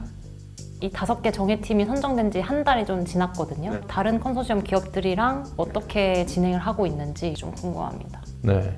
저희는 이제 그 LG AI 리서치 팀과 함께, 그러니까 우리 엑사온을 개발하는 LG AI 리서치 팀을 중심으로 해서 저희 또 뭐 프렌들리 AI, 한글과 컴퓨터, 이스소프트 등 리튼 등 다양한 업체들이 속한 그 컨소시엄에 있고요. 우리 AI 모델들을 글로벌 수준으로 경쟁력을 갖추도록 굉장히 빠른 속도로 계속 모델들을 이제 고도화해 나갈 거라는 점은 말씀을 드릴 수 있을 것 같습니다.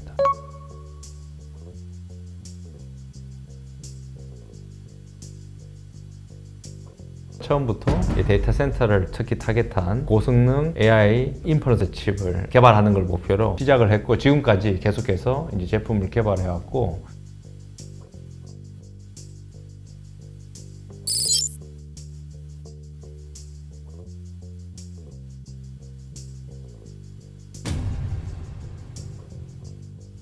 제 2세대 칩 레니게이트인데요. 이게 보면 여기 이 실리콘이 결국 그 이제 AI를 처리하는 그 기능을 구현을 하고 있고, 여기 보시면 이게 큰 사각형이 반도체 관점에서는 꽤 이제 큰 칩입니다. 1세대 그 칩에 비해서 2세대 칩은 컴퓨터 성능 자체는 거의 한 10배 이상이 이제 향상이 되었고, 메모리 성능은 거의 한 25배 이상 이제 향상이 되었고요. 그래서 1세대에서도 우리가 그때 당시에 중요한 모델을 지원했지만 2세대 칩은 특히 지금 챗GPT와 같은, 또 우리 지금 독자 파운데이션에서 개발하는 엑사온 모델과 같은 그런 가장 이제 어떻게 보면 강력한 지능을 보여주는 가장 프론티어에 있는 AI 모델을 지원하도록 진화했다, 이렇게 말씀을 드리겠습니다. 저는 작년에 저희가 핫칩에서 저희 2세대 칩을 공개한 게 가장 이제 그때 이제 중요한.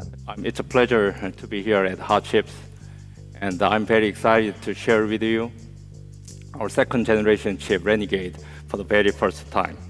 저희는 그 핫칩에서 저희가 메인 세션에서 발표를 했었는데요. 그 핫칩이라는 곳이 전 세계에 가장 핫한 그런 이제 칩들이 와서 발표하는 곳이고, 요즘은 이제 정말 그 발표 무대에 서기가 되게 쉽지가 않거든요. 저희가 AI 반도체 세션에 발표했을 때 6개 기업이 발표를 했는데요. 그래서 첫 번째는 엔비디아가 발표를 했습니다. 그 다음에 AMD, 그 그 다음에 인텔, 그 다음에 브로드콤, 그 다음에 삼바노바, 그 다음에 저희가 발표했습니다. 특히 이 우리 2세대 칩이 결국 글로벌하게 데뷔하는 무대였고 글로벌한 시장에 우리가 제품으로 가장 한번 포문을 위한 무대였다 생각하고 발표했을 때 반응도 뜨거웠었나요? 현장에 있던 분들은 이제 혁신적이다. 어떤 분들은 정말 뭐 내 머리를 한번 맞은 그런 기분이라 표현할 정도로 당시에 우리 칩의 내용들은 굉장히 좋은 그런 피드백을 받았고 저희가 그때 발표했을 때 그 임팩트와 어떤 피드백들이 상당히 좋은 반응들이 많았다. 전체 학회 발표에서 베스트 프레젠테이션 중에 하나로 뽑혀서 저희가 그 내용이 또 I 마이크로 핫픽이라는데 그게 이제 실리기도 했습니다. 원래 말의 양산이 시작되면 우리 국내뿐만 아니라 글로벌 시장에 확산할 거라거든요. 또 여러 우리 좋은 글로벌한 모델들도 우리가 잘 지원해서 우리 칩이 빠른 속도로 국내 시장과 글로벌 시장에 확산할 수 있도록 하는 게 저희 목표라고 말씀을 드리고 또 서브린 관점에서 제가 말씀을 드리면 서브린에서 이 AI 컴퓨팅도 상당히 우리에게는 중요한 그런 이제 내용이기 때문에 우리가 풀 스택의 서브린 AI를 구현할 수 있도록 하는 게 또 저희의 중요한 목표이기도 합니다.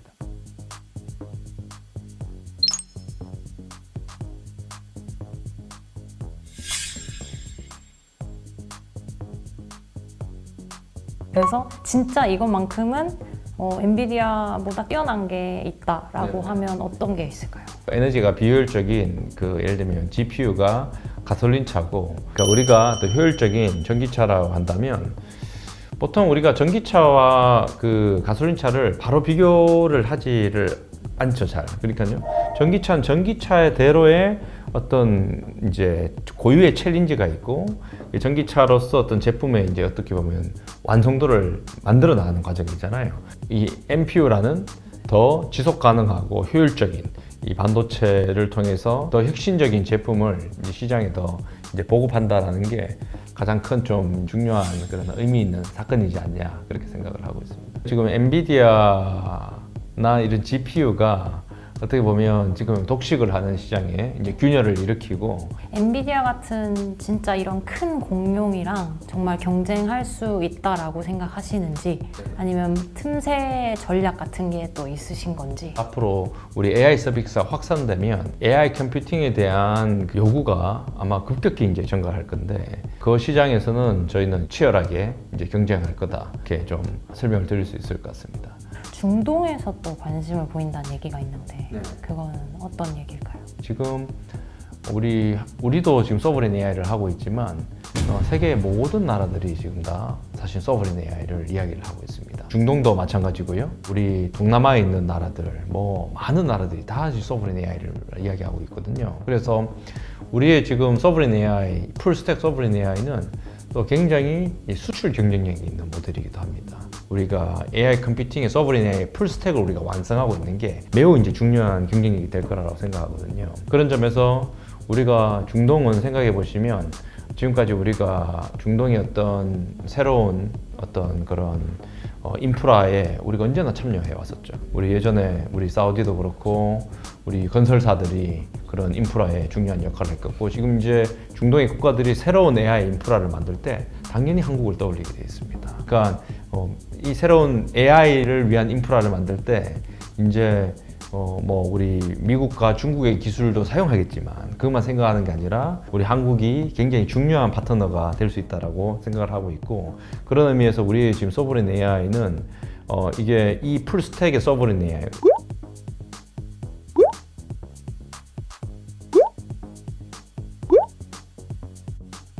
누적 투자액이 한 3,300억 정도 이제 투자를 받았고요. 그래서 저희가 초반에는 저희가 시드 머니를 13억을 받았었는데요. 어떤 분들은 저희가 초반부터 굉장히 많은 투자를 받고 시작한다고 아시는 분들이 있을 수 있는데 저희가 그 13억이라는 돈으로 거의 한 2년, 한 6개월 이상 저희가 이제 버텼고 다시 돌아가서 처음부터 이거 할 거냐 그러면 아마 다시 안 할 거다.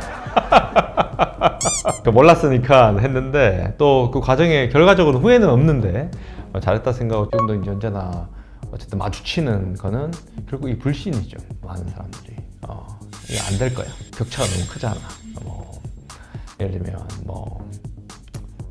지금도 뭐 되게 형편없지 않아? 뭐 다른 것들보다 이제 그런 것들이 우리가 언제나 마주치는 좀 챌린지라고 설명을 드리고, 지금은 이제 또 많은 분들이 우리가 하는 일에 대한 신뢰를 가지고 또 응원도 해주시고 또 지원도 해주시고, 정부도 그렇고 결국은 저희가 결과로 저는 보여줘야 된다 생각을 하는데, 이제 여러 기업에서 좋은 제안들이 많이 왔던 걸로 알고 있는데 계속해서 이 퓨리오사의 원래 방향성 모습을 그대로 유지하시는 이유가 있을까요?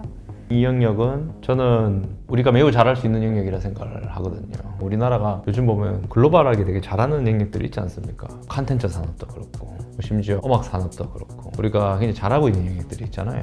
AI 컴퓨팅은 결국 우리 AI의 근간이 되는 이제 인프라의 핵심이 되는 기술이고 제품이기 때문에 글로벌 시장에 어떻게 보면 압도적인 리더가 되는 회사가 되겠다는 게 저희 어떤 비전이기 때문에 계속해서 저희가 길을 가고자 하는 게 저와 저희 임직원 모두가 다짐하는 바다, 이렇게 말씀을 드리겠습니다.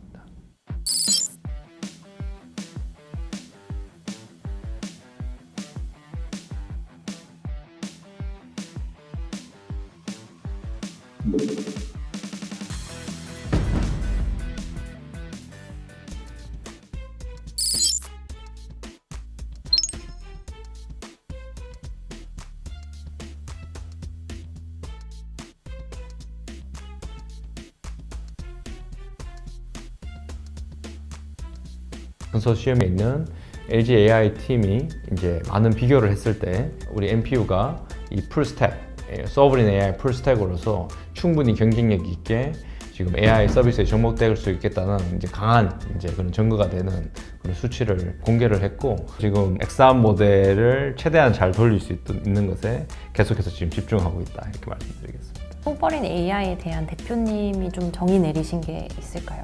소버린 AI는 우리가 스스로 AI의 어떤 기술을 장악력을 높이고 주도권을 우리가 이제 가지는 것도 있고, 또 어떻게 보면 우리나라 입장에서는 글로벌한 어떤 수출 모델도 된다, 이렇게 생각하고 있습니다. 우리 AI 전과 AI 후가 완전히 다른 세상이, AI를 본격적으로 경험한 게 지금 이제 근 한 1, 2년 정도 뭐 챗GPT 등장하고 있지만 엄청난 이제 변화가 있겠죠. 그러면 이제 소버린 AI는 결국 우리가 우리의 어떤 미래를 얼마나 우리가 스스로 컨트롤할 수 있는지를 결정하는 이제 잣대가 되는 거고요.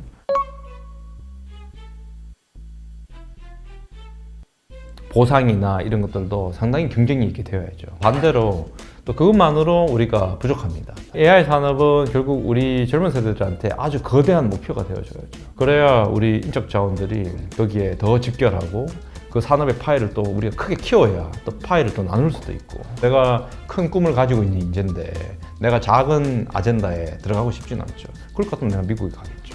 더 큰 아젠다를 가지고.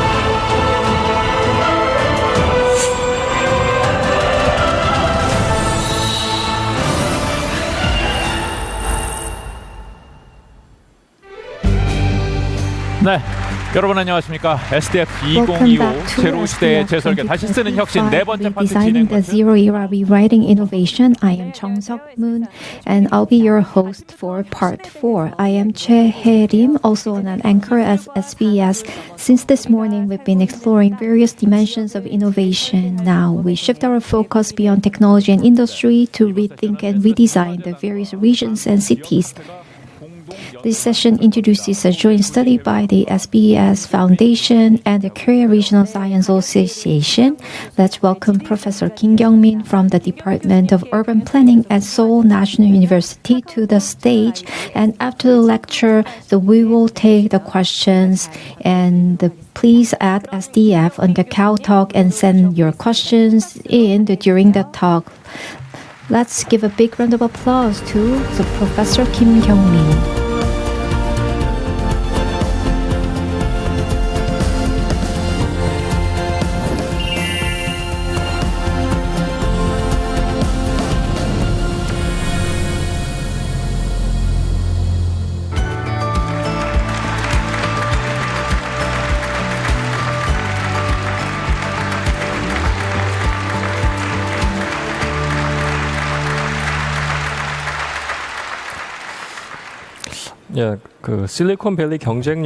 No one would disagree that the competitiveness of Silicon Valley represents the competitiveness of the US. Likewise, the strength of Paris reflects France's national strengths, and Tokyo's competitiveness is that of Japan. But in Korea, the moment we talk about the competitiveness of Seoul, or more broadly, the Greater Seoul area, we often hear a familiar pushback. What about balanced regional development? In this graph, the blue bars shows changes in Seoul's GRDP, and the red line shows its growth rate. And so you can see there's a growth. The absolute figures are still high. Seoul remains the economic heart of Korea. However, if we look closely, the growth rate has been steadily declining. We often hear talks of a Seoul Republic, implying that everything is becoming too concentrated in the capital. But is that really the case? The red line here shows the Seoul's share of the national GDP. It used to be in the mid to high 20% range, but now it's in the low 20s. Seoul's share has actually been decreasing. While Seoul's GRDP share is declining, what's more interesting is that the share of the broader capital region continues to rise. It has grown from around 47% in the early 1990s to about 53% today. If we include Chungnam, what we might call the Greater Capital Region, the figure approaches 60%. This shows that the real economic and industrial geography has already expanded. A new large-scale metropolitan network centered on Seoul is emerging. According to the Global Power City Index, GPCI, published annually by the Mori Foundation in Japan, Seoul ranks 6th overall among 48 global cities, a true global superstar city. The interesting part is that Seoul's competitiveness is largely driven by its R&D sector, thanks to the high concentration of advanced human capital and the innovation capabilities. But R&D is the only category in which Seoul ranks in the global top 10. In other areas, economy, cultural exchange, quality of life, environment, and accessibility, Seoul falls outside the top tier. Another key indicator, Kearney's Global Cities Index (GCI), ranks Seoul 11th among 156 cities worldwide, a solid ranking. But since 2008, while most major Asian cities have climbed, only Hong Kong and Seoul have declined in their rankings. This suggests that our potential is being held back by urban systems and structures that cannot keep up with the pace of change. We often call Seoul a megacity, but compared to other global cities, its physical size is small. Cities like Beijing, Shanghai, London, Tokyo, and New York operate across much broader living zones. To compete with them, we must move beyond the narrow administrative boundary of Seoul and start thinking in terms of the greater Seoul area, extending into the surrounding metropolitan region and even into Chungnam province. We have examined how Seoul's industrial structure has changed from the 1990s to the present. There have been various sectors, including manufacturing and services, but what stands out most is the growth of advanced knowledge industries. In other words, sectors such as information and communications, finance and insurance, science and technology, and R&D have shown remarkable growth in Seoul over the past 30 years. Seoul has evolved into a platform where knowledge and innovation accumulate. Looking at Seoul's industrial specialization compared to the rest of the country, it's clear that high-value knowledge industries are concentrated in the capital. And the reason I'm emphasizing this is because the core of such industries is people. For this industry to grow, it requires a gathering of high-level human capital, individuals with the abilities to solve complex problems, and professionals with advanced operational expertise. And where are those people now? They are in Seoul. Seoul has already become a cluster of knowledge-based industries built by top talent and leading companies. It has become the brain of Korea. Cities around the world are now reorganizing themselves around the AI-driven industrial ecosystems. Tokyo and Singapore are prime examples. They use a hub-and-spoke strategy, placing a central hub in the main city and linking it to surrounding support areas. In Tokyo's case, nearby cities like Saitama support roles in R&D, data centers, talent development, and startup incubation, forming an extended AI cluster. Singapore, meanwhile, acts as a financial and AI service hub, while Johor Bahru in Malaysia and Batam in Indonesia provide infrastructure, the manufacturing, and data services, creating a cross-border distributed AI ecosystems for Singapore. Korea, too, must begin designing a greater Seoul-based AI ecosystem that goes beyond existing administrative borders. Still, people raise concerns. They say, if Seoul grows, won't the rest of the country decline? This assumes a zero-sum game between the capital and the regions, but that's not how it works. Both in Korea and abroad, vague decentralization strategies have weakened both major cities and provinces. What we need is a bold, hub-driven strategy, powering up Seoul as the engine and growing the national pie. The growth energy created in Seoul can spill over to surrounding areas. This isn't a zero-sum scenario, it's a positive-sum game. 그렇다면 이제 어떻게 변화를 해야 될까요? 사실 이 답은 So how should we move forward? The answer lies in understanding a shift in the urban paradigm.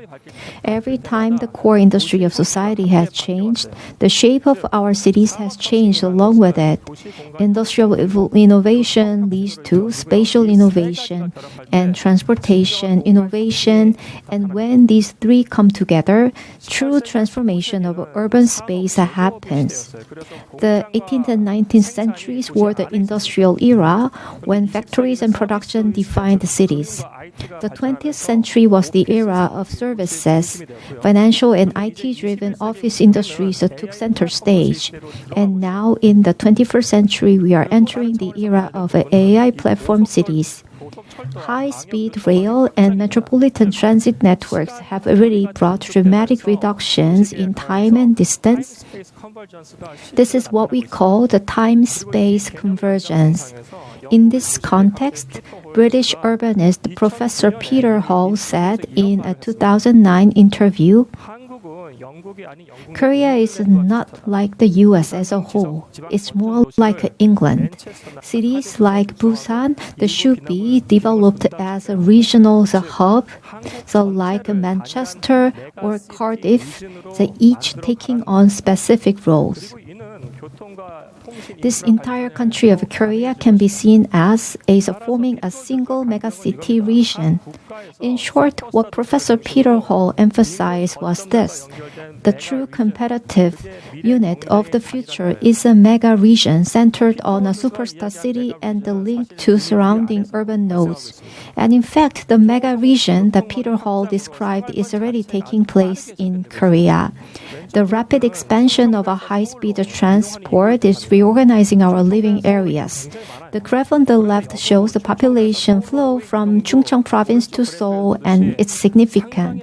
But the graph on the right shows that population movement from Seoul to Chungcheong is also increasing. Similar trends are seen in commuting data as well. More people are commuting from Chungcheong to Seoul and from Seoul to Chungcheong. Business ties are deepening according to these commuting flow. Whether we feel it or not, the greater capital region has already begun and is continuing to grow stronger. Let's look at a nearby example, Japan. After the collapse of the bubble economy in the 1990s, Japan carried out decentralization policies aimed at easing congestion in the capital region. But what was the result? The policies lacked impact. So, Obuchi cabinet began shifting direction. Their idea was to define Tokyo as the engine of growth. Japan adopted a capital center development strategy that spreads energy from Tokyo across the country. Let's take a look at a short video. 비어가고 있는 일본의 지방 도시들. 그런데 다른 곳에서 도시가 도시를 끌어당기고 있었습니다. 사람이 몰리고 경제가 살아나고 점차 그 에너지를 확장하기 시작한 일본의 대도시. 그렇게 도쿄, 나고야, 오사카는 연결되기 시작했습니다. 日本はもうずっと1990年代から不況が続いていたので、その中で特に東京ではオフィスがかなり老朽化もしていましたし、数もまだ当時足りないと言われていたので、規制緩和を通じて非常に大きな、そして新しいオフィスをどんどん提供するってことが、中央政府それから東京都によっても推進されたと。 도시 경쟁력이 곧 국가 경쟁력이라는 생각으로 이들은 도쿄를 중심으로 한 초강력 생활권을 만들기 시작했습니다. 이는 도쿄, 나고야, 오사카를 하나로 잇는 메가시티 계획으로 이어졌는데요. 400km의 거리를 하나의 생활권으로 묶는 프로젝트. 그 중심엔 리니어 신칸센이 있었습니다. リニア新幹線が通ると当然世の中がガラッと変わるわけで、東京名古屋が40分になります。で大阪のその先ですけども1時間ちょっとになる。で40分ってことは東京の郊外都市より近くなるんですね。 그렇다면 일본은 대체 왜 대도시들을 연결하고 도시를 더욱 키우려는 걸까요? 日本はこれまで、そういった東京に、経済活動や人口が集中することに対してそれは良くないと。ですからその人々を、なるべく地方に移住させたりあるいは地方に留めさせたりするということが非常に重要だと思っていろいろな政策をやってきたんですけども、それは残念ながら今日に至るまでなかなかうまくいってないというのが実情です。2035年に東京名古屋がつながると名古屋が東京の郊外になるっていうことが分かっていて、そうすると名古屋と東京はお互いに、名古屋は非常に製造業が強いので違う機能でお互いに補完し合うことが起きるだろうと思っています。 결국 도시에 집중하기로 한 일본.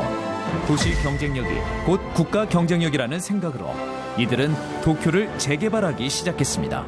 이게 교통 혁신하고 업무 공간과 관련된 공간 혁신이 같이 일어났다고 보시면 될 것 같아요. 그러면서 이 약간의 좀 이노베이션하고 연결이 돼요. 그래서 예를 들어서 구글 같은 경우에도 지금 이 스트림 건물에 일본 본사가 있어서 IT라든지 좀 혁신적인 회사들을 모으려는 입지시키려는 노력들을 계속 하고 있어요. 재개발은 단순히 건물을 새로 짓는 데서 그치지 않았습니다. 도로는 건물 아래로 지나가고 사람과 일의 흐름은 멈추지 않도록 재탄생했죠. 국가의 최고 도시가 거기서의 가장 중요한 경쟁력의 핵심인데 지금 시점에서 우리가 봐야 될 부분은 동경이 성장을 해서 일본 경제에 도움이 되는 걸 우리가 알았다면은 지방 균형 발전을 유지를 하되 서울의 발전 전략 같은 것들을 지금 심각하게 고민할 때라고 생각을 합니다.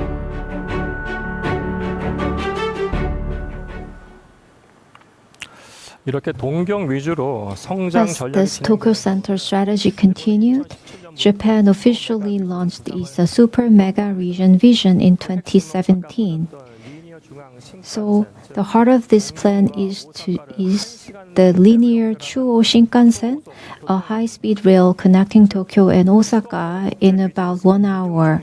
The capital region will focus on international business and finance, while the regional areas will specialize in manufacturing, healthcare, and science industries. Japan isn't just investing in Tokyo, it's using Tokyo to connect and distribute functions nationwide, raising total national competitiveness. And we need to note that the distance from Tokyo to Osaka is about 400 kilometers. From Seoul to Busan is only about 330 kilometers. In other words, Korea has a shorter, more efficient geography, yet we still lack a true national scale, the spatial, the strategy. Outside the capital region, we can look to Germany as a model for regional development. Germany strategically nurtured hidden champions, small but strong firms in various regions. These were supported not just by business policies, but by an integrated ecosystem involving academia, government, finance, and local communities. This connected local capabilities and led to the rise of globally competitive small cities. It's a community-based economic activation model, and it doesn't conflict with a capital center strategy. Let's take a look at another video from the field in Germany. 독일의 도시들은 생활권 안에서의 일터와 산업 그리고 지역 경제를 Cities 중심으로 in 움직이고 Germany 있었는데요. are connecting the jobs and community. 우리는 그 비밀을 알기 위해 하노버를 And we visited Hanover to find the secret to the success of cities, and the local governments makes various decisions. And it is very important to fairly distribute the training and education opportunities to various regions. Sufficient jobs are the secret to success of small cities, and hidden champions or the successful and the solid small and the medium-sized companies are key to this vibrant economy. And I have 3 children, and they are all the board members of the company. And Germany has many family companies, and they are very loyal to the cities, and this trend is getting stronger over time. The key to German education is vocational training. Schools and companies work together so that the students can learn the on-the-job training at school and also in enterprise setting. And we have a strong collaboration, the foundation, linking the companies and schools, and the companies providing vocational trainings eventually hire young people in the region. So young people do not have to leave their hometown to find job. And also the provinces have their own universities in Germany, and it's the key to the job creation and education, and therefore proper healthcare service is being provided. So this is the role leading the neuroscience center, and the quality of the city is backed by the strong healthcare service. And we wanted to make a positive development in two directions. First, we plan the best diagnosis system, which is as most advanced as possible. And the second goal is to gather all the world's leading experts. That's why the German population is fairly evenly distributed, and also the healthcare institutions are evenly distributed across the country. Professor Haberly is Europe's best cardiologist, and he conducted the surgery for the Chinese Prime Minister and also the President of Russia. So many people come to Hanover to get the surgeries.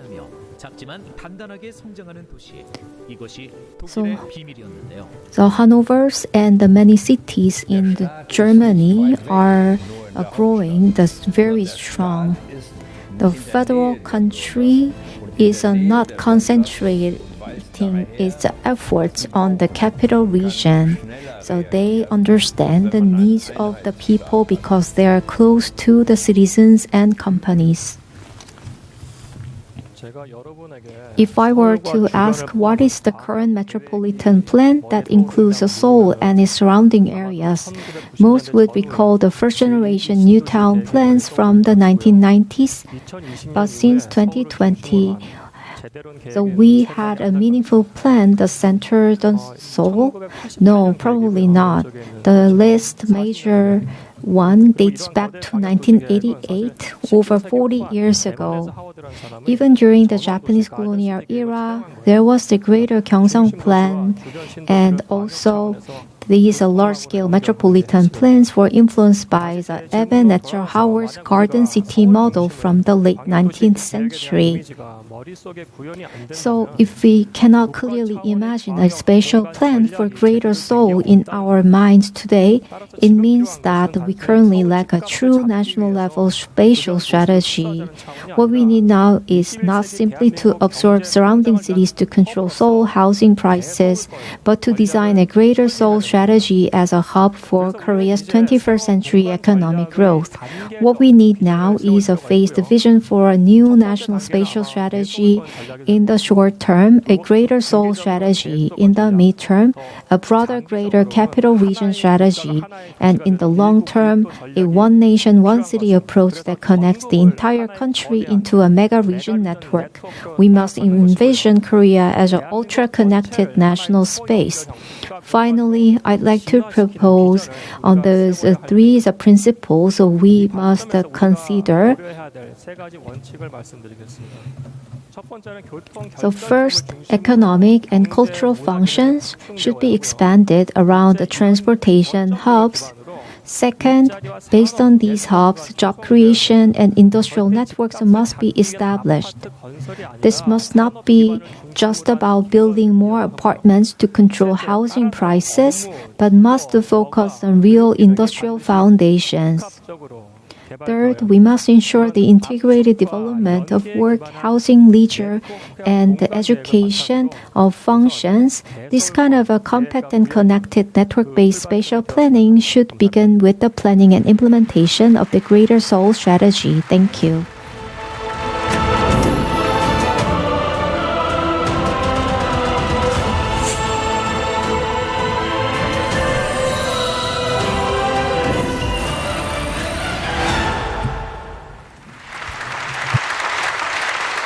네, 김경민 교수님 강연 잘 들었습니다. Thank you for the insightful lecture.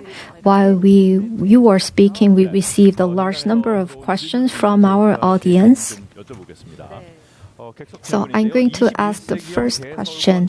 That you emphasized that the need for a 21st century Greater Seoul strategy, but to move beyond the simple Seoul versus non-Seoul framework and actually build a national level network spatial plan, what foundational step need to come first? As I mentioned, so we need to transform the transportation system, and the railway renovation should come first. And the high-speed train, so is being built over time. And what happens is, so now the Tokyo and the Nagoya are connected within the 40 minutes. And they now think that Tokyo embraces Nagoya, and Nagoya has a strong manufacturing base. And the people think that Nagoya will be as the mega city over time because of its connectivity to Tokyo. I'm not talking about the apartment and residential places. We need to think about the industrial, the functions that cities have. And recent real estate policies have focused heavily on controlling rising housing prices in Seoul and the capital region. And from a real estate perspective, how would you explain the 21st century Greater Seoul strategy? And even if we have a networked region, wouldn't Seoul and the capital area still remain only dominant? So if Seoul is not the center, so which city should be the center? And in today's world, superstar cities are growing dominantly. We have to understand the dynamics, the mechanisms of the growth of the industrial sectors. Of course, we are interested in the real estate, the prices of Seoul and the nearby cities. And I talked about the first generation, the new towns in Korea, and it was built to control the rising housing prices in Seoul, but it's rare to develop those towns as an industrial hub. So we did it very well because we built an industrial foundation, and the Bundang grew as the office and industrial center. In the Gangnam Station, there's many connecting buses and the subways, connecting Seoul and the Bundang, because Bundang has a strong industrial foundation, connecting Seoul and other regions. We have to go in that direction. And the collaboration between local governments will not be enough to implement the Greater Seoul vision. And what kind of a governance we will need going forward? So what kind of a mechanism will be effective? So there's a long way to implement a big administrative transition. So in 1936 in Japan, So Seoul, the transition was being carried out, connecting the Seoul and the current North Korean region. There's Seoul and the Hwanghae province, and we can overcome these boundary issues with the leadership.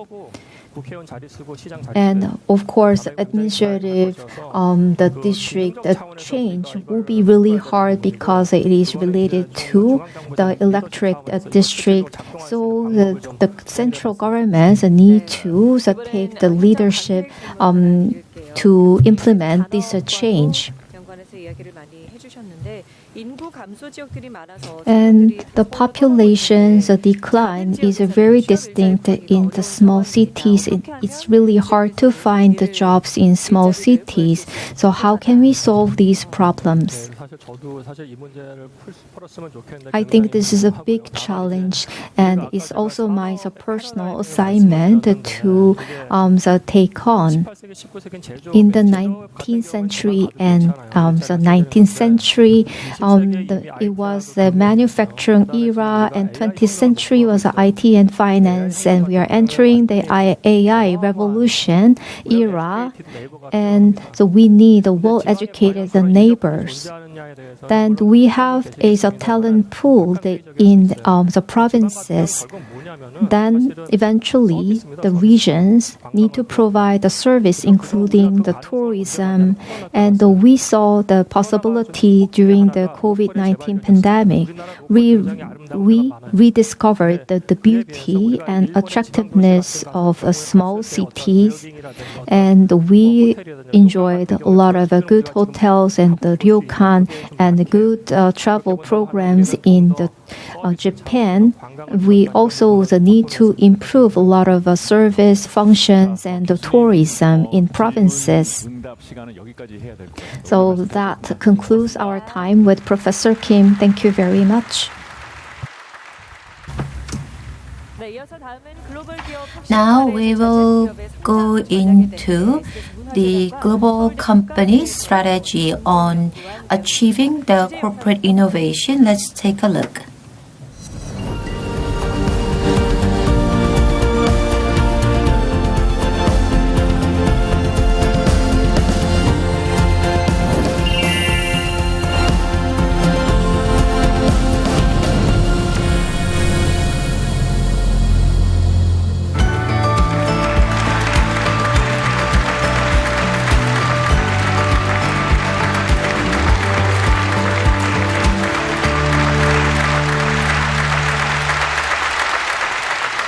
여러분, 야구 좋아하세요? Everybody, hi. Do you like baseball? In Korea, baseball is one of the most popular sports, drawing more than 12 million people annually. We say that baseball is a game of records. Every tiny detail of a game, like a pitcher's spin rate to a batter's swing speed and launch angle, are meticulously recorded. There was a turning point when teams began using this data to completely transform how they play. That was the Moneyball's emergence. Maybe you remember the word Moneyball from the movie starring Brad Pitt, or maybe from SBS's hit drama series Stove League. Then, what does Moneyball mean? It is a strategy that applies statistics and mathematical methods to players' evaluation to maximize the probability of winning. This strategy started to gain attention since early 2000 when the success of Oakland Athletics in the US happened. Compared to wealthy teams whose total payrolls reached billions, Oakland's budget was less than one-third of theirs. So they wanted to overcome this advantage by leveraging statistics and science, and it completely changed the paradigm. Just like Oakland succeeded with Moneyball despite limited resources, Korea, despite its lack of capital and resources, managed to become one of the global powers through its strategies and understanding of reality. Over the past 50 years, Korea's economic growth has been stunning, but we have not carried out the same strategy or methods all the time. We had the financial crisis of 1997 and the financial crisis of 2008 and COVID pandemic of 2020. Whenever there were those crises and changes, we always modified our rules and strategies to adapt ourselves to the situation. Of course, the past few years have been particularly challenging. We had the economic slowdown after the pandemic, and the world shifted from the free trade and FTA to tariff and protectionism. And now AI is reshaping the whole world. So those once-in-a-lifetime transformations happened all at once. Korea today is no longer a resource-poor country like Auckland in the early 2000s, but still we don't have sufficient resources. So then what is the new growth formula for today in this era? To answer this question, our research team began a project to find a new growth model for Korea. To find that growth formula, we looked into large companies, mid-sized companies, and global companies and investment firms, both from Korea and abroad. We conducted in-depth interview with renowned scholars worldwide and looked into various success cases and failure cases. At our team, we have the management scientists and experts who translate business problems into mathematical models. The management science was born during the dire time of World War II to help the Allied forces. Today, it is widely used across fields such as logistics, AI, supply chain design, and healthcare. We borrowed this issue of solving the science of engineering and business to find the solution for our current problem. And all the management science model is built on three key components: goal, a set of possible actions, and a set of constraints. So what will be the solution for Korea's growth for the future? I believe that we can find answers from both government policies and corporate strategies. We have to overcome the limits of existing growth models and find a new formula.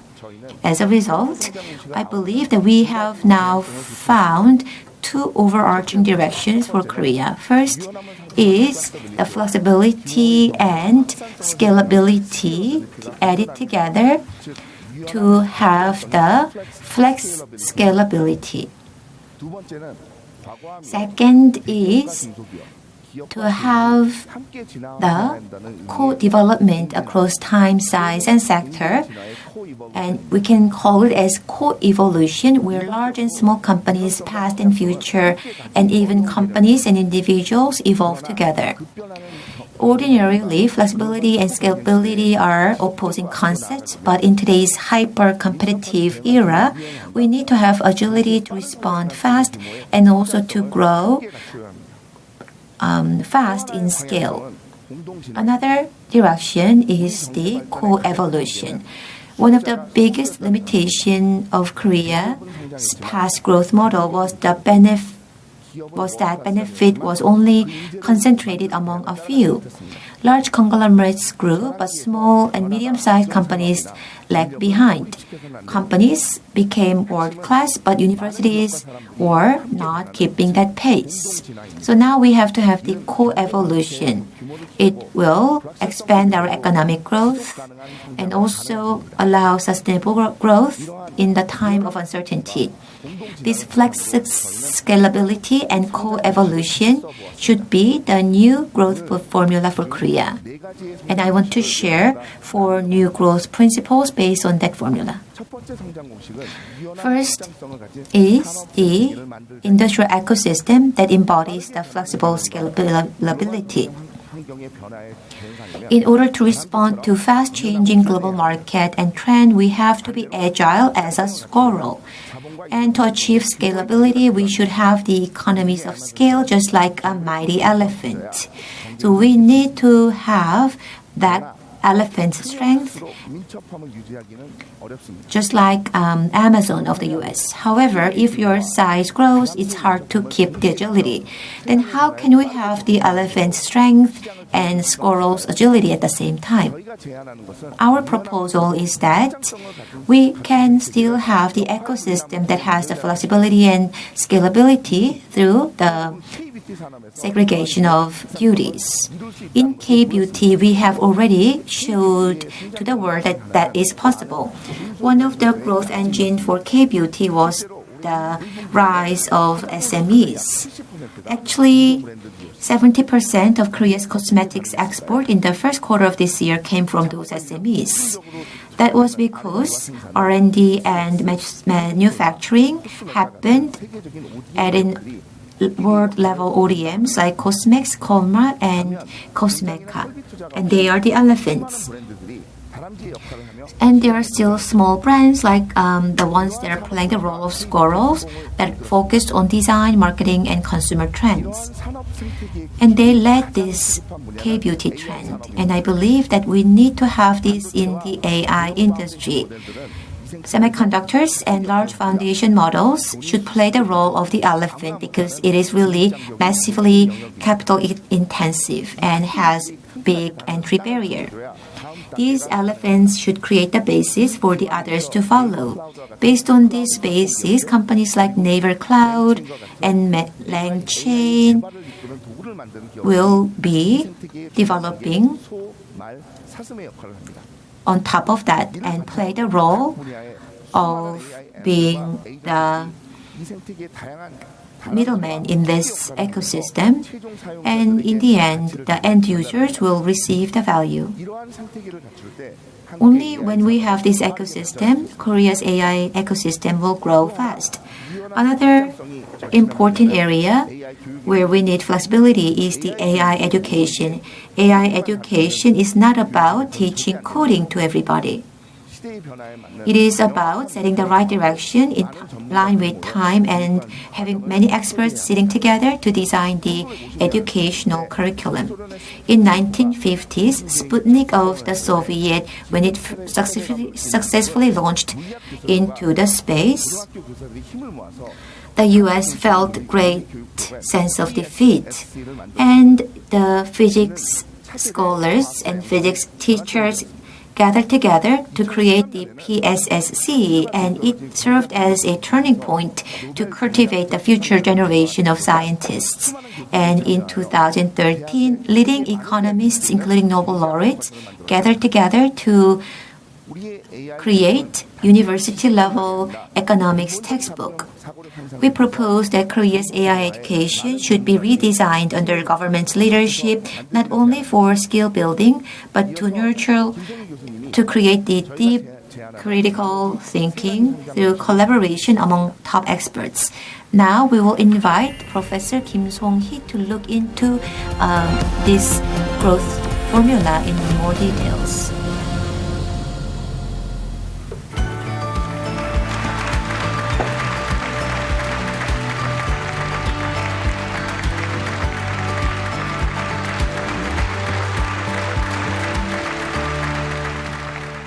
안녕하세요. 반갑습니다. Hello, nice to meet you. 저희가 제안하는 두 번째 성장 I will go into the second growth formula that we are suggesting. It is to invest in scale-ups than in startups. One of the characteristics of the Korean economy is that the value generation is focused on very few number of large companies. As of 2025, companies that have more than 5 trillion won in asset amounts to not just 92, and they account for 79% of the GDP. It shows that SMEs have difficulties in surviving in the Korean economy. So starting up a business in Korea is difficult, and growing up in Korea is even more difficult. Since 1997, among roughly 130,000 certified venture firms, only 25 have achieved annual revenue of over 1 trillion won. To grow in the long term, you need consistent investment. So you need to have the capital to nourish your growth. And I think it is the same for global companies. Nvidia 5 years, Netflix 6 years, Amazon 9 years, and Coupon 14 years, and Tesla 17 years. Those are the years needed for them to turn black. So rather than just creating the company, what is needed to have the investment for your growth. However, in Korea, funding is heavily concentrated at the startup level. In 2024, Korean venture capital investment totaled about 12 trillion won, while the US was 300 trillion won, 25 times more. More important is where you make the investment. In the US, 34% of VC funding goes to startups and 66% to scale-ups. But Korea, it's the other way around. If you look at the investment into startups and SMEs, only 66% goes to startups and only 34% was to scale-ups. In this structure, many companies are trapped in what is called the Death Valley, and they fail to grow from there. Then how can we overcome this funding gap? The reason why we don't have a lot of scale-up investment is because of the imbalance between profit and risk. To overcome this problem, the government, domestic investors, and global venture capital should come together to create the win-win-win funding model. The government should not just be extending support for the startup, but should participate as an equity investor to reduce risk for investors and also receive profit. Also, global venture capitals should allow fast market access and expansion. And in the end, all three parties can share both risks and reward. The third formula for success is to add the digital engine to traditional industries to unlock new growth. In this era of AI, we hear a lot of people worried about traditional industries like agriculture being dead or might face the death. But I don't think that is the case. In fact, if you apply digital technology to those industries, I believe new opportunities can be created. As of 2023, world's top agricultural exporters were number 1, the US, second, Brazil, and third was the Netherlands. And in case of number 4, actually the number 3 company is the Netherlands, and it has the population of 18 million, and the land size is only 40% of Korea. The secret to the Netherlands' success in agriculture is that agriculture is not just a traditional industry, it is a high-tech industry powered by robots, drones, and AI and renewable energy. Through this, it has achieved 90% in water use and 50% reduction in energy consumption. And I think healthcare will also be transformed through technology application. At Cleveland Clinic, one of the largest hospital systems in the US, it has 80,000 staff. And in partnership with Palantir, an AI data company, it has revolutionized its operation. It has increased the number of available beds by 10% and reduced inpatient wait time by 20%. More importantly, patient outcome and quality of care has improved. Fourth growth formula is to solve today's tough issues. We have to build the best team. In the AI era, where we have a lot of productivity, rather than a handful of genius, it is better to have many people collaborating together, and the people should have different backgrounds. Professor Scott Page of the University of Michigan said that this is the diversity bonus, and let's hear what he says through the video. That means that it's incredibly high dimensional, and there's lots of kind of interdependence between the attributes of the problem. And what that means is it's probably like almost too large for any one person to see the entire thing. We tend to think, let's get kind of like a group of really the smartest people, and they're going to kind of be better than a diverse group, when would it be the case that the best team consists of only kind of the best individual performers? Is if you're doing like a 4x100 meter relay race, then the best team will be the best individuals. But outside of that, the best team is almost always going to be diverse. You want people who think about the problems in different ways. Right? If I'm building a giant bridge, I wouldn't want a whole bunch of people who'd only worked on one bridge, on the same bridge. I'd want people who had experiences with different bridges. I'd even want people who worked on projects that went horribly over budget, like the big dig in Boston. 어려운 문제일수록 다양한 배경을 가진 사람들이 필요하다는 사실은 So people from diverse backgrounds are needed. You can see that from the background of Nobel laureates. So out of all the Nobel Economic Prize laureates, 19 didn't have the economics background, and in recent 8 years, Nobel Chemicals laureates, there were 22 of them, and half of them didn't have the chemicals background. And in case of Davis Hassabis, who is well known as the creator of AlphaGo and also won the 2023 Nobel Chemistry Prize, he studied the neuroscience and computer science and not chemistry. So what do we need to do to create the best team with diverse background? First, we need to recruit people from various disciplines. Second, we have to promote cross-organizational collaboration. And we have to nurture our employees through cross-learning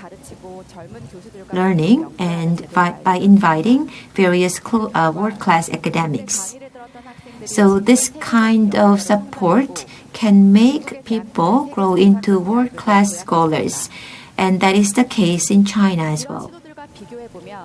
By contrast, Korea still faces very dire situation. We do not have sufficient collaboration between scholars and companies, and between local researchers and global experts. And we still do not have sufficient cooperation between Korean professionals. We need to invite more talents from abroad and from non-inherent fields.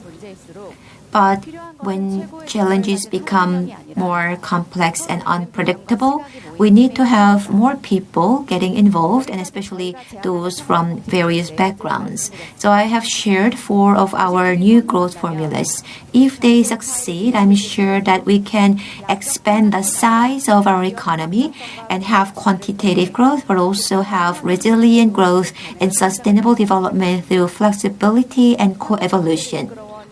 Korea's economy has been led by manufacturing, agriculture, healthcare, and education. And when they're combined with new technologies, I think it can be like a new growth engine for the future. And we will have diverse parties that are leading the future of growth, and promising SMEs will be leading the Korean economy together with large conglomerates. Thank you for listening. 네, 연구 발표 세션이 계속되고 있습니다. 이번에는 SBS 문화재단과 3일 회계법인 거버넌스 센터의 This study is a joint project between the SBS Foundation and Samil PwC Governance Center. It begins with a key question: if Korea is to become truly sustainable, shouldn't innovation in corporate governance be part of that journey?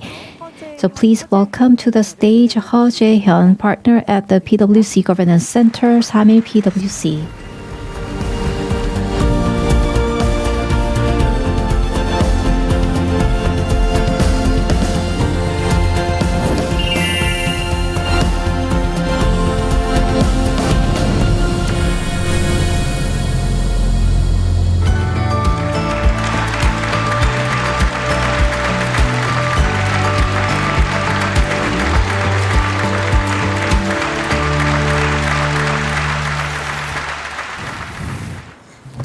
오늘 발표에서는 Today's presentation examines how corporate governance has evolved in mature markets like the US and Europe and provides an objective assessment of the unique characteristics, strengths, and limitations of Korea's ownership structure. Balancing global standards with Korean realities, we explore a long-term governance reform direction that enables founder-led sustainable growth while protecting minority shareholders. We also propose a future-oriented K-governance model for sustainable and advanced Korea with legislative policy and institutional recommendations. I am partner in Samil PwC and the head of the Governance Center, Ho Jae-han. This research was conducted jointly with Ha-mi Hye and Irene Han of Samil PwC Governance Center, Professor Chung Jun-hyuk of Seoul National University School of Law, Professor Lee Min-kyung of Seongshin Women's University, and attorney Kwon Yung-seok of Lee & Co.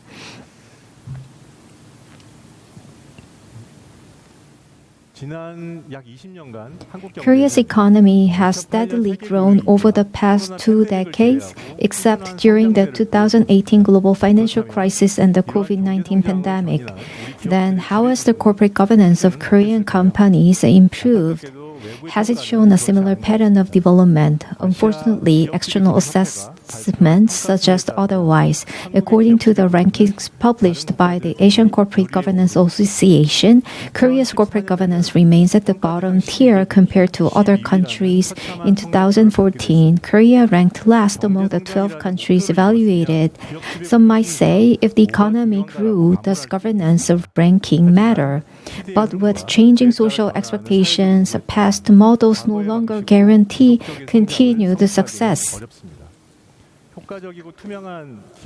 Effective, transparent corporate governance is now essential for sustainable growth and enhanced company value. Before discussing governance, let's first look at the ownership structure of Korean companies. The typical image is that of ownership concentrated conglomerates or chaebol. These groups drove Korea's economic growth in its early government-led development phase. The founder's vision, innovation, philosophy, and leadership formed the basis of their success. In the early economic development stage, when professional managers were scarce, controlling shareholders' insight and bold decisions enabled efficient management and investment, strengthening competitiveness during rapid growth. However, as shown by the Daewoo Group case, excessive control by dominant shareholders without proper checks can place a company in serious crisis. Another type of Korean company is one with dispersed ownership, a model common in Anglo-American markets. In Korea, privatized public enterprises after the 1997 financial crisis are examples. These companies developed highly dispersed ownership structures as the government sold stakes to secure liquidity. Over time, even companies with concentrated ownership, such family-controlled firms are likely to become more dispersed through generational succession. While companies with concentrated ownership still dominate in Korea, it's important to note that ownership is gradually becoming more dispersed, and firms with dispersed ownership are likely to make up a larger share in the near future. Korea's corporate governance reached a major turning point during the financial crisis. As a condition for financial support, the IMF demanded governance reform, leading to the mandatory introduction of outside directors in 1998. The 2015 Daewoo Shipbuilding and Marine Engineering accounting scandal triggered accounting reforms and efforts to strengthen audit functions. In 2018, the National Pension Service adopted the Steward stewardship code, raising expectations for more active institutional investor engagement. And this year, a significant change was made as directors' fiduciary duty was expanded from serving only the company to serving both the company and its shareholders. Corporate governance can be defined in many ways, but at its core, it refers to the principles and systems by which key decisions are made within a company. One might think of a top executives like the CEO or CFO to think about who actually makes the decisions. So all of these may be correct. Corporate governance encompasses the roles, relationships, and distribution of authority among management, shareholders, and the board, and other stakeholders in the decision-making process. Its goal can be summarized in two main objectives. First, to increase corporate value, that is, to grow the pie, and corporate governance must provide a framework that enables the best possible decision-making. It should include policies and procedures for effective appointment and clear principles and systems to support a sound and innovative managerial judgment and appropriate incentive mechanisms. Equally important is distributing the pie fairly. This has gained more attention recently, with legal reforms expanding directors' duties to shareholders and strengthening employee protections. To enable fair distribution, governance must minimize agency costs between major and minority shareholders, ensure transparency through fair disclosure to address information asymmetry, and establish systems for oversight and accountability. The key point here is that distributing the pie fairly also helps to grow the pie. In other words, the two goals are not in conflict. They are mutually reinforcing. If controlling shareholder or management neglect the protection of minority shareholder or creditors, the company may struggle to raise funds or lose growth opportunities.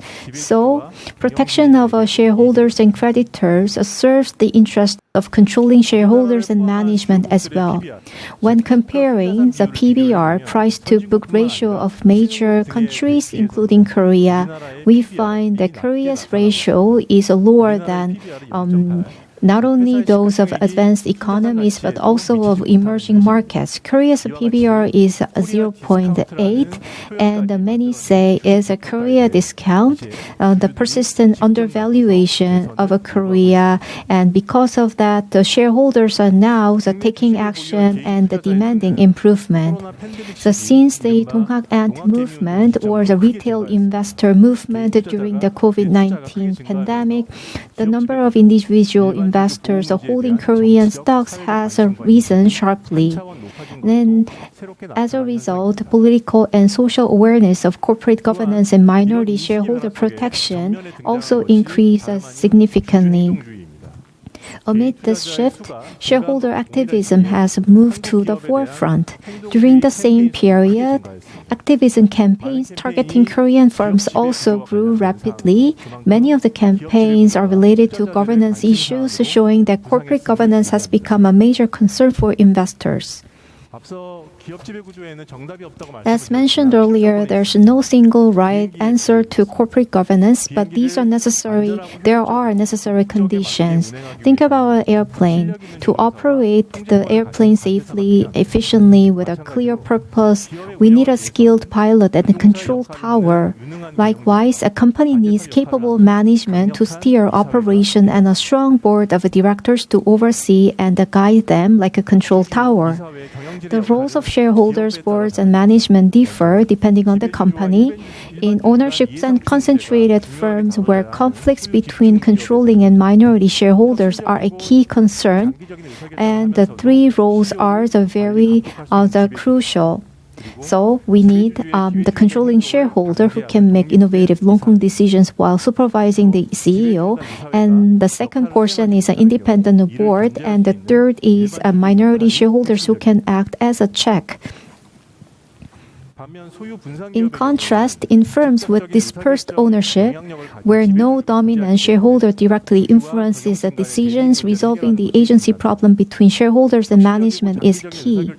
So, there is a need for a strong CEO capable of pursuing innovative and long-term strategies. Second, an independent board that delegates business operations to the CEO, and an active market force, a corporate control that evaluates CEO and board performance objectively.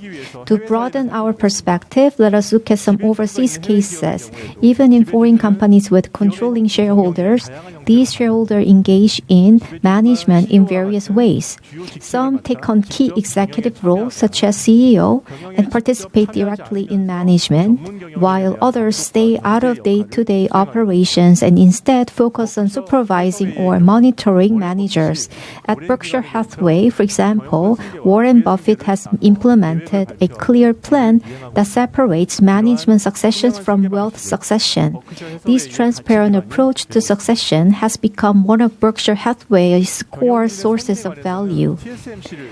And let's look at TSMC's case for the management appointment. Founder Maurice Chung recognized the importance of CEO selection and tested 3 internal candidates by assigning them distinct leadership roles before finally choosing the most suitable successor.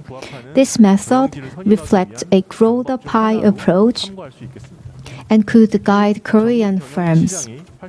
So Korean firms are in an environment where the market for professional managers remain limited.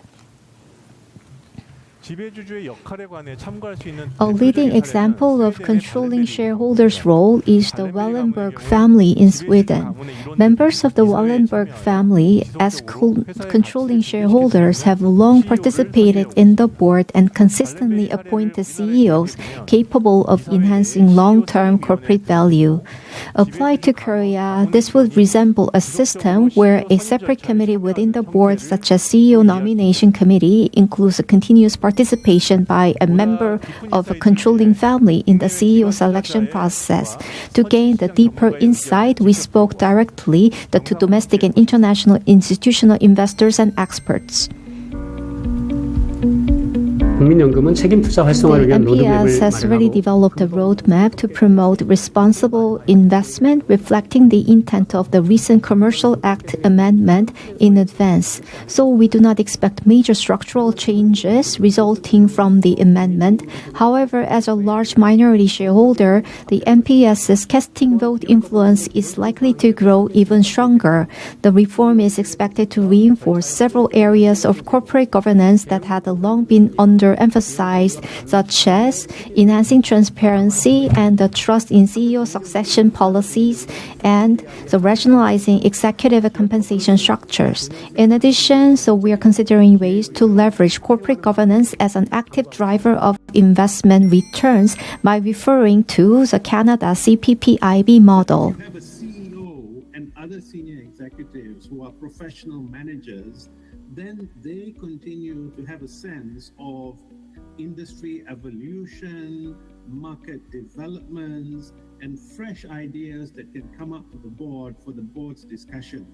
And I think that's the key thing. The execution and management needs to be professional, while the board can still be family controlled to maintain the culture.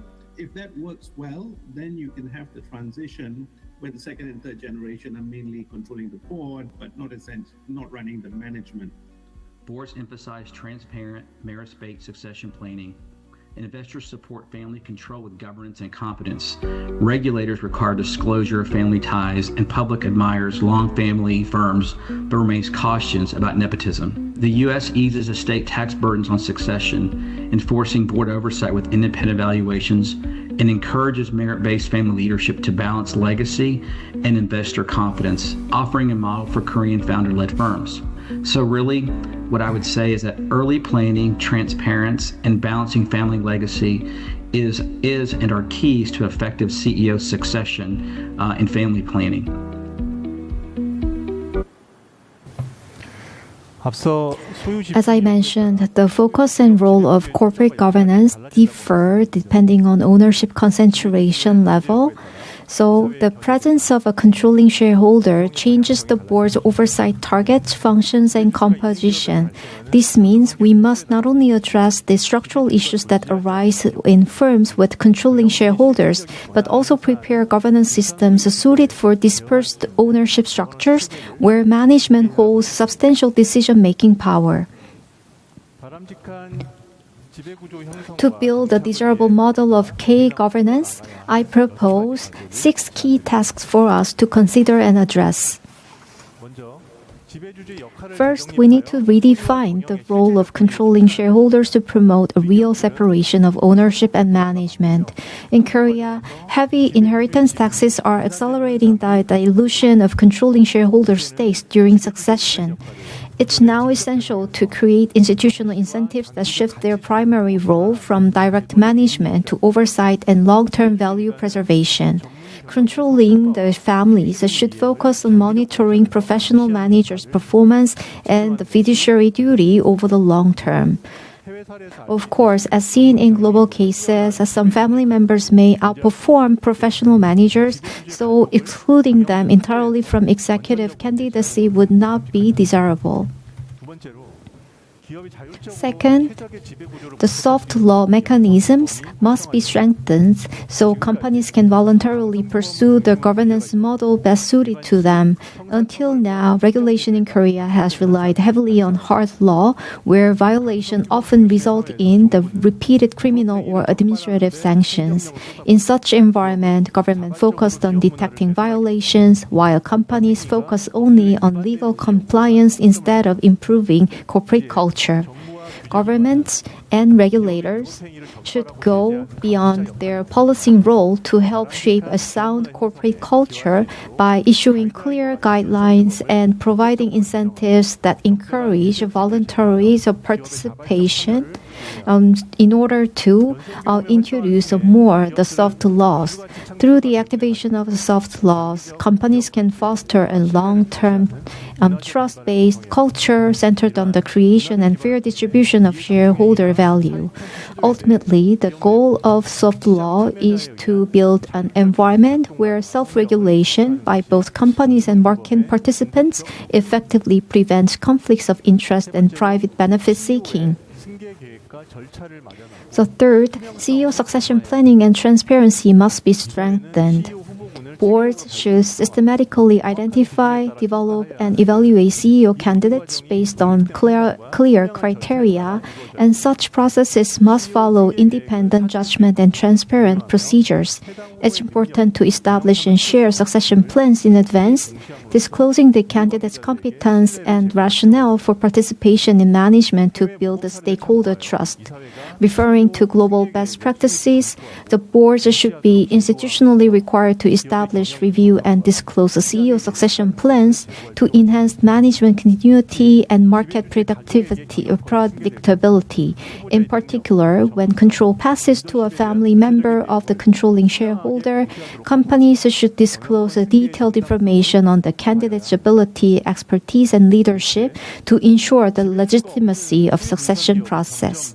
Fourth, we must prepare for a future where dispersed ownership companies without controlling shareholders become more common.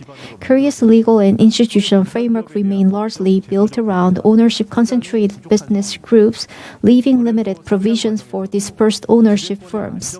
Even during listing views, stability of control is a key factor, making it difficult for such firms to go public.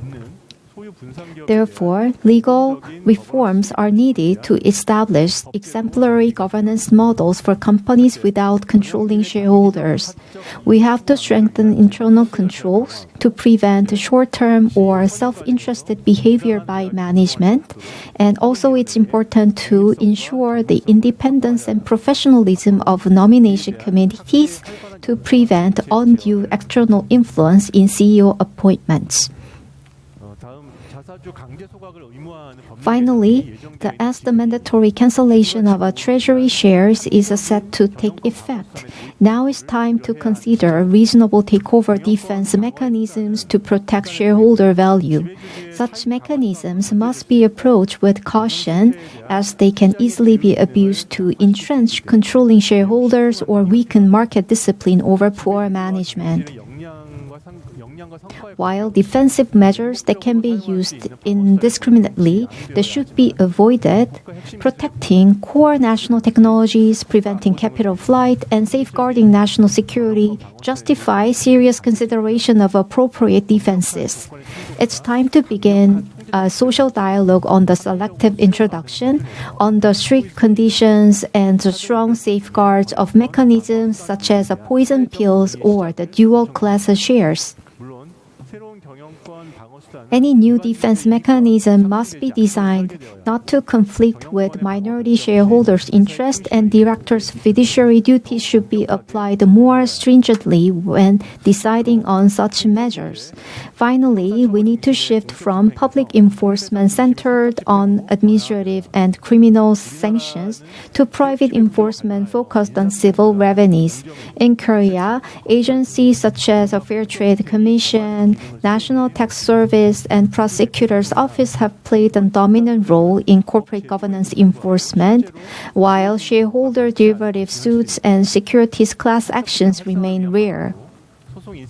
To promote private enforcement, we should consider litigation incentives and the specialized private enforcement body to represent minority shareholders and reassessment of criminal penalties. These measures would help shift Korea toward a civil liability-based framework. By easing excessive criminal sanctions, we can strengthen private redress mechanisms that compensate minority shareholders for actual losses. The transformation of corporate governance has already begun. We look forward to seeing an advanced corporate governance system help eliminate the Korea discount, usher in Kospi 5000 era, and drive the continued success of Korean companies. Thank you.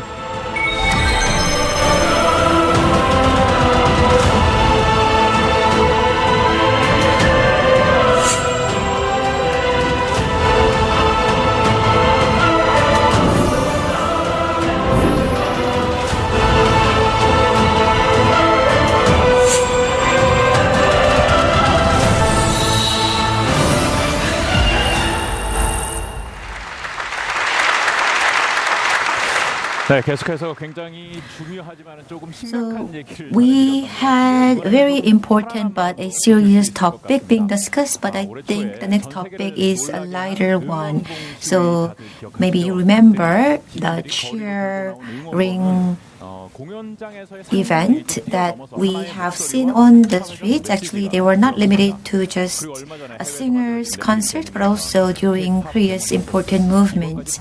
And even after that, we had K-pop demon hunters becoming very popular. So 2025, maybe the big keyword is K-pop demon hunters. Yes, so K-culture is not just limited to cultural arena, but also affecting the entire economy. We have started this SDF 2025 from early in the morning, and now we are in the final session.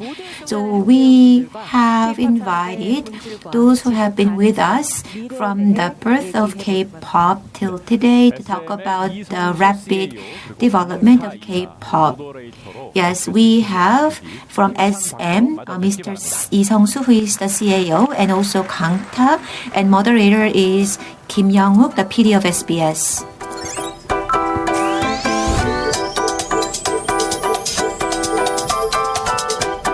This is a love song, don't you let me go. Here talking loud, but I get louder. 벽을 깨고 on and on. Bringing the energy. One step, two step, three step. 너의 모든 가운데 전부 있는 우리는 영원. We go hard. Hard like a criminal, hard like the beat.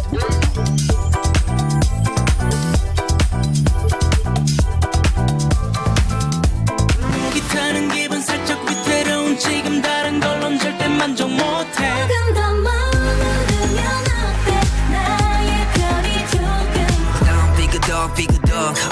잊어버리고 정나버린 듯이 walk Go back to the future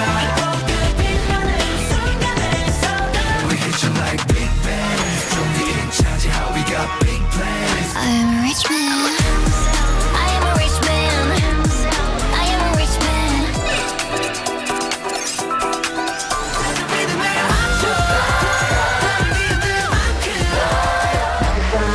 안아줘 뜨겁게 시간은 너무 빨라 낯선 감각에 확 쏜기전 너란 파도가 나를 휩쓸어 I cannot focus on anything but you baby I cannot focus on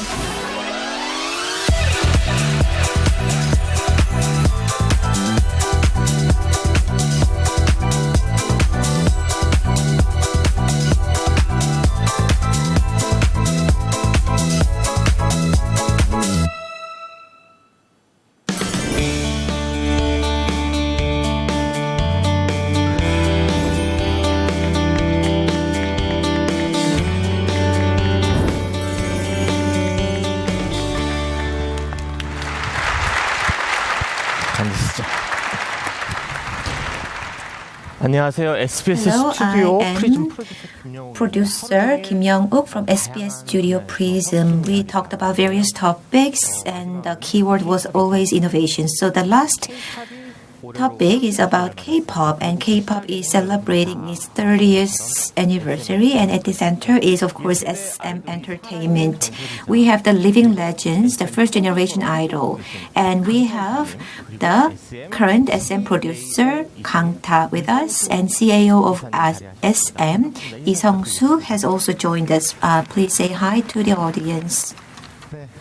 Yes, hello, I am Kang Ta. I debuted as a member of HOT in 1996, and next year I will celebrate my 30th anniversary. I am currently a creative director at SM. That's my debut, yes. It's hard to imagine that's me on the screen 30 years ago. And currently I work at the Smash Hit as a producer, which is a producing label under the Creation Music Lights. So today this is a special venue for me to look back on my 30 years. Thank you. Hello, I am Lee Sung-soo from SM. Currently, I am in charge of planning and production of our artists' albums. Nice to meet you. Thank you. So SM's 30 years. Well, it is almost synonymous with K-pop's 30 years. So Mr. Kang Ta, you debuted as a member of HOT in 1996. So is it true that even then SM already aimed to go global? Yes, I was in my second year in high school, so I wasn't also sure at that time. I was not convinced because the Korean market was small and we didn't have any overseas market. But internally in SM, we said that it is not just the just the Korean market that we are eyeing on. We will go global. That was what we have been hearing. Yes, so that's 30 years ago, and you still had global strategies. Yes. And the word K-pop, actually before that, we had the word Hallyu, the Korean wave, and I heard that it was your concert where this Hallyu Korean wave was first used. Is it right? Yes, to be more precise, in 2002 there was HOT concert in China, and since then, of course, not just for us, but also in other settings, this term Hallyu was used in some foreign media outlet, but it was the first time for this word to appear in foreign article after we had that concert. So Kang Ta, he said that he debuted in 1996, and in the following year, in 1997, to go global, we created a multinational group, SES, where we had members from Korea, Japan, and America, and they were the first idol group to go into the Japanese market. And in 2002, the Asia's star, actually she is an executive at our company currently, Boa, debuted. So you already know that even before her debut, even her training period and her studying in Japan and learning the language was covered in the media. So all of that was like a training period to go global. So in Korea and then in Japan, she debuted and she was the first Korean singer to be ranked #1 in the Oricon album chart. HOT, BOA, SES, and we also have TVXQ. All of them were designed to go global from the beginning very carefully, and that led to the birth of Hallyu and also K-pop. Yes, BOA, her training at SBS, we also covered it, and we thought it's very aggressive to go global. And I can see that everything was meticulously designed. It's like an industry, like a business.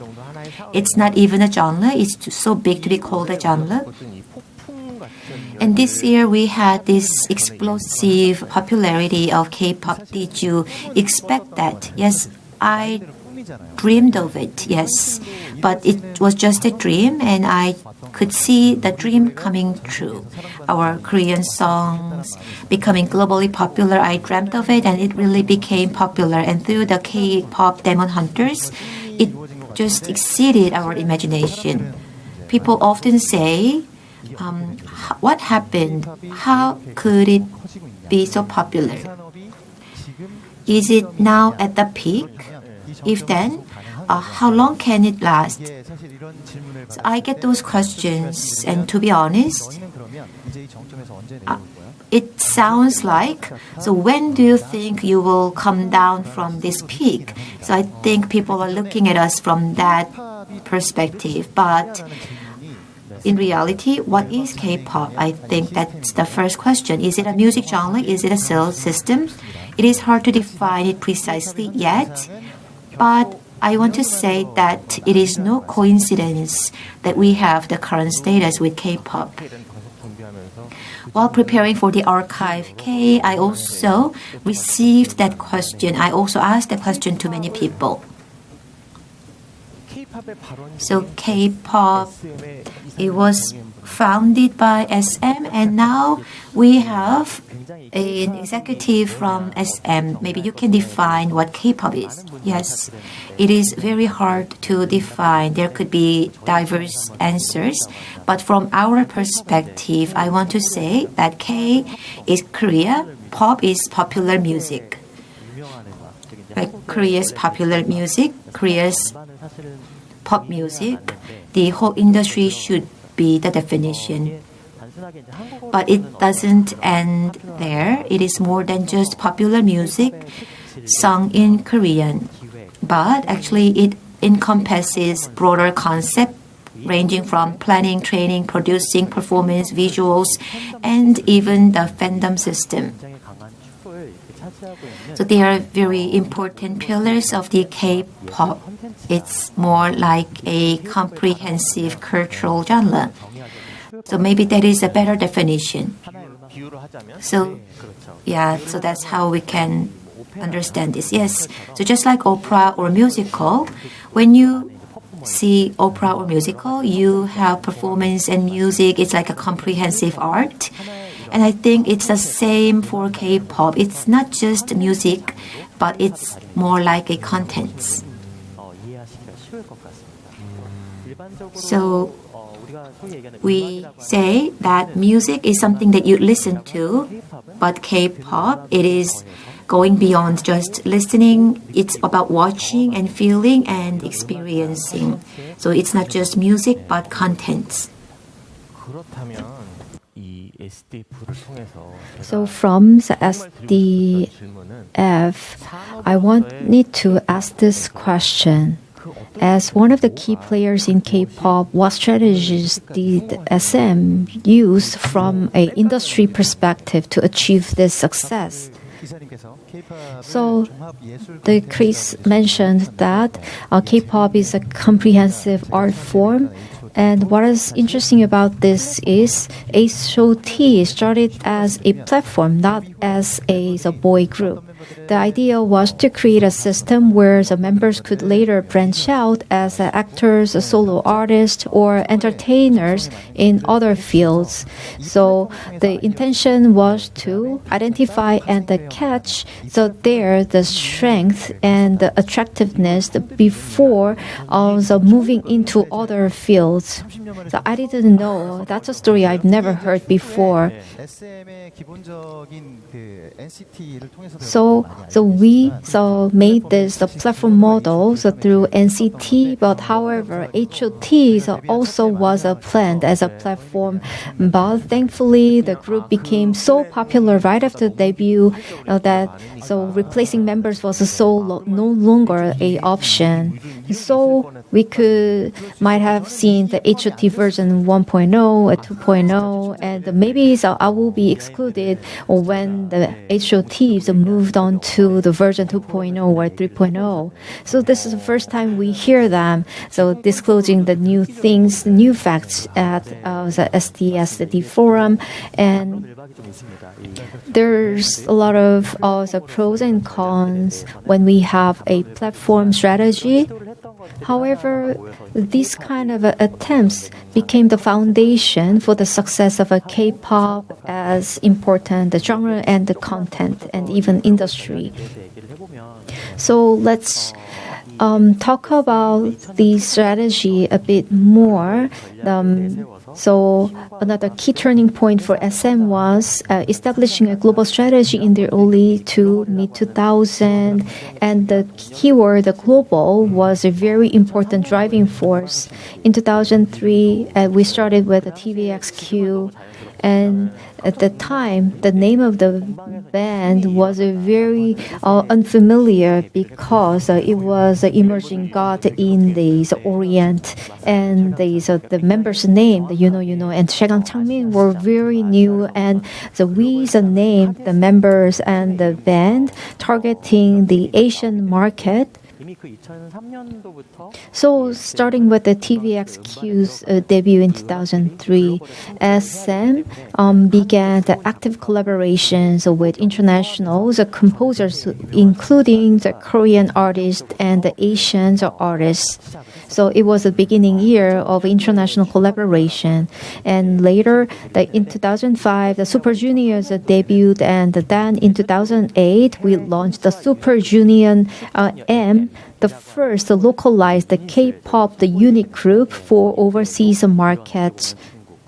So when we launched the Super Junior M, we built a global network of songwriters and producers, and which laid the foundation for the picture of a K-pop. So whenever there's a new group, the youth evolved and made progress to reach the current stage. So we first built a global network. So by contacting so many artists and producers, and it eventually evolved into SM's signature song camp system. I've heard of the name Song Camp, but I do not have a clear idea about what it is. But it is said to have set the standard for how K-pop music is made today. So is it a program where top producers from around the world come together to create the music? Did it start in the early 2000s? I'm really curious. So is it camp? So do you have bonfire and have fun? No, so we wish we could have that kind of a camp, but the song camp reminds you of the camping and the climbing in the mountains. But it's a gathering of producers and songwriters. So we take the 2 or 1 week, and producers, songwriters, and the specialists come together and collaborate over the same period, about 2 weeks, and they talk to the labels and create a new songs. So it's a song creation system. The song camp system began in earnest. So when the boys of girls' generation and the X songs were very important, and more recently, so last year, the big hit, aespa's Supernova, and NCTU's Baggy Jeans, and there's a style. They were all born through the song camp process. It is very effective to reflect global music trends in real time while preserving K-pop identity.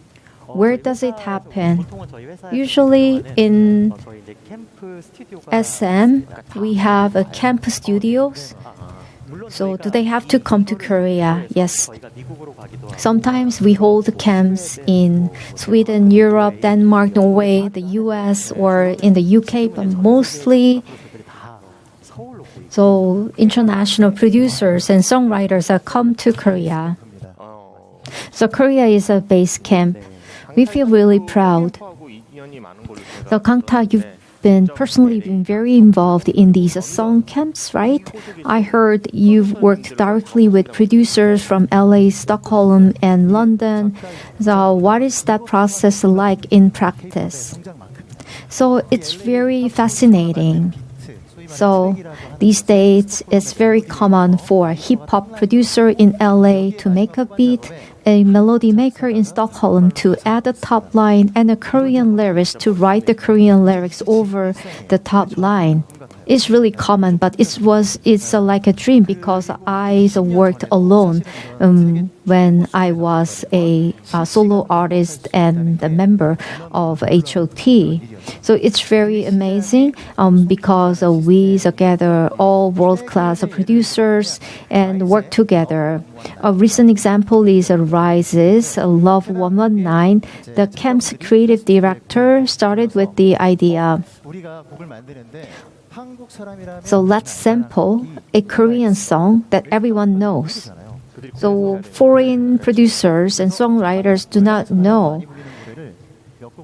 So the Korean artist provided very popular K-pop songs, and eventually they chose Emergency Room by the band Easy, a classic Korean pop ballad. The international producers reinterpreted it with an organic contemporary feel, and that's how Love 119 was born. So it reflects that identity of a song camp.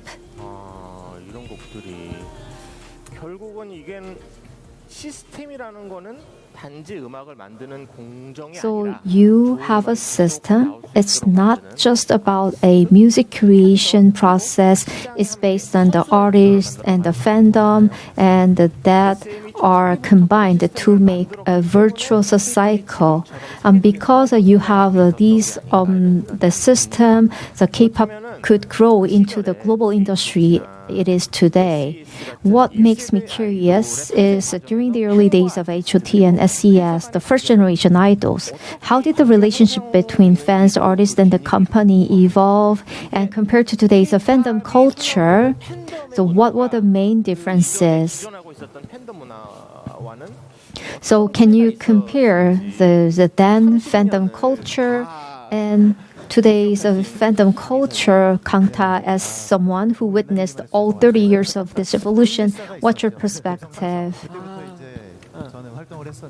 So I saw the change. However, the passion of fandom isn't changed. It's just the way they express it that has evolved. Back then, SM's approach was to closely observe the fan reactions and build a framework. And so Chris also, he is a monitor the response of fans in the PC communication network. And so we had a monitoring team, and I was a part-timer, so who reported the fans' reaction to the SM headquarters, even though I'm a director right now. And SM fans were not given a guideline from a company, but fans decided to carry the white balloons and the uniform, and which was very impressive. Later, the different groups of fans decided their own colors to cheer for the artists, and the SM provided on the system. As mentioned, SM was the first company that created the monitoring team, and also SM fans was the first group to create a dedicated fan on the fandom and the network. And by the late 2000, fan clubs began to evolve into full-fledged fandoms. With the rise of the internet, social media, and the YouTube, fans became distributors themselves, editing videos, making fan songs, creating memes, and producing their own content. So before, artists and companies were distant from fans. However, throughout these change, fandoms became an internal driving force of the K-pop industry, not as consumers. By the mid-2010s, fandom had become a central axis of the entire IP ecosystem. It's one of the most distinct identity of K-pop.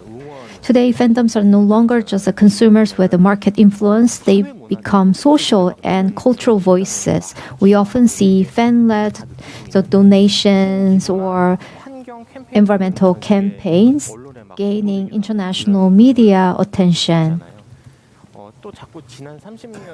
So we also need to, again, look at the past 30 years. So how do you view this transformation, the Kangta?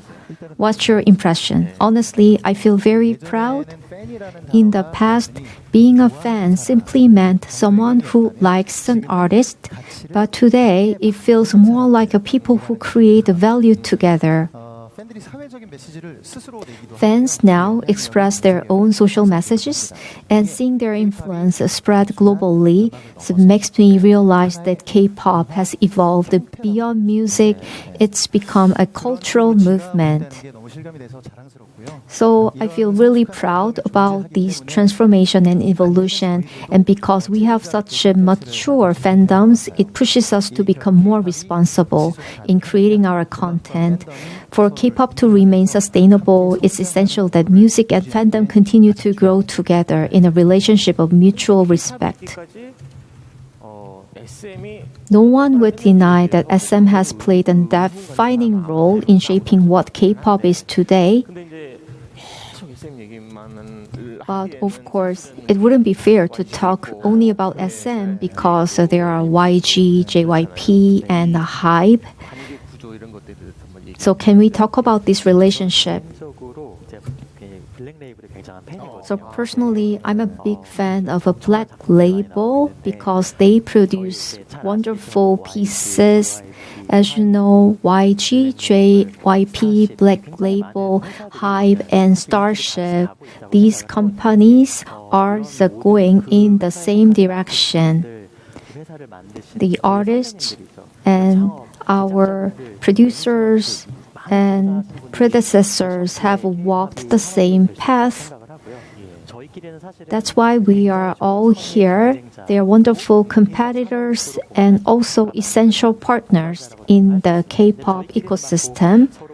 But we are not competing, and we are not really hostile, but we are analyzing each other's jobs and consider the release schedules and music video production. So it's a very friendly competition, even though it's intense. And from the outside, it must look quite entertaining, just like how DC and Marvel compete in Hollywood.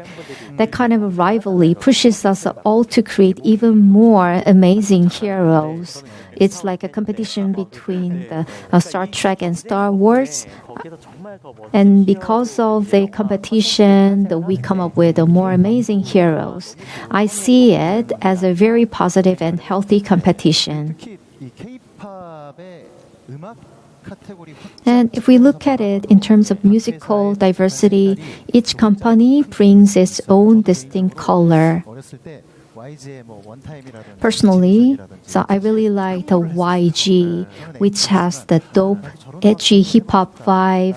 I wanted to try that kind of music.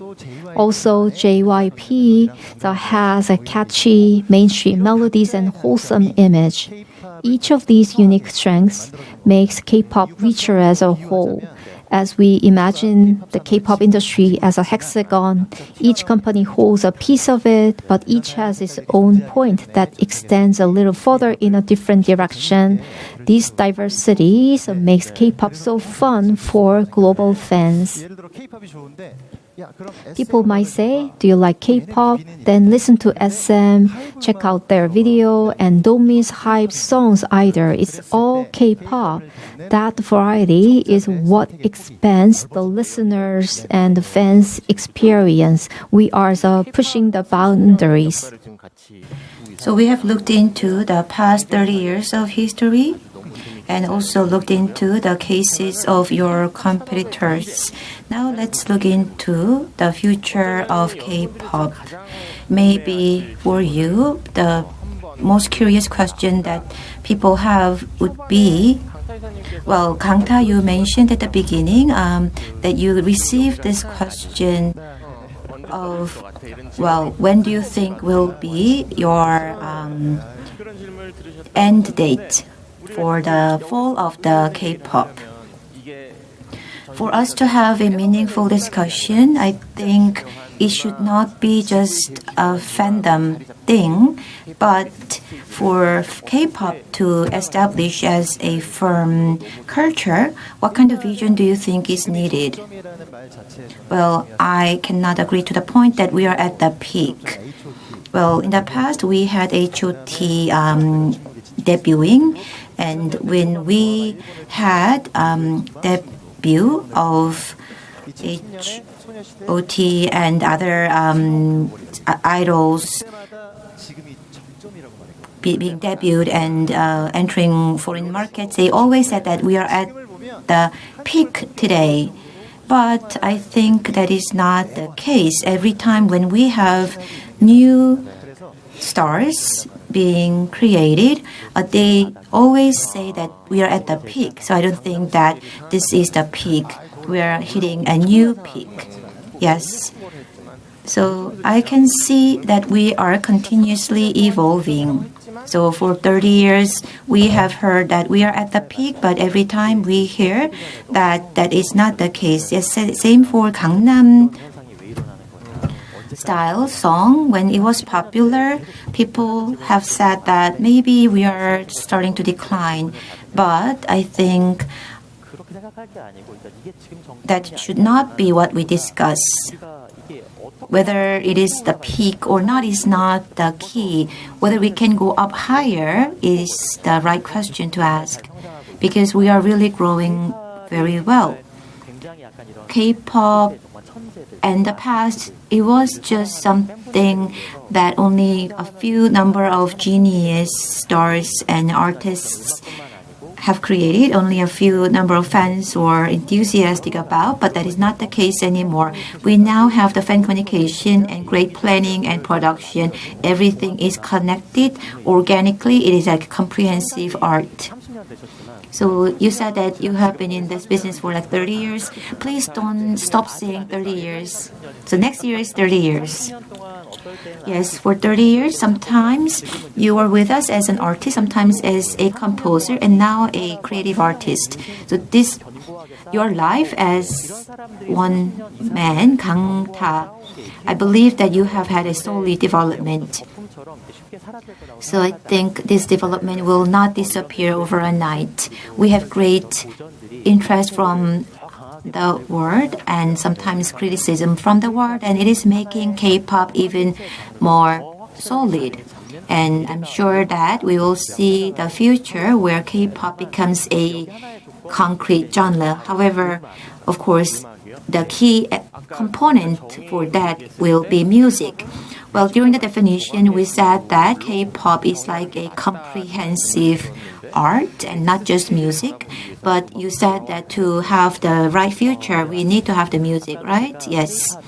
I mentioned that K-pop is about training, producing all the hybrid organical form of art. But I believe that the basis is always the music, whether it's opera or musical.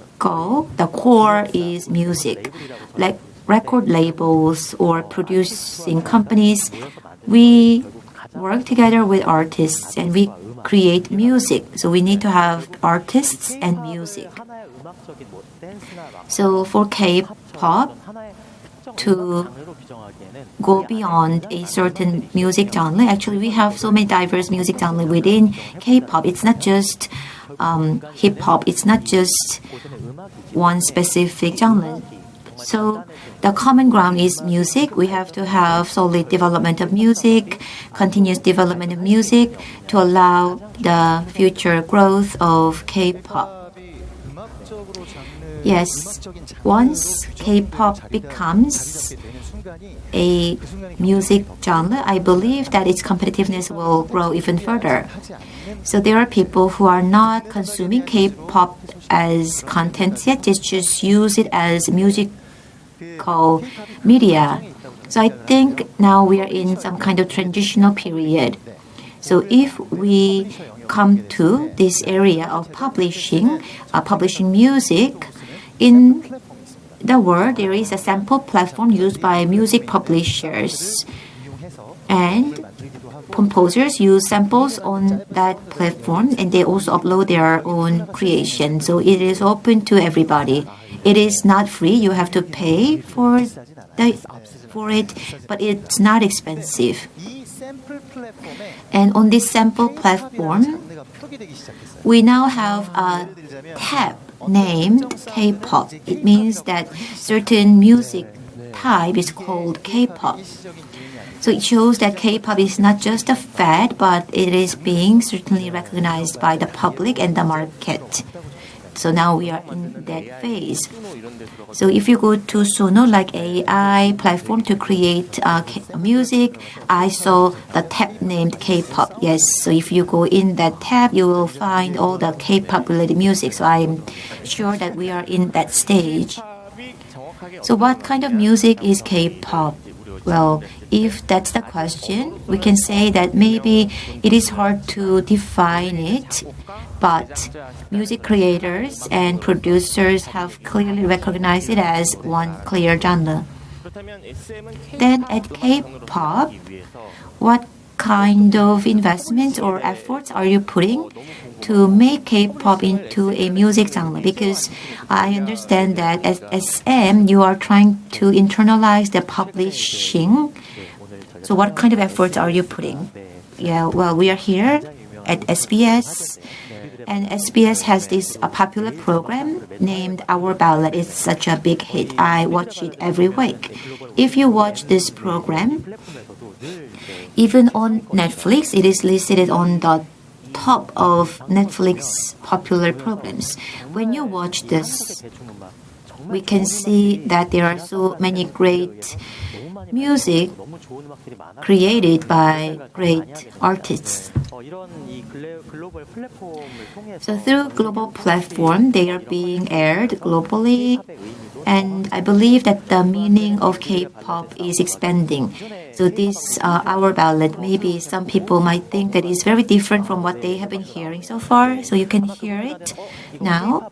And some people might think that this is not just K-pop, but this is K-country music or K-ballad. So at SM, I believe that we have to, of course, that the basis is music, and we have to make that music more solid. We have to have better understanding. So we have to know what kind of music exists within this category of K-pop. So we will go into a detailed classification of music within K-pop so that we can enhance the musical fundamental of K-pop. That sounds very scientific. Well, we call it as the culture technology. It is not something that we do out of gut feeling, but we have to have clear scientific approach. So that is what we are trying to do at SM. So classic, electric music, contemporary R&B, and ballad, various musical genres. To befit them, we are creating the right labels so that we can expand them in the proper manner. And not just K-pop, but there are multi-labels that we have created, and we want to supply music in the stable way. So that's why we have KMR, a publishing company that we have created under SM. And what we are trying to do is, of course, there are great artists in Korea, but in the US, Denmark, Sweden, there are great composers. And we sign publishing contract with them at this company so that we can create demos, we can invite them to Korea, we go there so that we can have like camps and various programs to create demos. And when we have great composers in Korea, we want to support their global entrance. So there are various activities that we are carrying out so that we can further enhance our musical fundamentals. This company is not just limited to SM, but actually it is supplying to all the other entertaining companies so that we can have greater competitiveness for the K-pop industry. So LAC, actually, we have certain labels that are needed, certain support needed for different labels. I think we should provide right support. So labels are created to support K-pop in the right way, and proper supports should be extended. So even publishing companies now under operation. So when you think of K-pop, there are certain music like trendy pop music, but with crossover. But within that, there could be various categories of music, and that should be internalized to solidify the identity of K-pop and define K-pop as one clear genre, and even royalty will be internalized.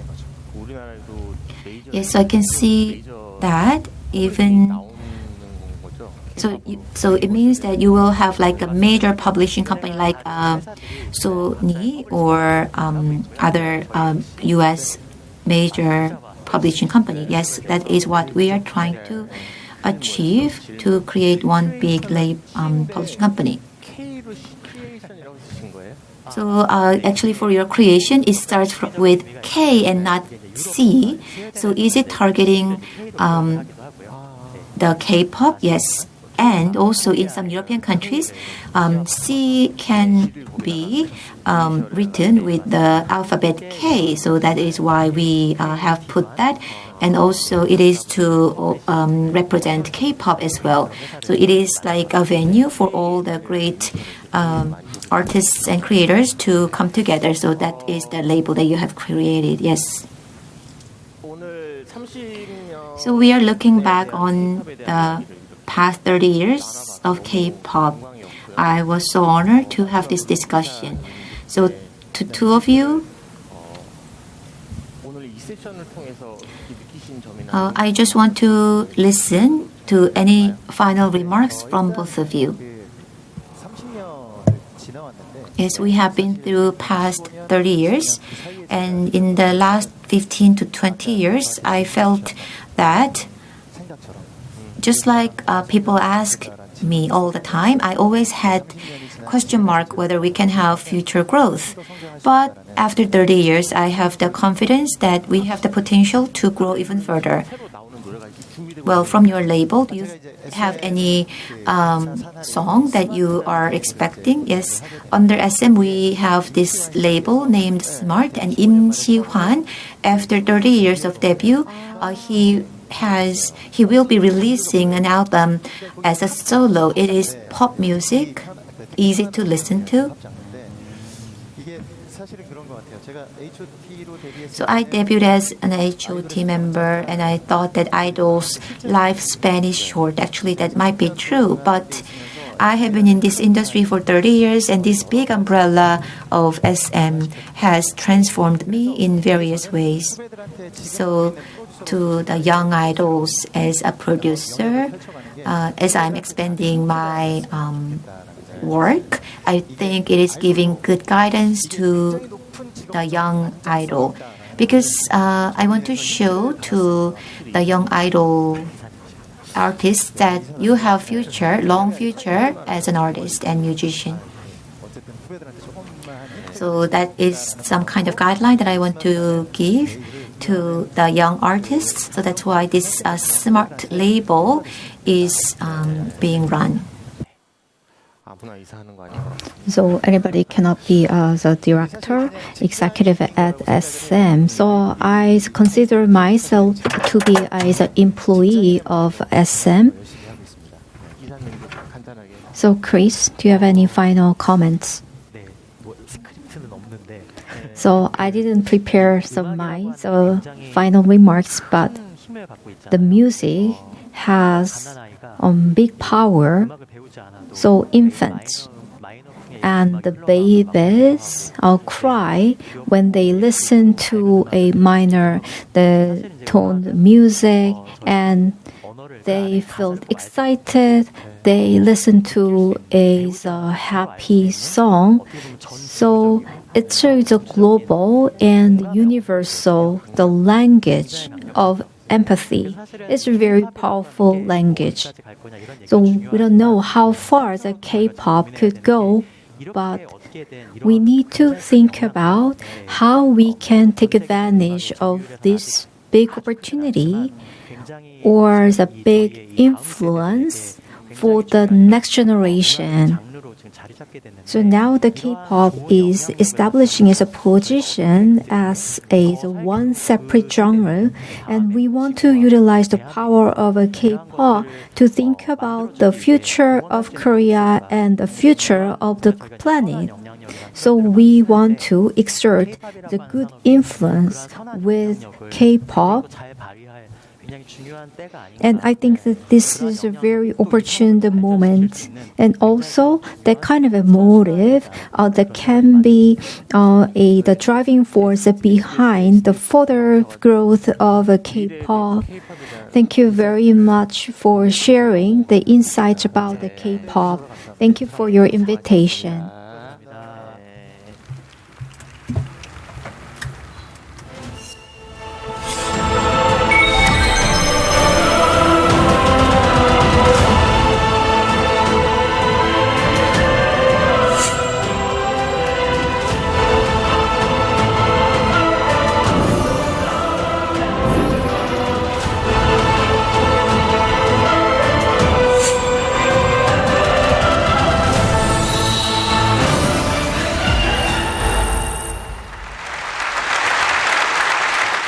네, 창사 Celebrating 35주년 the 특집 35th SDF 2025 anniversary, 제로시대 we have the 재설계 special SDF forum for 2025, redesigning the zero era, rewriting innovation.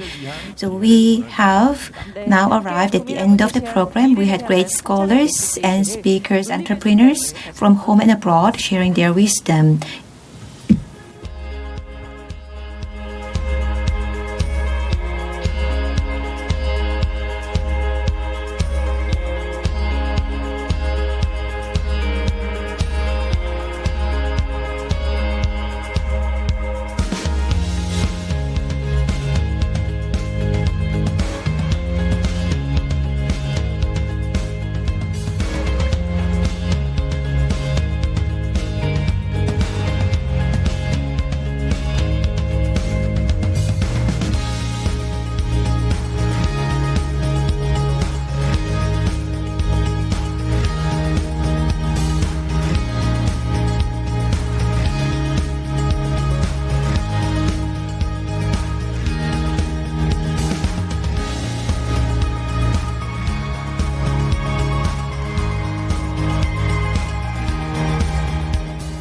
네.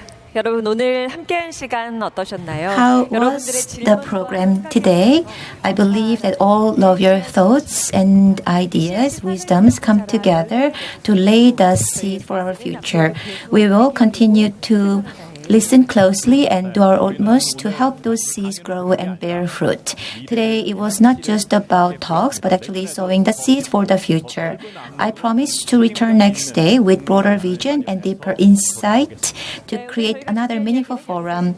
So this concludes our program for today. Thank you for joining us today and have a safe journey home.